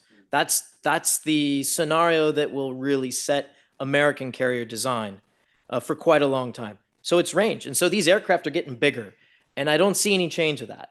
We've seen that in the history. There's some really good books on this that talk about the evolution of the American aircraft carrier from the 30s and the lessons learned in World War II. Aircraft have to carry armament to be effective. They also need to have enough fuel to carry that armament within range. So bigger aircraft, heavier aircraft are in the future as we take on that mission. But that's not the only type of aircraft. We're also going to have a lot of smaller ones too. So the electromagnetic aircraft launch system, EMALS, is probably going to be a game changer for more ways than just sortie rates, because I don't look at sortie rates. I'm a nuke submariner, so I'm not really an aviator, so I look at this problem set slightly differently. But I'm not an anti-carrier. I think the carrier is going to be around with us for quite a long time, and rightfully so. But the aircraft and the munitions that they carry, the munitions are also going to have to get bigger. I'll get to that in a minute. But that's going to impact the elevators, the placement of the elevators, moving the aircraft, where you place your ammunition elevators. These are things that the Ford, in its first real deployment, I mean, its second deployment, but this one in the Eastern Mediterranean in proximity to actual combat, I'd be very interested what comes out of that. The reliabilities, what lessons learned. We already know some of those future munitions, what they're going to look like. Can they fit? Will future builds need to be modified? These are questions that I ask as an analyst and I get from Congress, or I push to Congress. The next one is, the effective range of sensors. So, and I was lucky, I was honored to be a part of the essay review, and I always learn. I'm always learning something new. And this is an important point. This broad maritime domain sensor network is key. And it's also, I'm going to soccer team, but I think here you would call it football. You really have to be able to have any platform's got to be able to, once it sees something, maybe it's not the one that takes the shot, but the platform that is most, I guess, secure, but also has the right kind of armament and placement takes the shot. So it has to be a very dynamic and very rapidly moving battle space. And so you're going to have unmanned sensors, you're going to have subsurface sensors, surface, air, and space. And the carrier is going to be one of the central command nodes. And I say one of. There's going to be a need for distributed command nodes. So command ship at sea, it may be even disaggregated to smaller, to frigates. So air wings being disaggregated, combined with some unmanned vessels, that's going to put a pressure back on the design of the aircraft carrier that has to carry, maintain, and sustain these. And I would say there's probably more than one type of carrier that's in the future. And I don't mean that a French versus an American design, I mean within the US Navy. Now onto the munitions. Hypersonic, that's clearly in everyone's designs. Those are not small. So aircraft that have to carry those are going to have to be modified. That again, that will have a design impact, not just on the airframe of the aircraft, but on the aircraft carrier and the crews that maintain it. And then of course, with the Chinese, they have very long range, the PL-21 air-to-air missile. Being able to outsense them, that's one problem, but then being able to outgun them is also very important. So longer range air-to-air missiles will be important, either a strike carrier or a battle group kind of construct, because you have to maintain the defense and you need to have a longer range. Those missiles are bigger aircraft again. Another one that I want to get to, while sortie rates may still be a matter, and this is where I'm going to get into the differentiation of carrier platforms. The Ford was built for sortie rates, and I understand, and I don't contest that sortie rates matter, but when you are going against a very competent A2AD network, such as the Chinese, the first goal is going to be try to suppress and open up corridors of access. That's the Ford's role, in my mind. Heavy strike, heavy air wing to go in and to open up these corridors, then followed up with a more sustained bombardment presence. Now, it can't last for more than a few days. History shows carrier, strike group, or battle group can only operate for a few days before they have to come off station. So it's temporal. But that also begs a question that you're going to have to maintain your defenses. So I can see the return of escort carriers that would provide this, maximizing perhaps unmanned, but more for an aerial dominance or an air defense role, because the sortie rates are different. And also you're going to need screens, especially if you look at the geography in the first island chain and coming from the Philippines. And again, I'll leave that hanging as to what I mean by that for questions. And then there's probably a third one. And this one might be of interest to our NATO friends, and that is bringing back the scouting carrier, the CVS, with mostly, not only an anti-submarine patrol. And this is North Atlantic, going after the Russians and perhaps Chinese out of area deploy, even in the Northern and Eastern Pacific. But I could see also a role where you also use the VTOL aircraft like the F-35 in a limited strike capacity, going after terrorists or things like folks like the Houthis popping up somewhere else. So there's a third potential aircraft carrier, if you want to call it that. It's a much smaller, different kind of concept. But I see three in the future.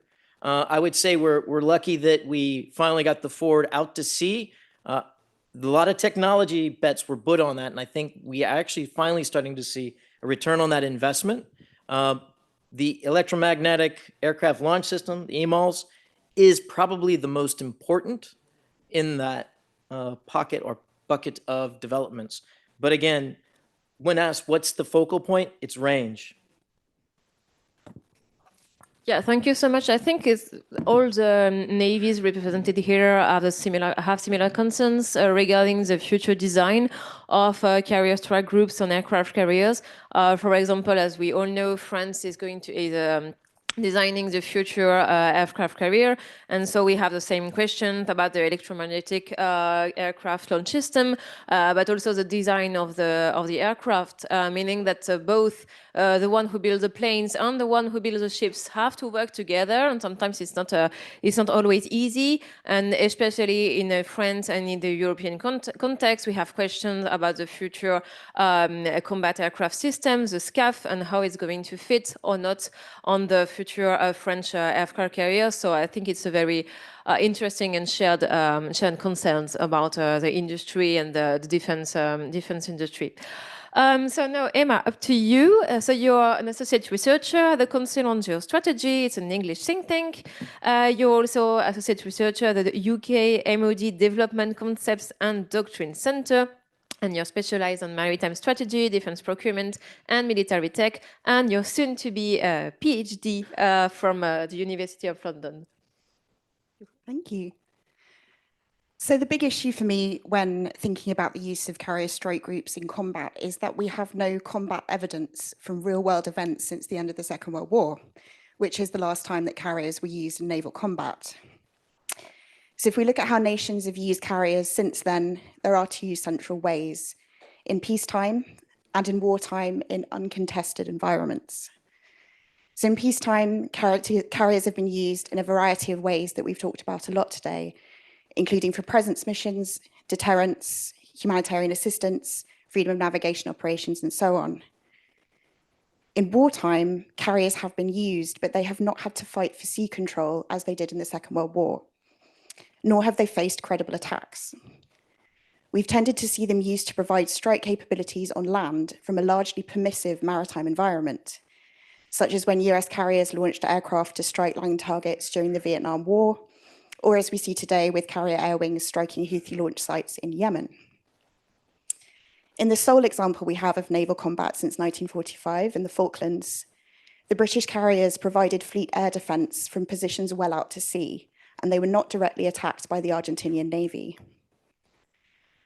We're now moving back into a world where carriers and their strike groups are more likely to face contested environments threatened by a near-peer or peer adversary, and they will therefore be likely to have to fight for sea control once again.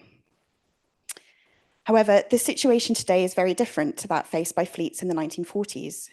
Carrier technology is far superior, but so is the technology of what threatens them. ISR capabilities are more numerous and more advanced. This means that a carrier is unlikely to be able to hide in the vastness of the ocean. There are now missiles that can take out a carrier far more easily and more quickly, launched from land or sea. Submarines are stealthier and have longer range. Naval mines are more capable and more advanced. So we can know that this is not the fight that navies faced in the Pacific in 1945, but we do not have the combat evidence to predict how carriers will fare when fighting it. All we can do is speculate from the evidence that we do have, assessing known and predicted capabilities and trying to game out how they'll match up. To me, that calls into question the use of carrier strike groups. Focusing a fleet's power around a linchpin of a large capital ship is always risky, particularly when a carrier can be so vulnerable. In the scenario of combat with a peer or a near-peer adversary, we need to be asking ourselves some hard questions. Is a carrier strike group really the most optimal way of structuring a fleet? How much risk are we willing to accept to a carrier and to its crew? What offensive capabilities can the rest of the group draw upon should its mission of defending the carrier fail? Is concentrating firepower and other capabilities in a capital ship sensible in the current environment? Carriers have been great assets to our fleet since they were invented, and carriers cannot be matched for their core mission of fleet air defense. But we should question whether they should be asked to do everything else that we ask them to do as well, or whether there is a better way to optimize our naval capabilities. We should be careful not to stick with carriers just because we've done that for so long. Otherwise, the sunk cost fallacy may truly become a sunk cost. Thank you so much for this kind of provocative remarks, and I hope it will provoke a debate, a vivid debate. And of course, that's what we are looking for in this conference: is to have questions and debate, including, of course, on the role and the use of aircraft carrier and the carrier strike groups. And so last but not least, Admiral Ciandra. So you are the head of the 2nd Naval Division in the Italian Navy and the commander of the Italian Maritime Forces, and thus you're the commander of the Italian Carrier Strike Group around the Cavour aircraft carrier. You also have a long operational career, especially in the Mediterranean. And I think you had the chance to serve as a defense attaché in the Italian embassy in Paris a couple of years ago. So you have the floor. Thank you. Thank you very much. Thank you, Ifri and Marine Nationale, for giving us this important opportunity. And so the short answer to your question from my perspective is the technology advance. This is an environment where the technology is very much relevant. And since my chief this morning was speaking about the future carrier vessel and the idea, his vision, I would like to go a little bit back in the past, speaking about a little bit about the history of our carrier strike group. And as you know, it was based on ITS Garibaldi. And as Jacques said before, we have been involved in several times in power projection. In this case, we have been operating in Allied Forge in Kosovo, 1999, and then in Enduring Freedom, 2001, a Unified Protector, 2011. And since there, a lot of things has happened. We have understood as a Navy officer, for us, the vision was clear, and we had a clear idea where to go, and we were pushing to improve our capability. But those missions gave us the opportunity also to let understand our, let's say, our public opinion, the importance of the carrier strike group. And since there, we have been working hard on this subject. As you know, the transition to ITS Cavour has been done. And still, as a carrier strike group, it is not only the carrier vessel, but also the escort group. I have to highlight also the advancement we have made by the escort unit, such as the frigate frame, which has been developed along with the French Navy, and Horizon class, the destroyer that are escorting the group, which are undergoing an upgrade, as we have recently signed an agreement also with the French to further update those units. So all this to say that we are working hard to improve our capability. I think we are in the right way. And finally, but not least, to highlight also the transition, which is ongoing, as my chief said this morning, the transition toward the F-35, which we expect to, let's say, declare the initial capability, initial operation capability after by the end of 2024. So technology advance is a focal point, is the much relevant point from my perspective. And this means also integrating unmanned system. This means also being able to operate in a contested environment. More and more we have to operate in contested environment, means electromagnetic contested environment, so much more resistant system. You were speaking about the sensor, which are important for a Navy officer, but also for everyone, being aware of what is happening around you. And the distance of detection is much important because you have much more time to decide what to do. Once again, technology advancement, but also being operated in an environment where we must be resilient to the cyber threat, which is becoming more and more important. And how we operate to be capable, to be more proficient, we train. This is the way we do. We train with our main exercise that has been recorded by Jacques, which is Mare Aperto. And through this exercise, where we set a multi-domain environment with cyber threat, and we try to be up to the task that is required. to the carrier strike group, but not only to the carrier strike group, also to all the fleet, all the Italian Navy.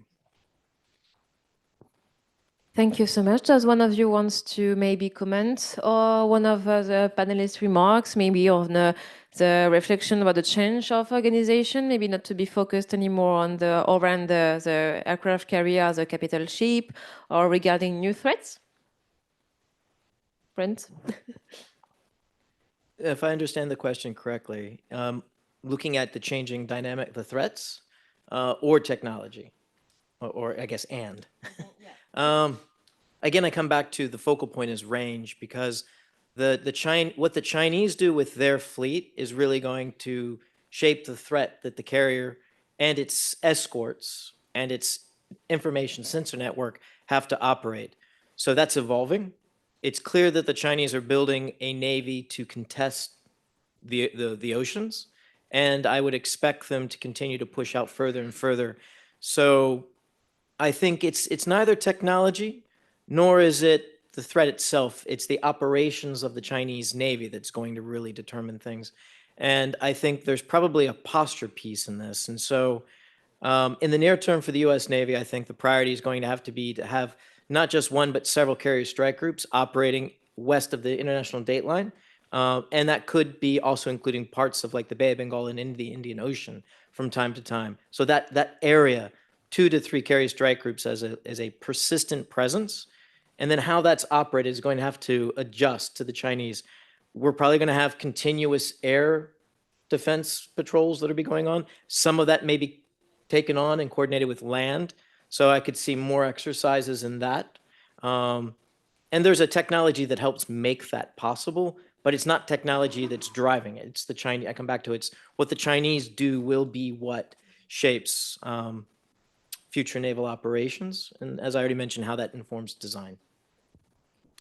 Well, to be frank, I'm not really sure that having a bigger range will be the future of carrier strike groups. I mean, if you extend the notions, you can expect that at the end, the range will be big enough to come from the shore. So even I know that bigger is better. I think that there is a physical limit of going fast, which is what the carrier does, going far away, which is what the air wing is doing, and doing it together, which is basically what the carrier strike group is doing. So even if range is one major factor, like technology is, of course, I think the nodal point of the strengths of the carrier strike group is its adaptability, the way it can switch from one theater to another, from one mission to another, and be able just to be as versatile as it could to push a dilemma on the competitor. I have one follow-up just to add. So I don't disagree at all. I think we're actually in agreement on the adaptability or flexibility of the aircraft carrier. But there is one other, talking, again, not as a pilot, but one of the other factors of any carrier that has manned pilots is that you want to have, in order to operate safely and when you're fatigued, is to have a ship that has about 1,000 foot. And I think the French Navy has that. So that's a characteristic, I think, driven by the human factor. And so I think there's always going to be a human flying involved in the air wings. So I think there is a 1,000 foot kind of, sorry, not in meters, but feet kind of metric that I think should be a benchmark for future carriers going forward to deal with the human, but also to be adaptable or flexible. And that is not just the range piece, and it's not just from the carrier. A range that maybe we could acquire through unmanned systems or other technologies. So a question for Admiral Sandra. So your boss this morning talked about, of course, a lot about the Mediterranean strategy and Mediterranean range of the Italian Navy. But we've noticed that there is a growing interest of the Italian Navy for the Indo-Pacific, with an expected participation of the Italian Navy in the RIMPAC next year, this year, and a possible deployment of the CAVO in the Indo-Pacific. So could you maybe tell us about that, and what are you expecting from this deployment regarding combat readiness? From my perspective, this is a very important point. When we speak about the RIMPAC, we know that is one of the most important exercise in terms of integrating assets, being capable to deal with also ballistic threat.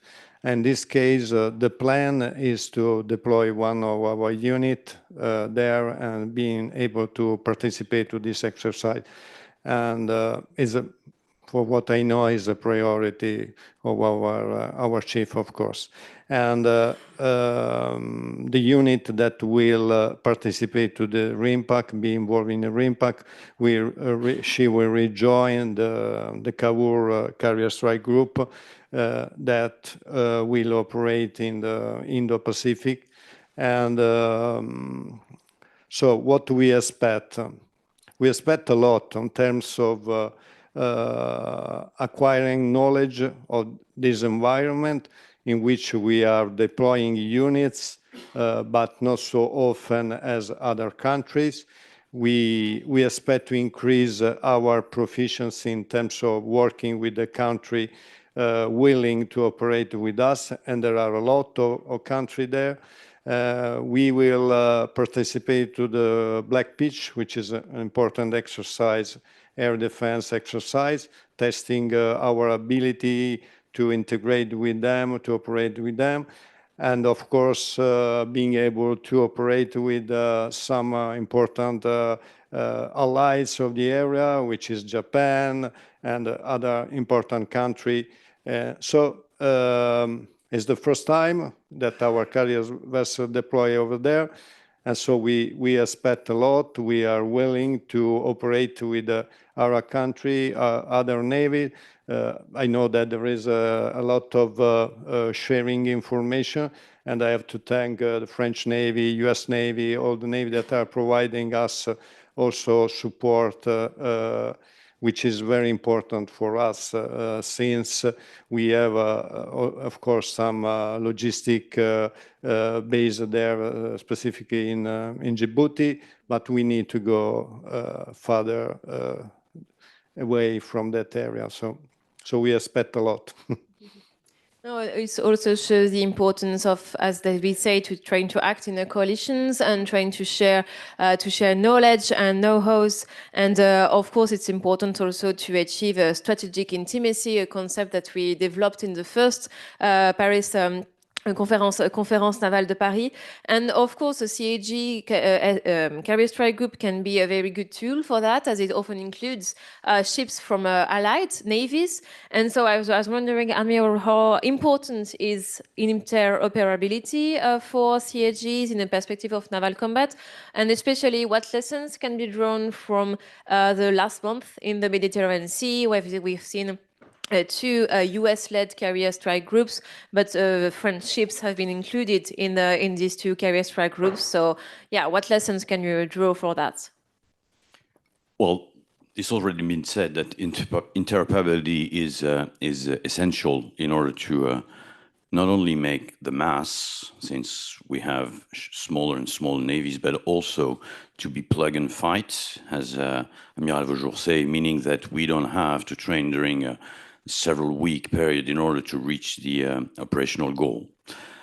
Just a reminder, it's already been said this morning, but interoperability, it's a three-pillar things. The first is technical. So the technical interoperability seems kind of easy to achieve. We have standard, but it seems easy to achieve on the NATO side. Once you go eastward in the Indian Ocean and even further, you see that you have to go back to basics that are taken for granted in the NATO, to use crypto, to use data link, to talk to each other on a secret level. So this is a big work to do. We have, as a NATO nations, we have sort of bad habits, if I may, meaning that it's working and it is made to work, which is also very powerful, has to be said.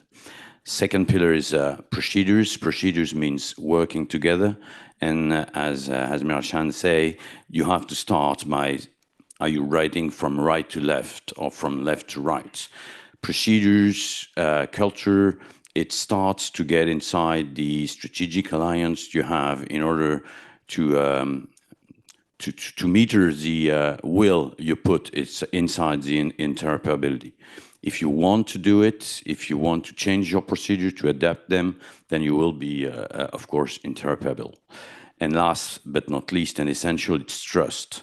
Trust means knowing each other. Trust means exercising all together. It starts by small things like training in mutual places, and then having young officers that are knowing each other, meeting after that, and getting to know all the capacities, all the capabilities also, and what could be the different red lines that each nation has. This is the building of trust. We have the chance in France to have a couple of fairly strong allies that trust us and in which we trust, and that's why I think the French Carrier Strike Group is a very effective way of interoperability.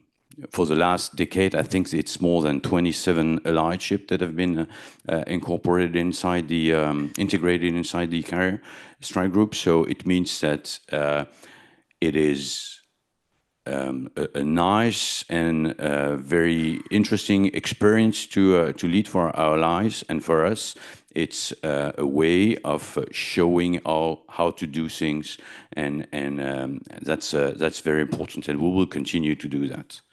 Last but not least, about interoperability, it's what Admiral Franchetti talked about: deterrence.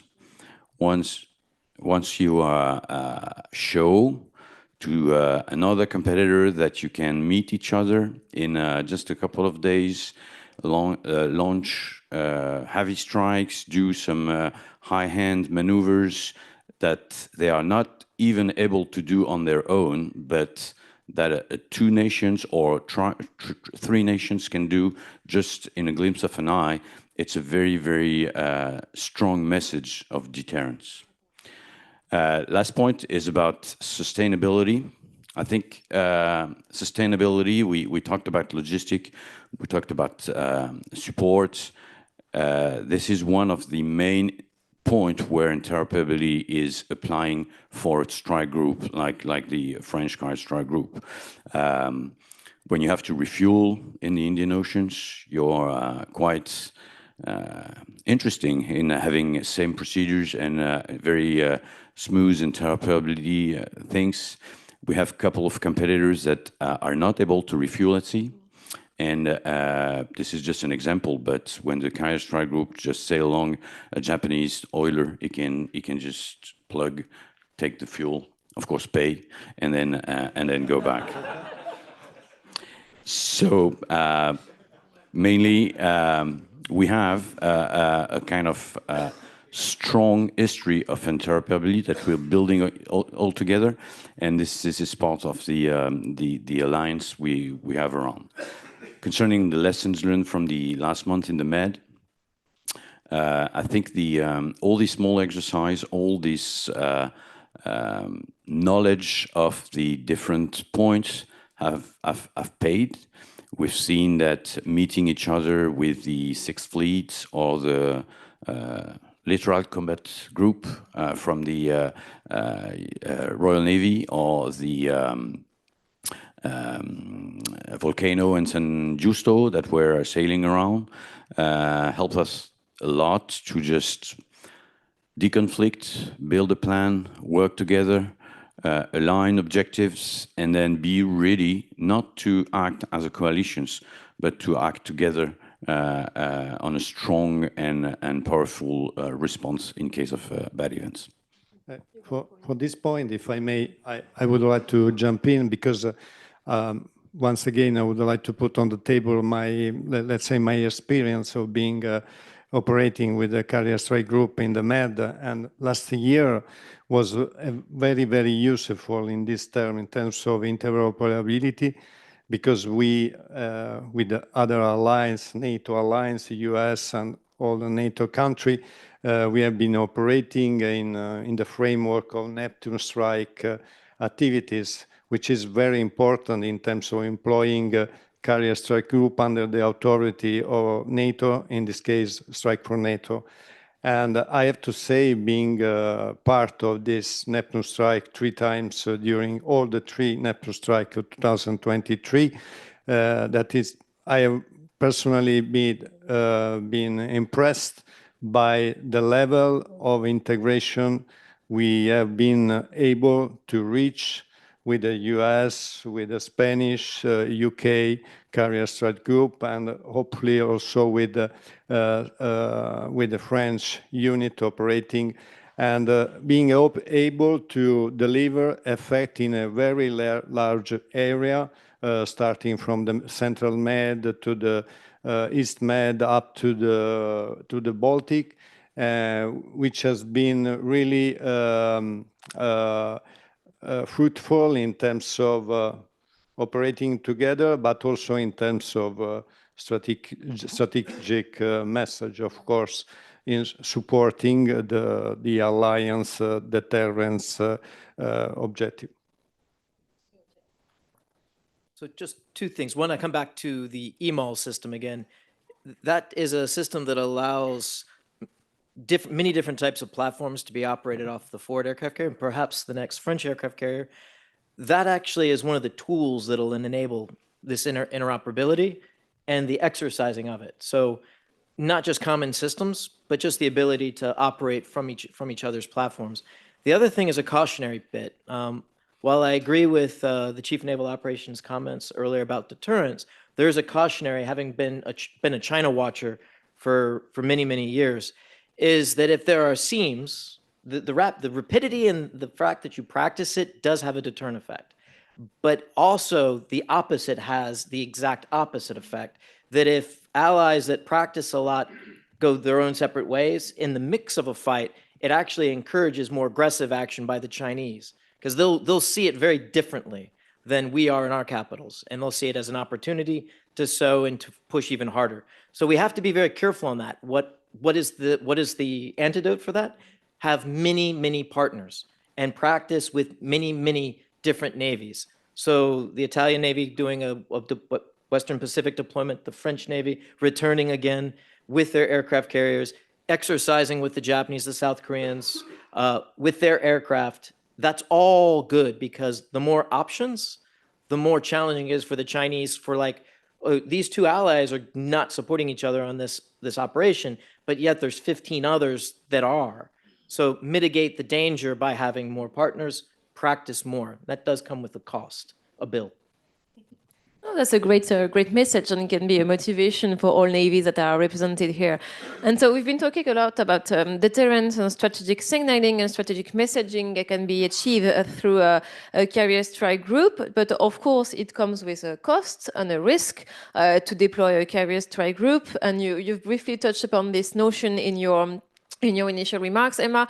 And so I would like to hear more about how can we find balance between taking risks by putting a carrier strike group at sea, but also protecting an asset that can be quite costly, especially in this context of higher transparency at sea?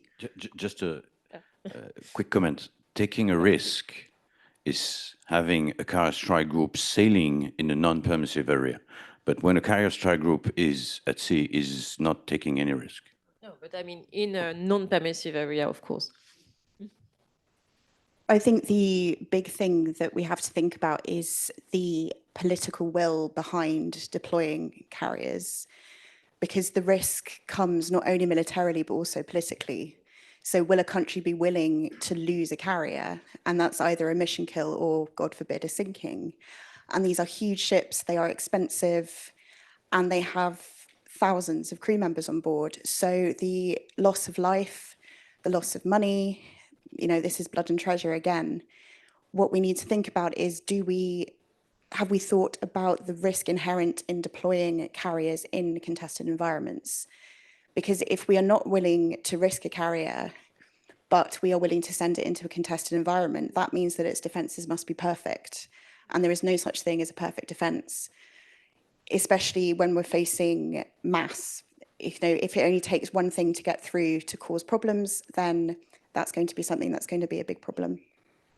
And how do you think we can share the risk or the political assessment if we act in a coalition? That might actually make things more difficult, because if you have a carrier strike group with a multilateral component to it, and the thing that you're worried about losing is the carrier, whose carrier is that in the carrier strike group?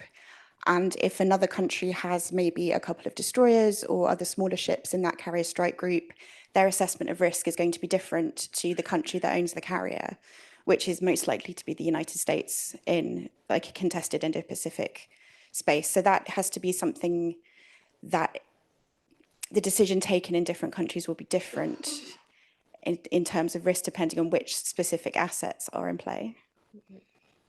So Brent, you've talked a bit about you want to remark? No, it's okay. Okay. No. You talked a bit about the how to make the U.S. Navy fit for battle in the next decade. On the CNO this morning talked about a lot of human resources, drones, but in this context of a higher risk that can be taken by the politicians to deploy an aircraft carrier in a contested environment. So how would you? I mean, what could be your recommendations for the U.S. Navy to be fit for battle? That was. Oh, okay. I think I'm heard now. Sorry, a little jumpy from the jet lag. That was the center point of yesterday, and the index of military strengths launch was just to kind of do the grade. There's lots of things out there for the U.S. Navy challenges, and I think all of the allied countries, and that includes our partners also with, in Asia that are not, say, formal allies, we've all neglected our military for far too long. I mean, I don't think there's anyone since Putin made his second invasion of Ukraine, and now with what's going on in Gaza and the Red Sea, that we are where we need to be. I don't think there's anyone that can make a very logical argument countering that. So there's a lot of work to do. The industrial base needs to be built up, munitions need to be expansion, but on the aircraft carrier in particular and the risk, the other party has a choice in this, and it's not what we do can impact their thinking. And again, it's China is the most dangerous player that we have to worry about. Russia's a close second. I'm very cognizant of where I'm sitting, but China is perhaps the one with the ambition, the wherewithal, and the plan. They've made no secret of what their plan is, and they're acting on it. If that's not kind of contested early, then that gives a green light for conflict. And so my concern is serious, smart engineering behind good shipbuilding and aircraft being put out to sea on those ships sooner than later. Some may be familiar with the 2027 window of opportunity, dangerous decade. These are all terms that are thrown around. There is a math, there is a science, but it's not perfect. But it's very clear that China's making designs based on their relative power. And so that, in the end of the day, I think is what's most important, is whatever we do with the aircraft carrier, it's done in a way that says, not this decade, China. And Emma, you've been working a lot about military industry. So for the UK Navy, what could be your recommendations for the UK Navy to be fit for battle for the next couple of decades? I think it would be the same thing I would say to any Navy asking that question, which is more ships. More ships, more submarines, more uncrewed vessels, just more of everything. And I know that is a very bad thing to say to anyone who has to deal with budgets, and this is not a good time to be asking for more money. But I think it is something that really needs investment. And as Brent said, we've all neglected our navies for far too long. And I think the only way we can deal with that is strong, coherent investment in our navies in every country, and to build up our defence industrial bases to be able to have that capacity. Because it's all very well saying we would like to buy more frigates, for example, but if you don't have the shipyards to be able to do that, then that is a moot point. So we need to have a very whole of government approach in every country to these issues. Think about the industrial issues.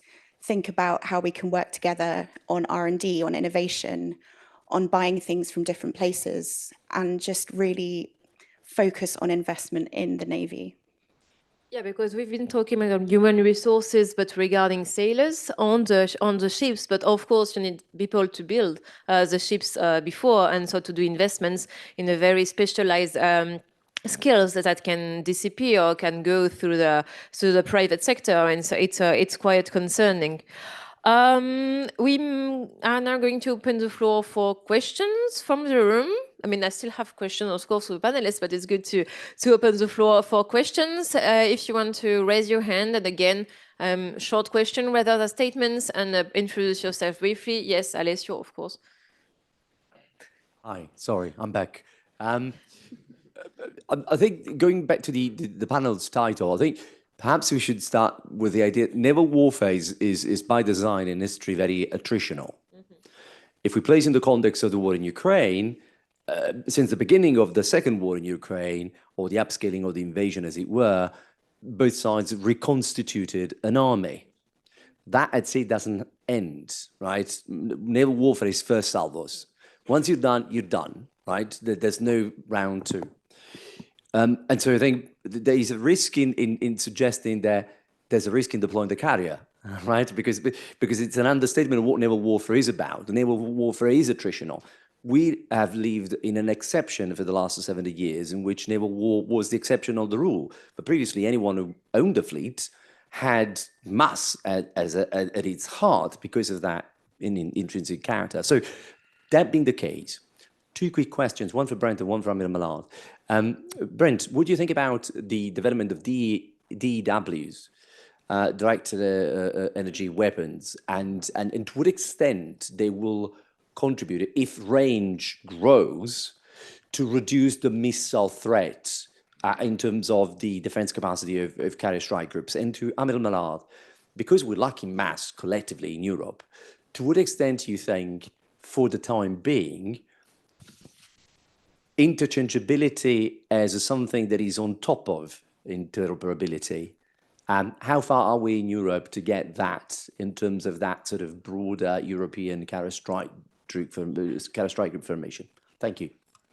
Thank you. There is a question just behind. Yeah. Thank you. I'm Admiral Chauhan. I have two questions. One of them is really for Brent and for Admiral Millard. All the arguments we're hearing so far from the panel presupposes that you need to go into the enemy's killing ground. Nothing in my study indicates that that's necessary. So the trick, of course, is to bring him to your killing ground, obviously. In the Indian Ocean area, which is the gateway to the Pacific per se, I can't give you details because this part is classified for us, but I want to tell you that there are several mechanisms in place which will try and make the Chinese come farther and farther away from their shore-based air cover, making their fleets more and more vulnerable. And so wouldn't you like to engage in discussions, because we see all the discussions which take place with the Indian Navy, with think tanks in India, and they're all on this, this sexy end of everything, you know, more aircraft, more something, some other cats. I think that while exercises are really important, there is much to be said in trying to figure out what local navies are doing. And in all of the communications that have been heard thus far, we've spoken about South Korea and Japan, and yet we have a lot of engagement with you in with France, with the USA, but none of it has anything to do with these areas. So perhaps I wanted to know whether you think that there are some scenarios that you can actually imagine that will force the Chinese to come here and not you go to the Chinese area where you know all the advantages lie with them. And my second question is really with regard to Emma's comment. It's really to say that how do you look at post 1945 actions of the Indian Aircraft Carrier Group in its conflict with Pakistan? There we had a clear carrier battle group, but engaging in strike operations on the eastern, what was then East Pakistan, with considerable success. The trick being, of course, that you managed to get a favorable air situation running. And no, I don't think it's anybody's case that we would go into carrier combat with an unfavorable air situation prevailing. So therefore, my question to you is that, isn't that then a modifying factor to the concerns that you have about the survivability of an aircraft carrier or group, particularly because every single combatant faces an existential threat all the time. And to dwell on that existential threat is as meaningless as saying, you are an infantry soldier, you have a rifle, can you kill me? Yep. I have a rifle, can I kill you? Yep. So similarly, can an F-35 take out an S-400 air battery? Yep. Can an S-400 take out an aircraft? Can an S-400 destroy an F-35? Yep. So what? So the argument doesn't have any consistency simply because all platforms are in existential threat all the time. There's no combat that can be engaged otherwise. Thank you. Okay, I think there was one last question, Lee, in the back.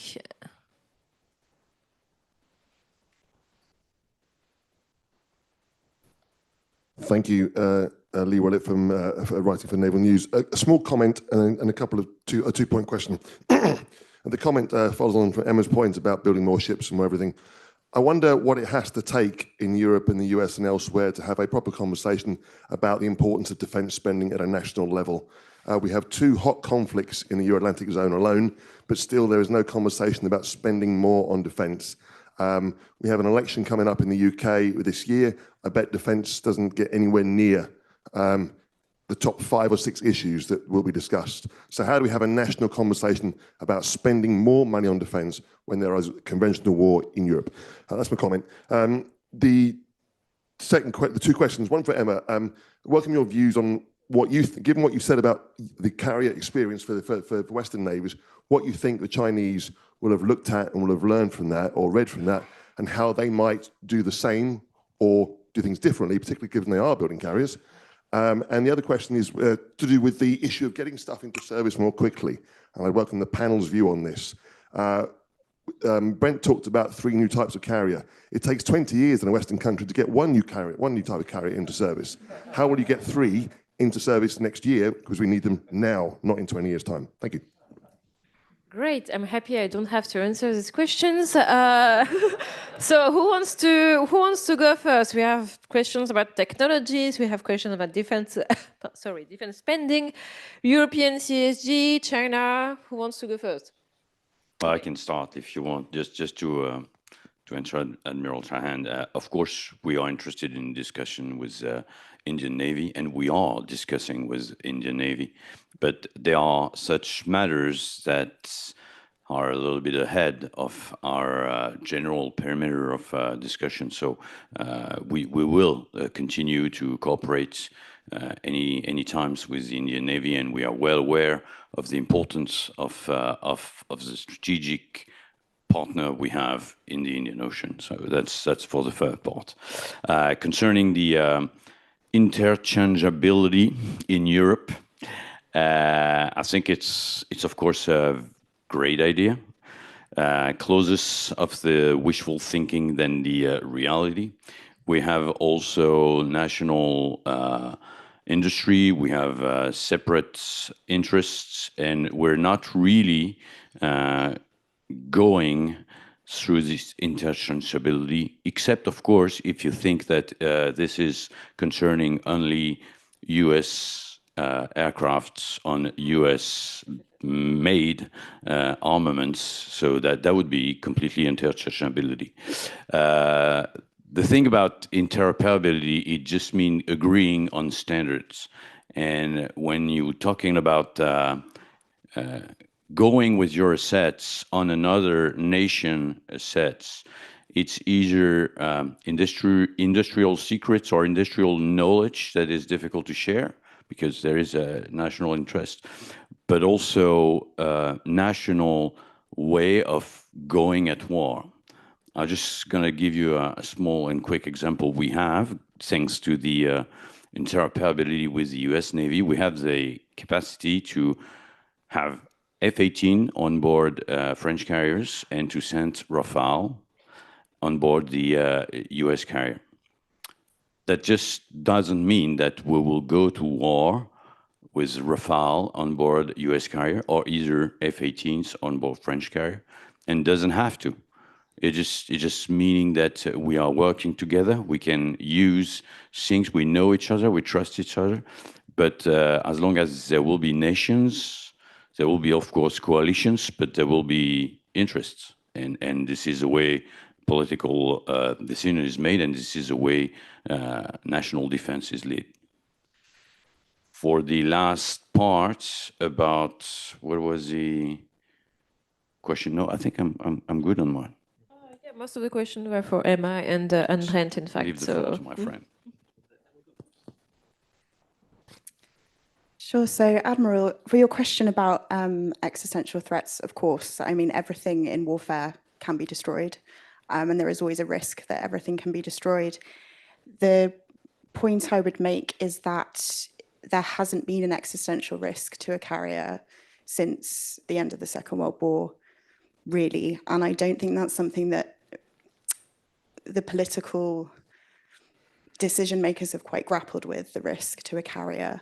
Because also, given the importance of carriers to our networks, our command and control, firepower, and so on, the loss of a carrier is a very different beast to the loss of a frigate or a submarine or so on. So I think it's a slightly different thing to think about when we're thinking about carriers rather than any other surface ship.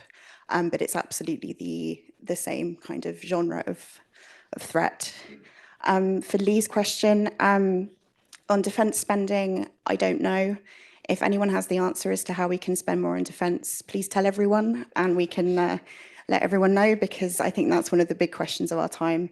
You're quite right that in our election, and I think probably in the US election and any other elections going on in our countries, defense spending is not going to be a big issue. I mean, electorates don't tend to vote on the basis of defense spending or foreign policy generally.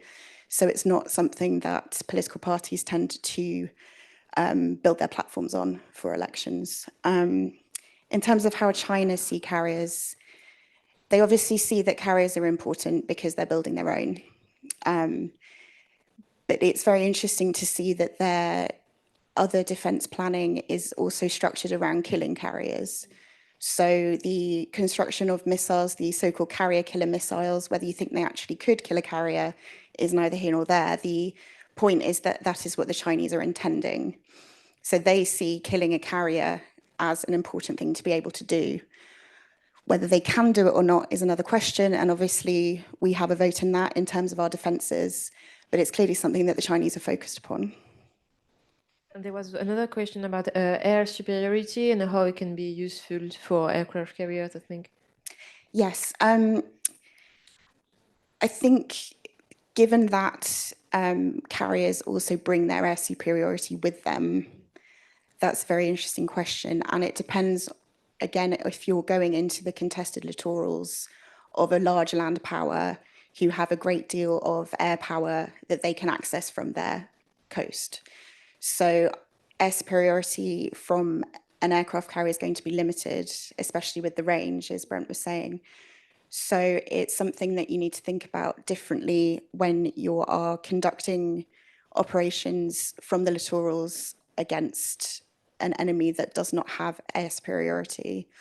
And so that's something that's really important to think about when thinking about China, because China will have a huge littoral with lots of air power stationed on land. So that's going to be a really big problem. And I think that is also why we should be strongly thinking about the use of aircraft carriers for a potential fight with China, because I don't think they'll be as useful as they could be elsewhere. Thank you. Brent, you had a question about direct energy weapons, and there is also a question from the chat. How do you plan to solve the issue of SSBM missile, anti-ship ballistic missiles? Okay, that's like 4, because I was going to take the gentleman from Naval News, too. So the question on budgets, and I'll double down on Emma's point on this, that is, it's a question of priorities. The money is there in every country. It's just, where do you prioritize the threat? Is it something you can deal with later? In the United States, it's becoming more and more a political issue. It's trending up on polling that national defense is starting to get conflated with things like our border security, physical security on our streets. And China is always weighing in the background of that. So I suspect national security for the first time in a very long time in the United States, perhaps other countries are feeling it the same way, may actually become a very top tier, top three topic for this upcoming presidential election in the United States. But that's the point on the budget. So on the point about the ships, yeah, they take way too long to build. I've written extensively on this, lots of very bad decisions, bad things that we did in disinvesting or shunting aside capacity that we had, technical, human capital too, in the post-Cold War era for this so-called peace dividend. When it comes to what I was talking about, 3 different designs, well, one's already being built, it's the Ford. The other already exists, it's the LHA, which you could modify using the EMALs. It's one option. This is just, I'm giving you what's already exists to avoid the 20-year dilemma.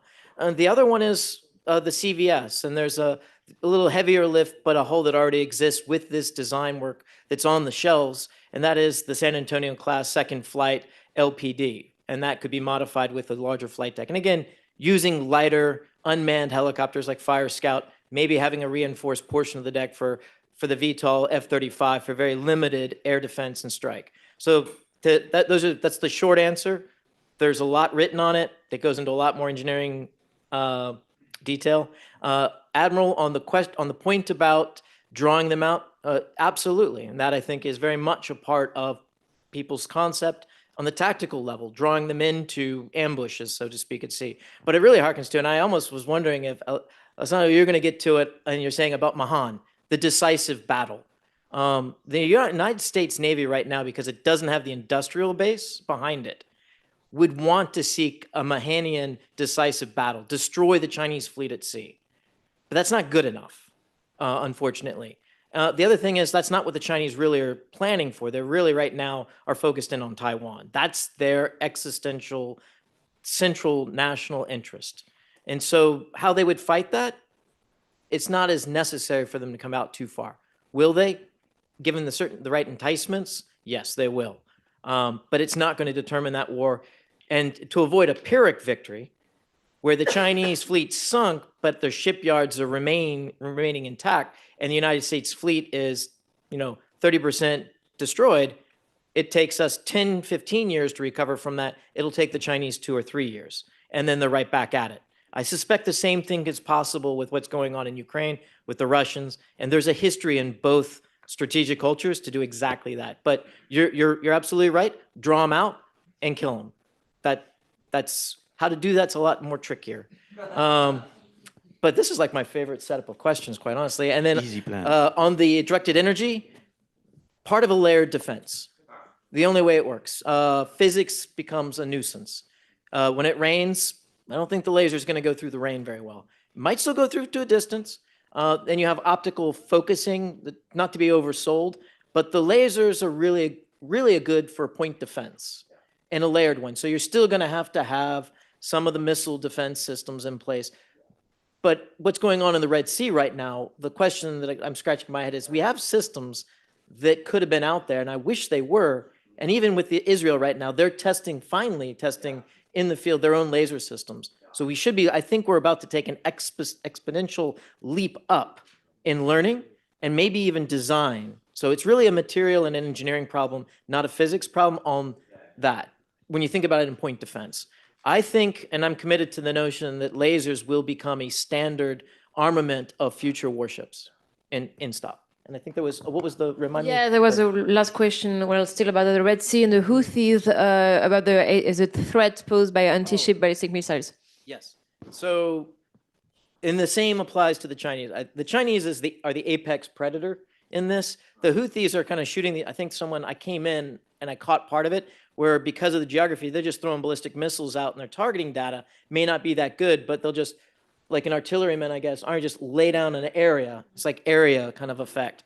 So I would focus in on the Chinese and say, what would it take to defeat the apex? And then you'll easily be able to deal with the Houthis. But the Houthis, if that doesn't answer the question online, one is the sensor network.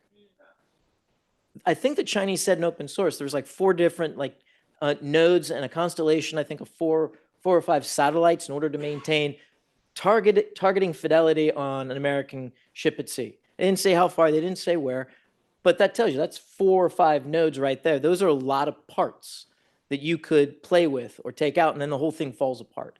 So they have a very intricate and system that, because it's so complex, it also is prone to failure. So I just plant that there. Carriers move, by the way, that's another advantage.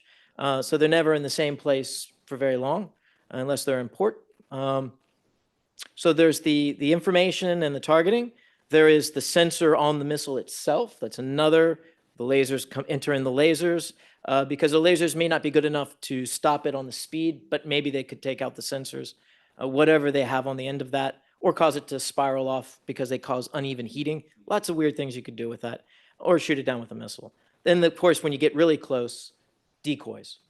Try and make it think a carrier somewhere else. Maybe that giant container ship that's just down the road. But all right.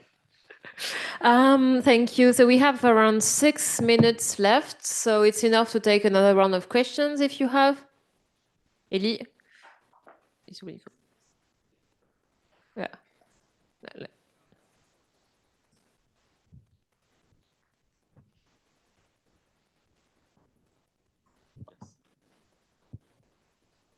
Hear me? Yes. Yeah, I cannot resist having a former submarine officer asking some submarine warfare questions, but that goes for everyone, obviously, because I mean we just talked the vulnerability, and everybody keeps looking up when we talk about the vulnerability of aircraft carriers and carrier strike groups. But it looks to me that a lot of things are going undersea, and in terms of shipbuilding, the development of attack submarines just in the Indo-Pacific area has been tremendous, and I think that half of the submarines in the future will be in the Indo-Pacific areas.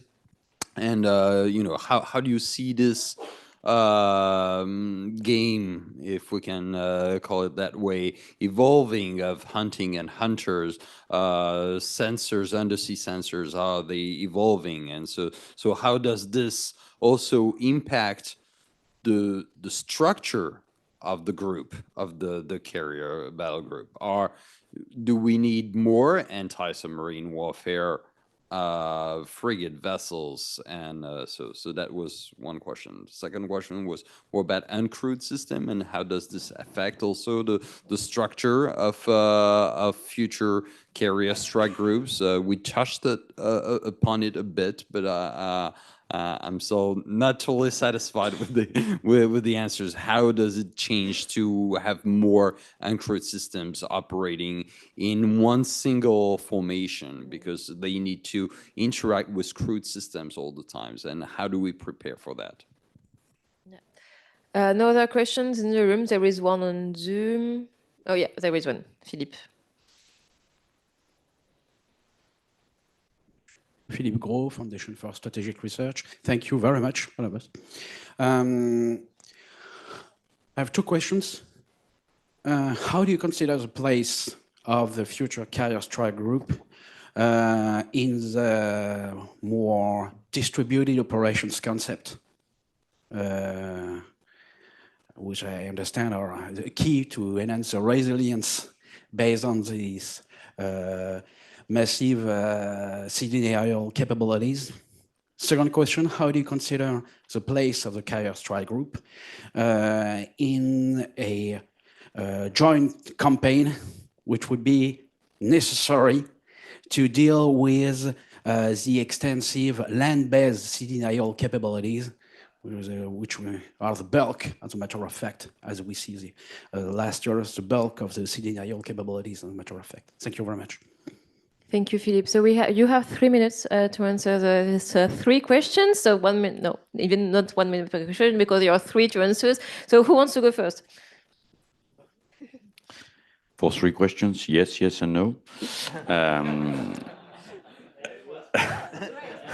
Considering the vulnerability for the anti-submarines, it's generally speaking, of course, a wide range of vulnerability. And once again, we don't have to think about carriers being exposed every time. And mostly when you are at sea, you don't exactly know what you're exposed to because you don't have the whole situational awareness. So I would say, of course, we're working on it, but we have fairly decent and powerful weapon system on that. For the joint campaign, we have a long experience of jointness in all our navies. We've been working on that. We talked about the CDRL land-based system. Those systems are either static or mobile, and it is a major challenge, of course, but since Ben said also that range is one of the most important part of the capacity of the CSG, the idea is not to get inside this range. So I'm somewhat relishing being the nuke submariner talking and also maybe surprising to some of my old shipmates, defending the carrier, but not defending it as we know it today. So it is a cat and mouse game between adversaries that, like the design I was talking about, the interaction between the aircraft with the carrier, with the threat or the mission, all back and forth. So I'll tie both questions together. Because of the range being so important, at least as I see it, and again, most of what I'm looking through is the operational challenges in the Indo-Pacific, specifically the Philippine Sea to the China coast. That's my mindset in looking at this. It's not the only. So you're going to need a very wide sensor network. A lot of that will be unmanned. A lot of it will be small. Autonomy will be very high. I'm not sure man on the loop will be involved. There'll be a lot of fully autonomous swarm kind of things going on, feeding to disaggregated command ships. Might be a frigate for some group. It may be the carrier itself for another, which is doing a heavier air, less on the undersea. But they're all kind of connected through this network node, like the soccer team or football team kind of construct. I gotta get my language straight on that one. So that, I think, is inevitable. We're already seeing it. The U.S. Navy, I think, is leading with Task Force 59 and soon Task Force 49 to figure out how to do that at scale. There was another part of your question, the first part, other than you're also asking about submarines and the threat. So have we neglected the subsurface threat as a whole? Probably so. But there's been a few events in the last 15 years, mostly because of the Russians, that I think have woken most of us up on that, and that's probably about as much as I'd say. But that doesn't mean that the carrier doesn't have to have that capability. It absolutely needs that more than ever. So subsurface sensors, unmanned, again, that is part of their role, is to sense where the threat's coming from, as well as unmanned aerial and fixed wing manned aircraft as well, all working together to try to localize that. Hopefully, freeing the large attack submarines to be more what they do best on offense. So, Emma, any last words before we conclude? Just one point on Eli's question about uncrewed systems. I think it would be really interesting to see not only how those systems are integrated with current aircraft carriers, with crewed aircraft, but also maybe if we see the development of a specifically uncrewed platform carrier. And that could be a really interesting thing to think about, because that could really expand our options in terms of all of the benefits that Brent was talking about. Well, thank you so much to all our panelists for this last roundtable dedicated to the use of CSG in naval warfare. I think we all understood that it has, of course, a big future in front of us, but we have to make investments in technologies and in the naval shipyards. Again, big round of applause for our panelists, please.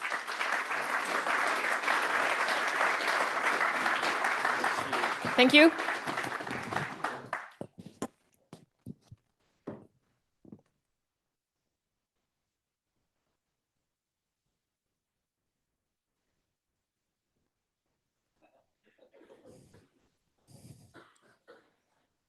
I will switch to French to finish this day. So, nous sommes très heureux de conclure cette journée, cette deuxième conférence navale de Paris en accueillant Jean-Yves Le Drian, qui nous fait l'amitié de venir à l'Ifri aujourd'hui pour, je crois pouvoir le dire, Monsieur le Ministre, votre première intervention sur un sujet militaire depuis pas mal de temps. Donc on est vraiment très heureux de vous avoir parmi nous parce que nous connaissons votre intérêt pour les questions navales, qui n'est pas uniquement dû à vos antécédents bretons, mais aussi à toute votre expérience au ministère de la Défense. Donc je vous laisse très volontiers la parole pour le propos conclusif.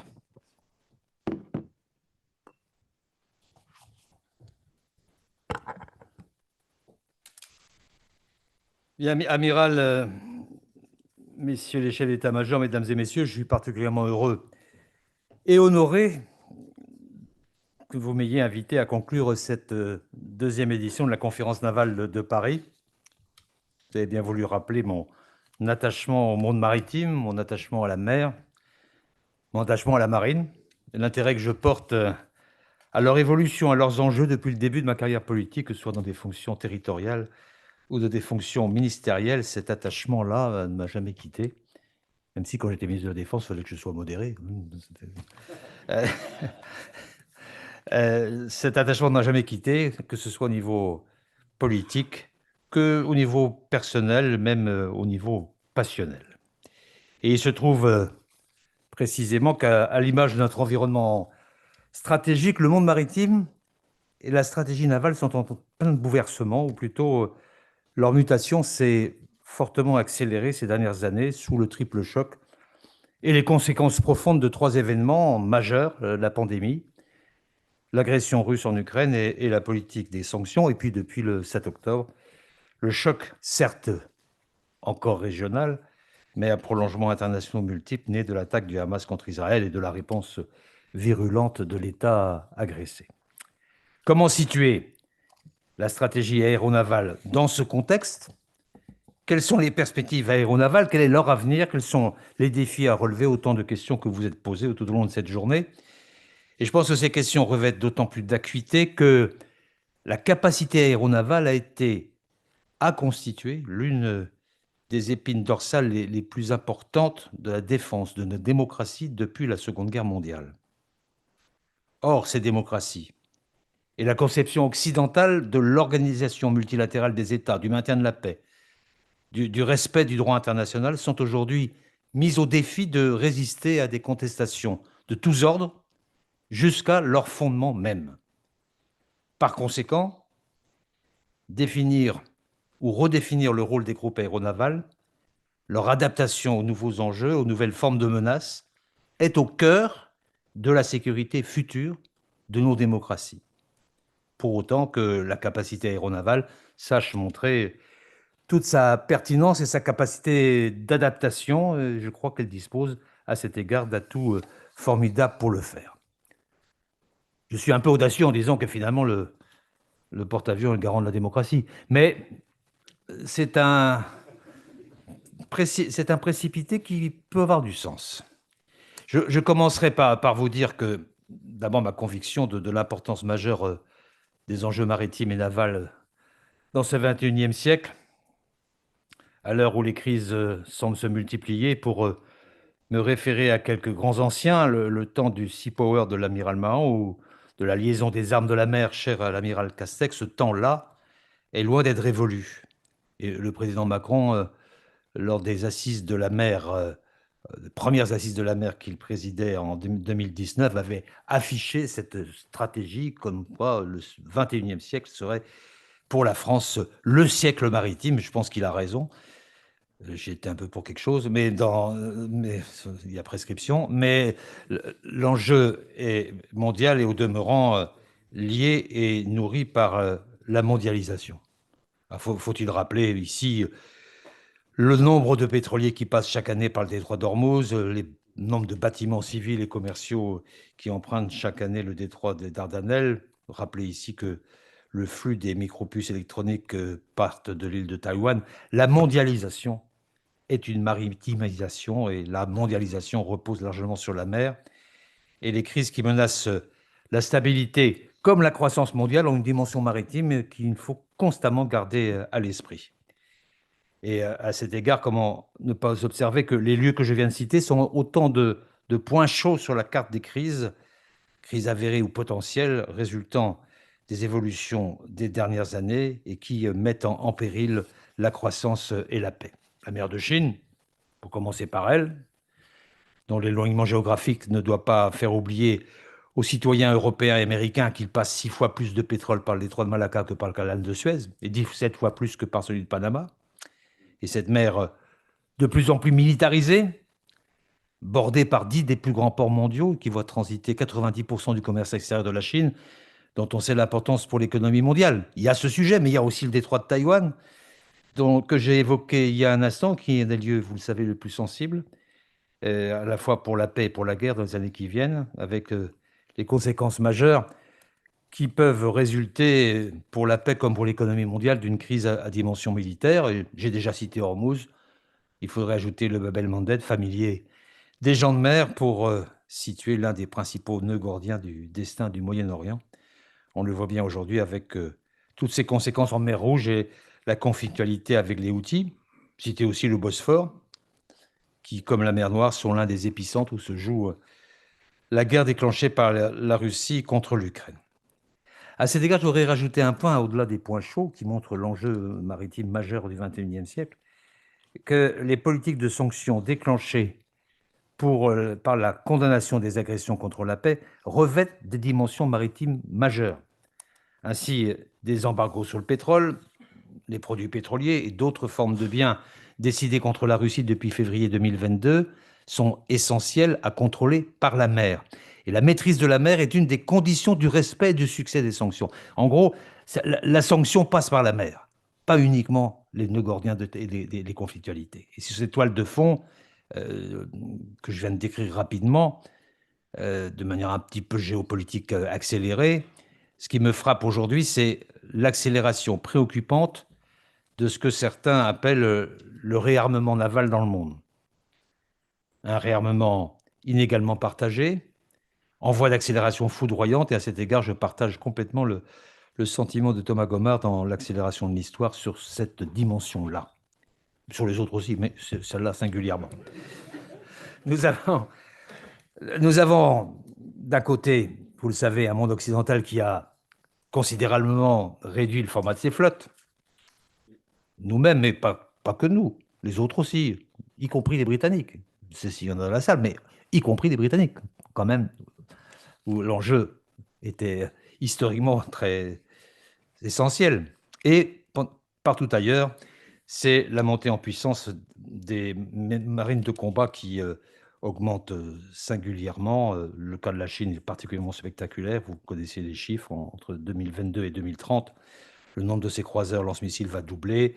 Le nombre de ces SNA aussi. Les SNLE vont passer à 8 en 2030. Je ne parle pas des porte-avions qui vont passer à 3 si mes informations sont justes. Et dans le même temps, l'Inde qui augmente sa flotte significativement, l'Indonésie. Bref, nous sommes dans une forme d'accélération spectaculaire, comme je crois l'histoire n'a jamais connu à ce niveau dans le domaine maritime. Et nous verrons ce qu'il en sera réellement, mais le président Poutine, après les humiliations subies en mer Noire, annonce des chiffres considérables pour la construction de nouveaux bâtiments de combat pour sa flotte. Et je pense qu'en effet, les arsenaux russes ont été littéralement mis sur le pied de guerre pour atteindre ces objectifs. Toutes ces évolutions et le choc du retour de la guerre en Centre-Europe, avec ses prolongements sur toutes les mers qui bordent le continent, posent la question de l'adéquation réelle des moyens navals des démocraties, de l'Alliance et certainement de l'Europe aux nouveaux défis qui se dessinent pour le contrôle des mers et le maintien de la liberté de navigation. Et simultanément, de nouvelles formes de guerre, de nouveaux instruments et de nouvelles stratégies d'interdiction des espaces maritimes se développent sous nos yeux. L'intelligente stratégie navale d'interdiction et de contre-force des Ukrainiens, par exemple, pose un défi aujourd'hui non résolu à la marine russe en mer Noire qu'elle prétendait pourtant contrôler. Et l'on sait que ce contrôle est une revendication essentielle, historique de la Russie, presque existentielle au projet de Grande Russie. Or, les capacités de frappe depuis les airs et la terre par missiles de croisière et par drone, comme les opérations spéciales ultra ciblées des forces ukrainiennes ont obligé les Russes à une attitude prudente, voire même de retrait, sans compter les lourdes pertes accumulées par sa flotte. Ainsi, une action et des menaces asymétriques exercent aujourd'hui une influence déterminante sur le contrôle de l'espace maritime, mettant à jour des vulnérabilités insoupçonnées à ce degré. Et cette action et ces menaces asymétriques rebattent les cartes de l'espace maritime conflictuel. En plus, cet espace maritime conflictuel, en plus de cette nouvelle donne, a tendance à s'étendre, car on voit bien la tentation de certains belligérants ou de partis intéressés par la guerre en Ukraine à agir au loin, loin de la Méditerranée, ou si l'occasion même se présente, à tester des postures alliées en Atlantique. Le défi pour les marines sera donc, à mon avis, d'être capable de faire face simultanément à la double menace de l'affirmation de puissances hostiles sur le terrain de la haute intensité et de stratégies asymétriques utilisant tous les instruments possibles de la technologie, de la plus banale à la plus sophistiquée. Et de fait, les stratèges militaires, plutôt vous que moi, en l'occurrence, doivent commencer à s'intéresser à l'ensemble de cette nouvelle donne et surtout à ce fait sans précédent pour la sécurité internationale, qu'il y ait une jonction de fait, une jonction concrète, dans un arc de puissance, une jonction idéologiquement cohérente entre des puissances hostiles à l'Occident, allant de la Russie à la Chine, en passant par l'Iran et la Corée du Nord. C'est depuis peu d'années que l'on peut dire cela aussi fortement, et le constater ensemble. Alors dans ce contexte, on voit bien qu'une place majeure peut revenir aux capacités aéronavales, c'est ma conviction, pour autant que ces capacités aéronavales puissent être repensées et puissent s'adapter. Et pour ce faire, les groupes aéronavals bénéficient d'un exceptionnel capital humain et technologique. Je voulais saluer ici les hommes et les femmes qui, dans l'ensemble des groupes aéronavals que vous représentez, que vous commandez, forment une communauté et une ressource hors du commun. Et je reviendrai tout à l'heure sur ce point. Mais il faut que les groupes aéronavals puissent s'adapter. Et si on observe les dernières années, la capacité d'adaptation des groupes aéronavals n'est pas nouvelle. Après la Seconde Guerre mondiale, puis la fin de la guerre froide, les groupes aéronavals ont connu une forme d'âge d'or de leur valorisation politique. En appui d'opérations de maintien de la paix, en appui de soutien au droit international, où leur capacité de puissance, la capacité de la projection de puissance et la modulation de cette puissance à partir d'espaces libres à la circulation, à la navigation, est apparue particulièrement adaptée et opportune. C'est le temps de From the Sea, de la marine américaine dominante. Celui-ci sera d'ailleurs suivi notamment du Sea Power 21, plus axé déjà sur la maîtrise du milieu, mais bien sûr en conservant les objectifs de la projection de capacités aéroterrestres au cœur de la stratégie américaine. Action à fort effet politique, appui aux opérations aéroterrestres de projection de puissance et désormais de plus en plus contrôle de l'espace maritime contesté, resteront à mon sens les piliers de l'action aéronavale des années à venir. Mais s'y intègre de façon croissante ce que j'appelle les missions de contre-interdiction de zone, et donc l'accent peut être mis tour à tour sur l'un ou l'autre volet. L'accès aux mers est en effet aujourd'hui l'une des revendications qui domine l'agenda international, et avec lui, le risque de conflit de souveraineté revient au premier plan. J'ai parlé de la mer de Chine, on le voit aussi en Méditerranée, comme le montre non seulement la Russie, mais aussi l'ambition réitérée de la Turquie jusqu'au large de la Libye. On le voit encore en Amérique latine avec les prétentions du Venezuela sur le Guyana. On devrait aussi évoquer l'espace Indo-Pacifique où se déploie, comme le décrit un ouvrage récent vite devenu fameux dans les coursives, le nouvel âge de la puissance navale. Et donc l'atout numéro 1 du groupe aéronaval, qui doit montrer toute sa pertinence dans ses développements, est bien sa polyvalence. Et il convient de conserver précisément et d'amplifier clairement ces qualités à la faveur des développements technologiques qui vont s'accélérer suite aux conflits en cours. Cette polyvalence nous permet aux quelques nations qui en ont la capacité de combiner au plan militaire le contrôle de l'espace maritime, les frappes à terre et dans la profondeur avec plusieurs dizaines d'avions de combat, les opérations spéciales, le combat dans les airs, voire même la menace de la dissuasion nucléaire pour les pays qui en disposent. Et je comprends qu'une dimension de participation à la maîtrise et à l'utilisation de l'espace extra-atmosphérique est également envisagée à juste titre. Donc la versatilité, pour reprendre cet anglicisme, des groupes aéronavals est la clé de leur rôle à venir. Et je note au passage que pour un pays comme la France, qui doit veiller sur un vaste domaine maritime, on dit qu'on est les deuxièmes du monde, la France peut-être même le premier. Encore, je crois que les États-Unis ont dit que c'est finalement, tout calcul fait, les États-Unis qui sont la première puissance, mais arriver à quelques niveaux de kilomètres de ce type, c'est tout à fait secondaire. Nous avons pour nous, je pense pour la France, cette nécessité et cet impératif que de protéger cette zone économique exclusive. La souplesse d'emploi de la capacité aéronavale et son efficacité sont aussi fondées sur la nature d'agrégateur des forces. Et on le sait, le groupe se compose non seulement du porte-avions et de ses bâtiments logistiques, mais aussi de frégates et de sous-marins dotés d'armes de défense et de frappe lorsque de longue distance. C'est tout un ensemble qu'il nous faut considérer et qui représente une capacité considérable, y compris de renseignement, de surveillance et d'intervention. Le rôle d'agrégateur. Et c'est aussi par ce rôle d'agrégateur le fait d'associer plusieurs marines qui n'ont pas automatiquement une capacité aéronavale, d'associer plusieurs marines à ces opérations. Et nous savons, la position de la France a toujours été de continuer à plaider en ce sens au niveau européen. J'ai un souvenir très émouvant, je ne sais pas si ça s'est reproduit depuis, puisque il est dit tout à l'heure que c'était ma première intervention militaire depuis longtemps, mais j'ai un souvenir d'avoir était sur le porte-avions Charles de Gaulle avec Ashton Carter, au moment où la France commandait le GAN global de l'ensemble des forces présentes, y compris la Task Force 50 américaine. Souvenir d'émotion, mais en même temps qui montre que la capacité d'agrégation est tout à fait essentielle et la capacité de solidariser les engagements avec d'autres marines en Méditerranée ou dans le Golfe, ou au large des côtes africaines, montre qu'il y a là une capacité tout à fait essentielle qu'il nous faut poursuivre.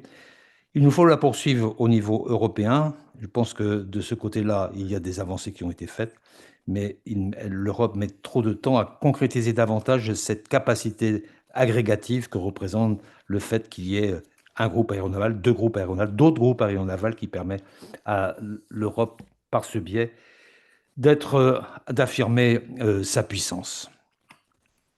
Entre ces modalités de coopération par agrégation de forces et la volonté de la faire aboutir, on crée des partenariats de confiance et on permet d'articuler des capacités d'action, de protection, de réaction autour du meilleur de nos marines avec d'autres partenaires qui peuvent s'y joindre.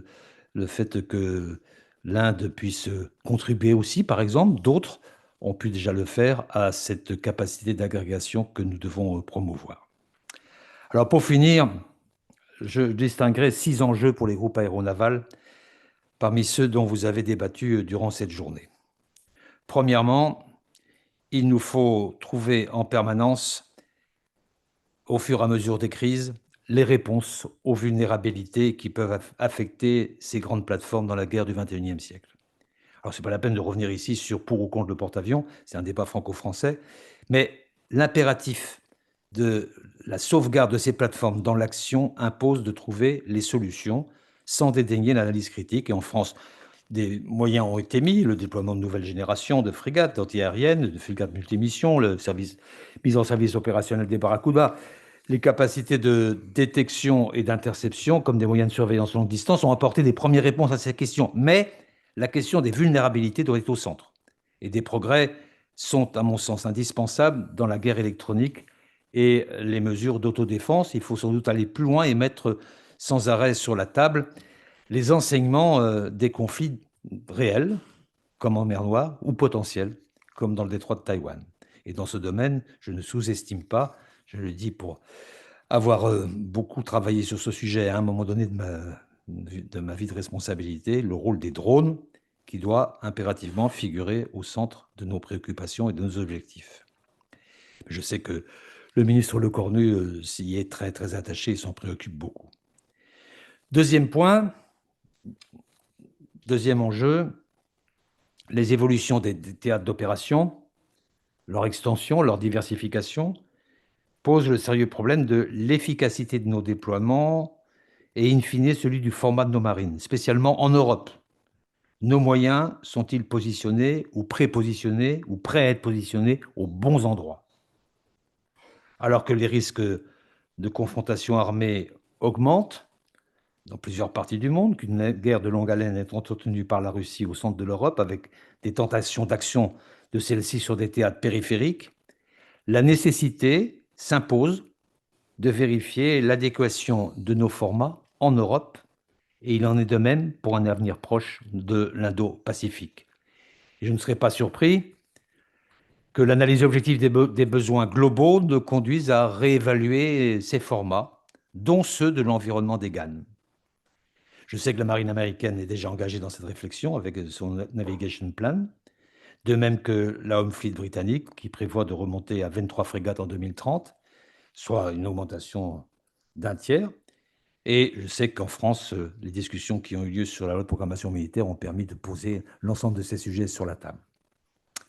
Troisièmement, dès lors que la nature de l'opposition potentielle évolue, comme actuellement, vers une croissance des flottes au mieux en compétition, au pire en opposition avec nos alliés, dès lors que le périmètre des menaces s'élargit sur plusieurs mers et sur les océans, dès lors, enfin, que les capacités de tous ordres d'interdiction de zones se développent et se diversifient, une mise à jour des cadres et des doctrines d'emploi est nécessaire. Je sais que la réflexion est en cours dans la plupart de vos marines, elle s'impose. Rien ne serait pire que de se laisser aller à l'illusion de la stabilité dans nos concepts et dans nos capacités d'action. Quatrièmement, l'une des clés, à n'en pas douter, sera aussi la mise à niveau des artères informationnelles qui doivent irriguer ces capacités, leur puissance et leur interopérabilité, à la mesure des flux de données devenus vitaux comme des défis de la coordination internationale. Ces capacités-là définiront l'efficacité ou l'inefficacité des GAN en coalition, comme de l'action intermilieu, interarmée et interalliée. Et on sait que l'interopérabilité des forces est toujours à conquérir, et ce défi prendra de plus en plus d'ampleur. Et les capacités non interopérables avec nos alliés seront condamnées.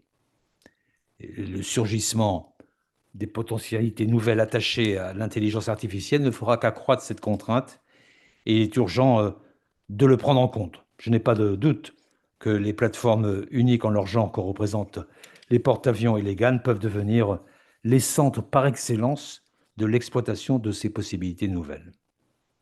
Cinquième clé, les coûts. Il est certain que les capacités aéronavales ainsi conçues revêtent des coûts considérables et il serait illusoire et fallacieux de les diminuer artificiellement. Mais il s'agit du coût de notre liberté. Il serait bien naïf aujourd'hui de croire que celle-ci n'est pas exposée à des menaces dans le contexte que j'ai rappelé en commençant. Encore faut-il que nos choix laissent toute leur place à l'innovation, dont les guerres réelles montrent que l'innovation n'est pas toujours la source des plus grands coûts. Encore faut-il prendre en compte l'effet d'entraînement positif que, sur toute la défense, que les capacités d'innovation peuvent permettre à la fois sur les équipements, sur l'industrie et sur les capacités aéronavales polyvalentes. Enfin, sixièmement, je l'ai souligné rapidement tout à l'heure, la sixième clé, c'est aussi le fait que les ressources humaines soient au rendez-vous. Je pense, pour tout dire, au recrutement et la fidélisation des hommes et des femmes qui constitueront les équipages, les escadrons, les unités embarquées dans ce volet de l'action des armées. La fidélisation des équipages, ce n'est pas vrai uniquement pour la France, est en particulier aujourd'hui un défi majeur dans la mesure où les métiers tels que l'information, l'intelligence artificielle, la cyber, le nucléaire, les fonds marins, ces métiers-là sont très attractifs. Les départs vers le secteur privé sont nombreux, les entreprises étant attirées par la qualité de l'expérience et les valeurs et la formation de ces personnels. Nous avons là un défi majeur à relever. Il faut prendre en compte cette nouvelle donne, il faut prendre en compte la nature nouvelle des engagements des hommes et des femmes qui veulent s'engager dans cette aventure majeure. Il faut que nous puissions l'anticiper pour faire en sorte que nous soyons au rendez-vous de ces domaines hyper concurrentiels d'aujourd'hui, que nous soyons à l'écoute des demandes pour que nous soyons aussi au rendez-vous des soubresauts de l'environnement international. Voilà, mesdames et messieurs, messieurs les chefs d'état-major, ce que je voulais dire rapidement. C'est peu de dire qu'une conférence comme la vôtre intervient au bon moment, à un tournant. Les démocraties ont encore un peu de temps pour s'adapter à un environnement en pleine mutation. Elles ont encore un peu de temps, mais elles en ont peu. 2030, c'est demain. Et à cette date, bien des menaces détectées ici se seront concrétisées. À vous, à nous, de convaincre nos concitoyens qu'il est possible d'y faire face et que l'excellence de nos capacités aéronavales seront un instrument puissant demain de la sécurité de nos concitoyens, mais aussi de l'équilibre du monde. Je vous remercie.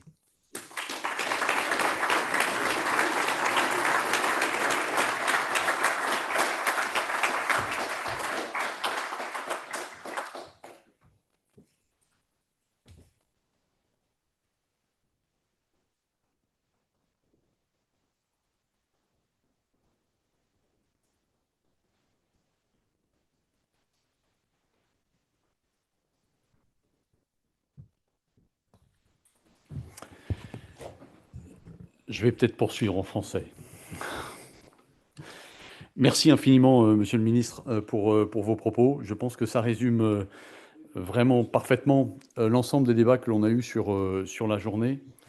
Et pour dresser le fil rouge que nous avons suivi tout au long de la journée, où dans la préparation de cette journée, nous avions dit qu'il fallait que ce soit mieux que l'année dernière, et que ça a été rappelé plusieurs fois dans la journée. Je pense qu'aujourd'hui, nous avons effectivement fait mieux. Et en fait, ça ne doit pas nous inciter à nous reposer, bien au contraire, mais à continuer sur ce trend qui doit permettre l'année prochaine d'aller encore plus loin, encore mieux, je ne sais pas. Tout à l'heure, autour d'un café, on disait que peut-être au musée de la Marine, l'année prochaine, on pourrait proposer quelque chose d'assez intéressant. On va voir. En tout cas, il faut qu'on continue à travailler proprement dans ce domaine-là. Et un des domaines dans lequel vous nous avez demandé de travailler, Monsieur le Ministre, est celui de la doctrine. Et celui de l'échange d'idées, celui de la réflexion portée, et portée non seulement par, évidemment, tous ceux qui sont ici dans la salle, c'est-à-dire ceux qui font de la recherche, ceux qui sont dans les universités, le monde politique, mais également par nos marins, tout simplement, parce qu'ils ont les clés de la réflexion stratégique et ils ont les clés de l'inventivité. Et donc, il avait été convenu de créer un prix qui s'appelle le prix Castex. Et alors, comme vous l'avez dit, Castex, c'est quand même un de nos grands théoristes français naval et qui avait développé effectivement cette affaire de la liaison des armes. Et donc, quelque part, il est assez juste aujourd'hui de regarder ça. Alors, on avait soumis cette compétition avec Thomas Gomart ici. On avait fait un petit pitch vidéo sur cette affaire. Et on a été assez contents, parce qu'on a eu pas mal de retours, en fait, en réalité, de gens qui se sont inscrits, de gens qui ont produit des écrits, et avec des auteurs qui ont un profil très très différent, du marin, évidemment des hommes de la recherche, etc. Et grosso modo, on a été plutôt extrêmement contents du retour. Alors, ça nous a quand même valu beaucoup de lectures, et donc ça, c'est comme d'habitude, je remercie le jury, parce que derrière, il a fallu regarder, lire tout ça, et faire un petit tri pour effectivement remettre ces prix. Alors, tout le monde n'est pas là dans les prix que je vais remettre, malheureusement.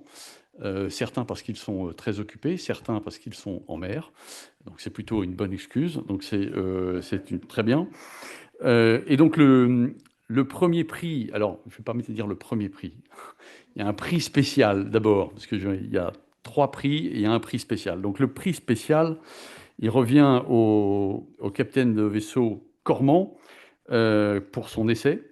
Alors en fait, il n'est pas rentré dans le top 3 parce qu'il ne correspondait pas exactement aux critères derrière, mais c'était une approche très originale à base d'une fiction et qui nous a vraiment beaucoup intéressés, et avec une manière de regarder et d'imaginer le futur qui était vraiment extrêmement intéressante. Et c'est pourquoi on l'a retenu dans la sélection. Et il y avait bien essayer de voir le rôle futur des porte-avions dans cette situation fictive.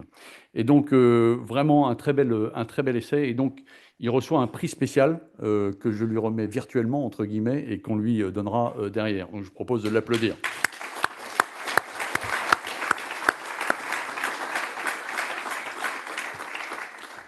Alors, pour que vous le sachiez, quand même, le commandant Cormand, il travaille à l'Élysée, ce qui explique un peu qu'il est de temps en temps un tout petit peu occupé. Voilà. Alors, le troisième prix revient à monsieur Arnaud Valli.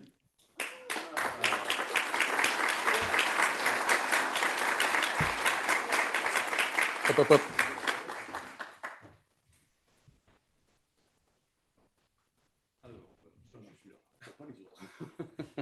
Donc, bravo. J'essaierai de faire mieux. Alors, d'abord, oui, restez là 2 secondes. D'abord, il faudra essayer de faire mieux l'année prochaine, ça c'est clair. Vous êtes un spécialiste des questions de sécurité maritime et internationale derrière, et vous avez servi comme Deputy Political Advisor au NATO Maritime Command en 2020-2023, c'est ça? Quelque chose. Si mes sources sont bonnes, mes fiches de renseignement sont plutôt pas trop mauvaises, donc c'est bien. Et une très bonne réflexion sur la nature des missions à la mer et la capacité des Carrier Strike Group à intégrer les nouvelles technologies, vous l'avez également signalé, et intégrer l'ensemble de ces choses-là dans une politique de défense globale, qui est quelque chose d'extrêmement important. Donc, lisez le papier qui va être mis en ligne, sauf erreur, il est peut-être déjà en ligne, pas encore, il ne sera pas mis en ligne? Il le sera, j'espère bien, de façon à ce que l'on puisse voir tout ce que vous avez pu marquer derrière. Donc, bravo à vous encore, félicitations.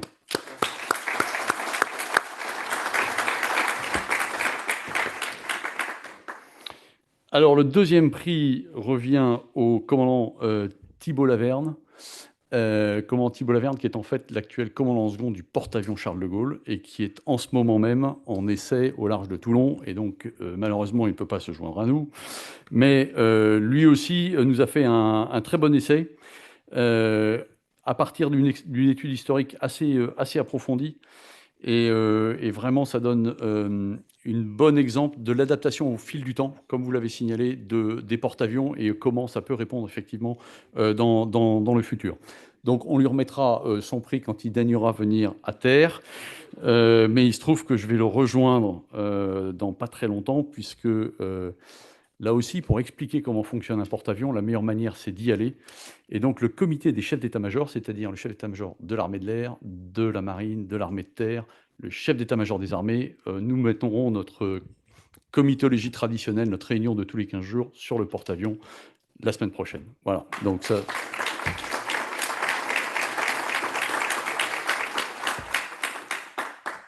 Alors ça nous prend un peu de temps, mais c'est toujours très très bon d'expliquer de visu comment ça marche. Et alors, le premier prix revient à Cyril Lumanoir et Clément Clouet. Ils sont là ou pas? Ils sont là tous les deux. Alors, hop. Donc, le capitaine de corvette Cyril Lumanoir et le lieutenant de vaisseau Clément Clouet, qui sont tous les deux sur la Provence. Alors, il faut savoir que la Provence est un bateau un peu particulier. La Provence, c'est un bateau qui est le cœur de l'innovation de la Marine nationale. En fait, on a décidé de concentrer toute l'innovation sur un bateau. Alors d'abord parce que son commandant est assez open dans le domaine, mais fondamentalement, c'est là où on teste tout. Alors on teste l'intelligence artificielle sur ce bateau, on a mis un data hub embarqué, on teste pas mal de choses, on a testé l'appontage automatique de drones, on a testé des drones sous-marins également, qu'on appelle les gliders, on a testé un certain nombre de choses. Et donc ils ont une puissance d'innovation et de réflexion pour adapter l'outil tel qu'on l'a construit, pour le faire progresser grâce à l'innovation. Et c'est bien ce qu'on attend d'eux. Et donc, véritablement, leur essai reflète cet état d'esprit. Et c'est vraiment pour ça que l'on a apprécié ce travail. Et on a vu ça dans comment ça marche aussi à l'intérieur d'un Carrier Strike Group. Donc, c'est une très bonne chose. Donc, je leur remets leur prix.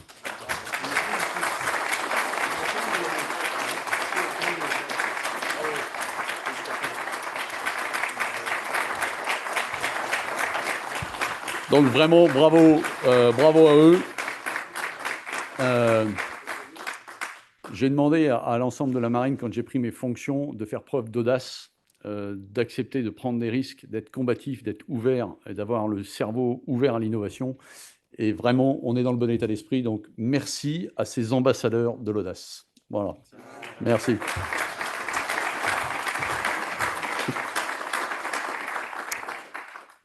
Alors, mon cher Thomas, je ne sais pas comment il faudra faire le fil rouge l'année prochaine, si c'est encore mieux que mieux.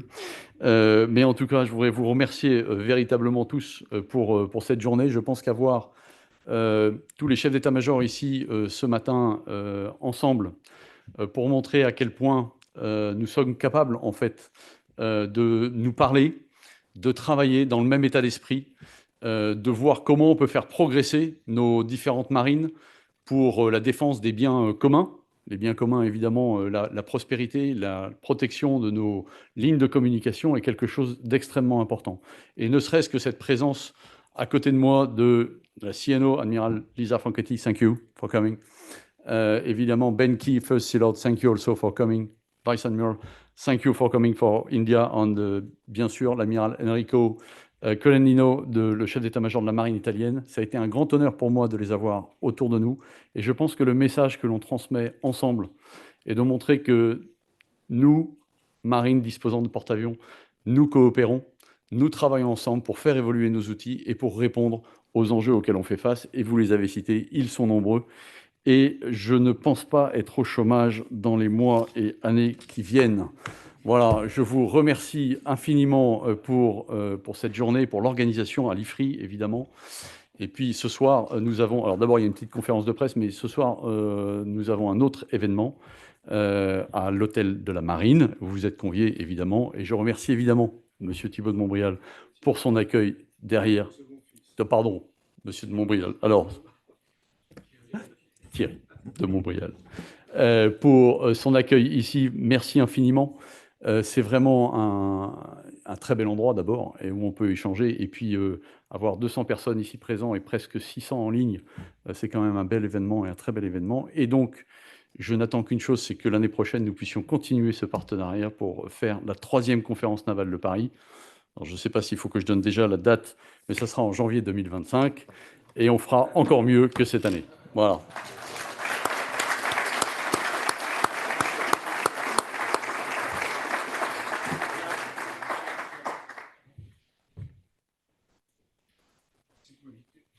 Je vous invite à parce que je ne peux pas conclure tout seul. Bien. Well, I say a few words in French and then in English. I understand that you are tired tonight, and to hear a speech from a non-Navy officer would be slightly boring. This is why I promised the organizers not to speak longer than 30 minutes. Thank you very much for your encouragement. So, well, what could I say? Well, first of all, of course, I would like to extend my heartfelt congratulations to the winners of the first Castex Prize. So the 3 winners plus the jury's special prize. As it was said, I think we will publish in some form the number 1 essay, whatever number 1 means. And I would like to say that Ifri, you may know or not, is going to be to commemorate very simply, actually, its 45th anniversary the next month. Well, there will be no celebration, but the security studies have always played a very important role since the very beginning at Ifri, including, and this is the point I wanted to make, including in the Navy field. Maritime strategy thinking. The name of the prize is Castex Prize, after Admiral Castex, But in fact, we hosted and we worked at the very beginning with young men then who passed away when he was, because he had cancer at a very early age, who Hervé Couteau-Bégary, who rehabilitated Admiral Castex, whose actually work was quite unknown at the time. But of course, you have to, we all of us have to realize that in 1979, nobody really worked hard on maritime issues except through nuclear strategy, of course. Now, the world has totally changed. This is what makes this conference highly relevant. Now, I would like to thank everybody. And when I say everybody, I would mention first Admiral Vaugeot. You are not everybody, but nevertheless, you are the first one to be thanked. And I thank you, Admiral. I thank your staff, the French Navy staff. I thank you because of the trust that has been progressively established between the Navy and Ifri, which is very important. Of course, you were not yet the Chief of Staff at the time we started these activities, but you are continuing to support this activity very much. It is based, of course, on trust. Trust is a fundamental issue in so many things in life. And so I thank you very much. I thank the French Navy staff through you. And I would like to thank, of course, the Ifri Center for Strategic Security. And I would like to mention particularly the name of Elie Tenenbaum, who is the head of that center, and the whole team of that center, which is working, I think, remarkably well, and without which this conference would not have taken place. So thanks to the Ifri experts, but I would like also to thank all the staff, the support staff of Ifri, because this is a quite a complex thing to be organized, and they worked with their heart. Now, it's extremely difficult for me to conclude in substance because so many things have been said and repeated in various ways, but I would like to stress perhaps what I, as a non-expert, consider to be the most important dimensions. The first one is that because of the new strategic environment, the issue of naval strategy, maritime activities in general, has changed, not in nature, because the Navy is always the Navy, but in magnitude.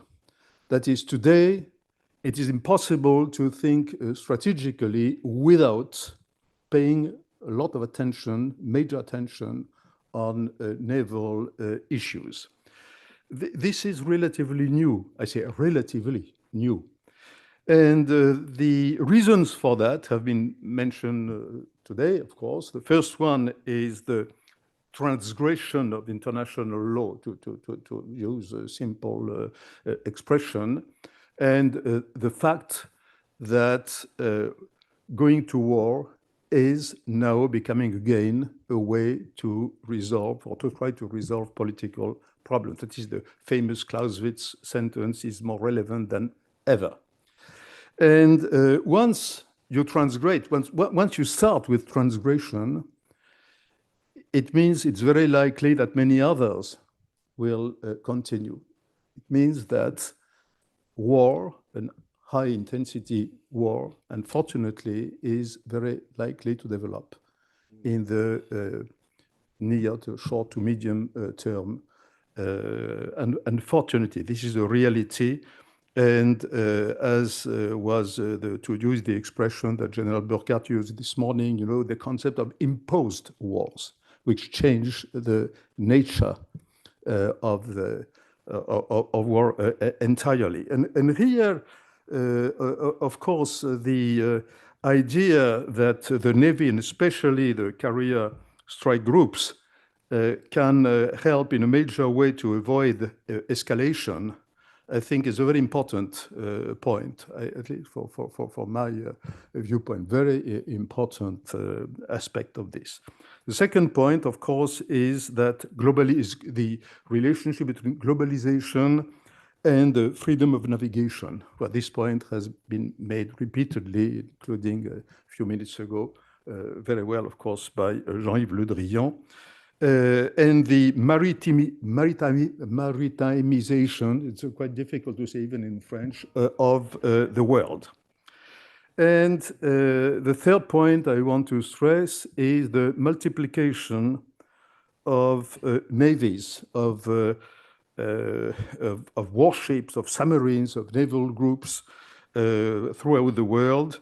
Of course, not so many can afford to have carrier strike groups, CGS, but nevertheless, this makes the landscape, the strategic landscape, much more difficult, much more delicate.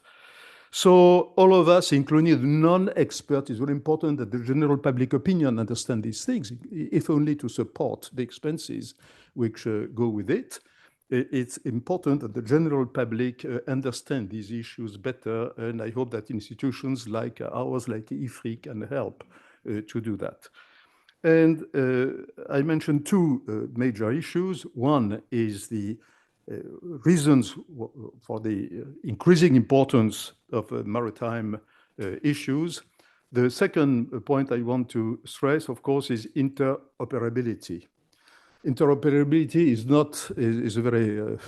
is as old as the war, as strategic studies. But interoperability in the issues that has been discussed all the day, in Navy issues, in these issues of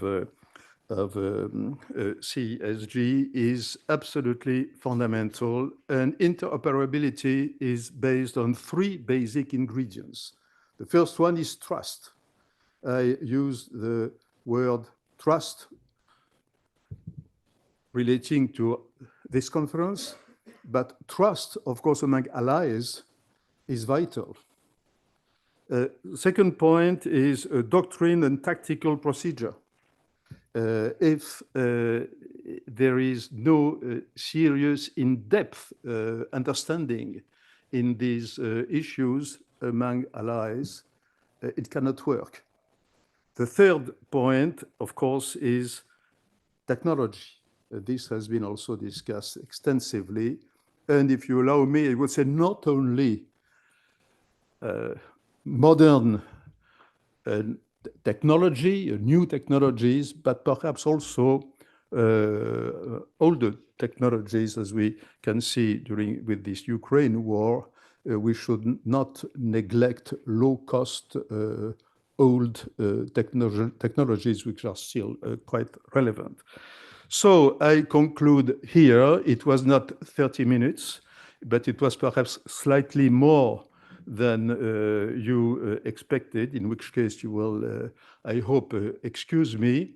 So my very last word will be, again, of course, to thank all of you and to repeat what Admiral Vaujour just said. That is, we very much look forward to continue this cooperation, and perhaps gradually to make it even more relevant, even more important, because I repeat, it's so important that the general public, all the people who vote, the citizens, understand these things at least a little bit. So thank you very much, all of you. And now you are almost free.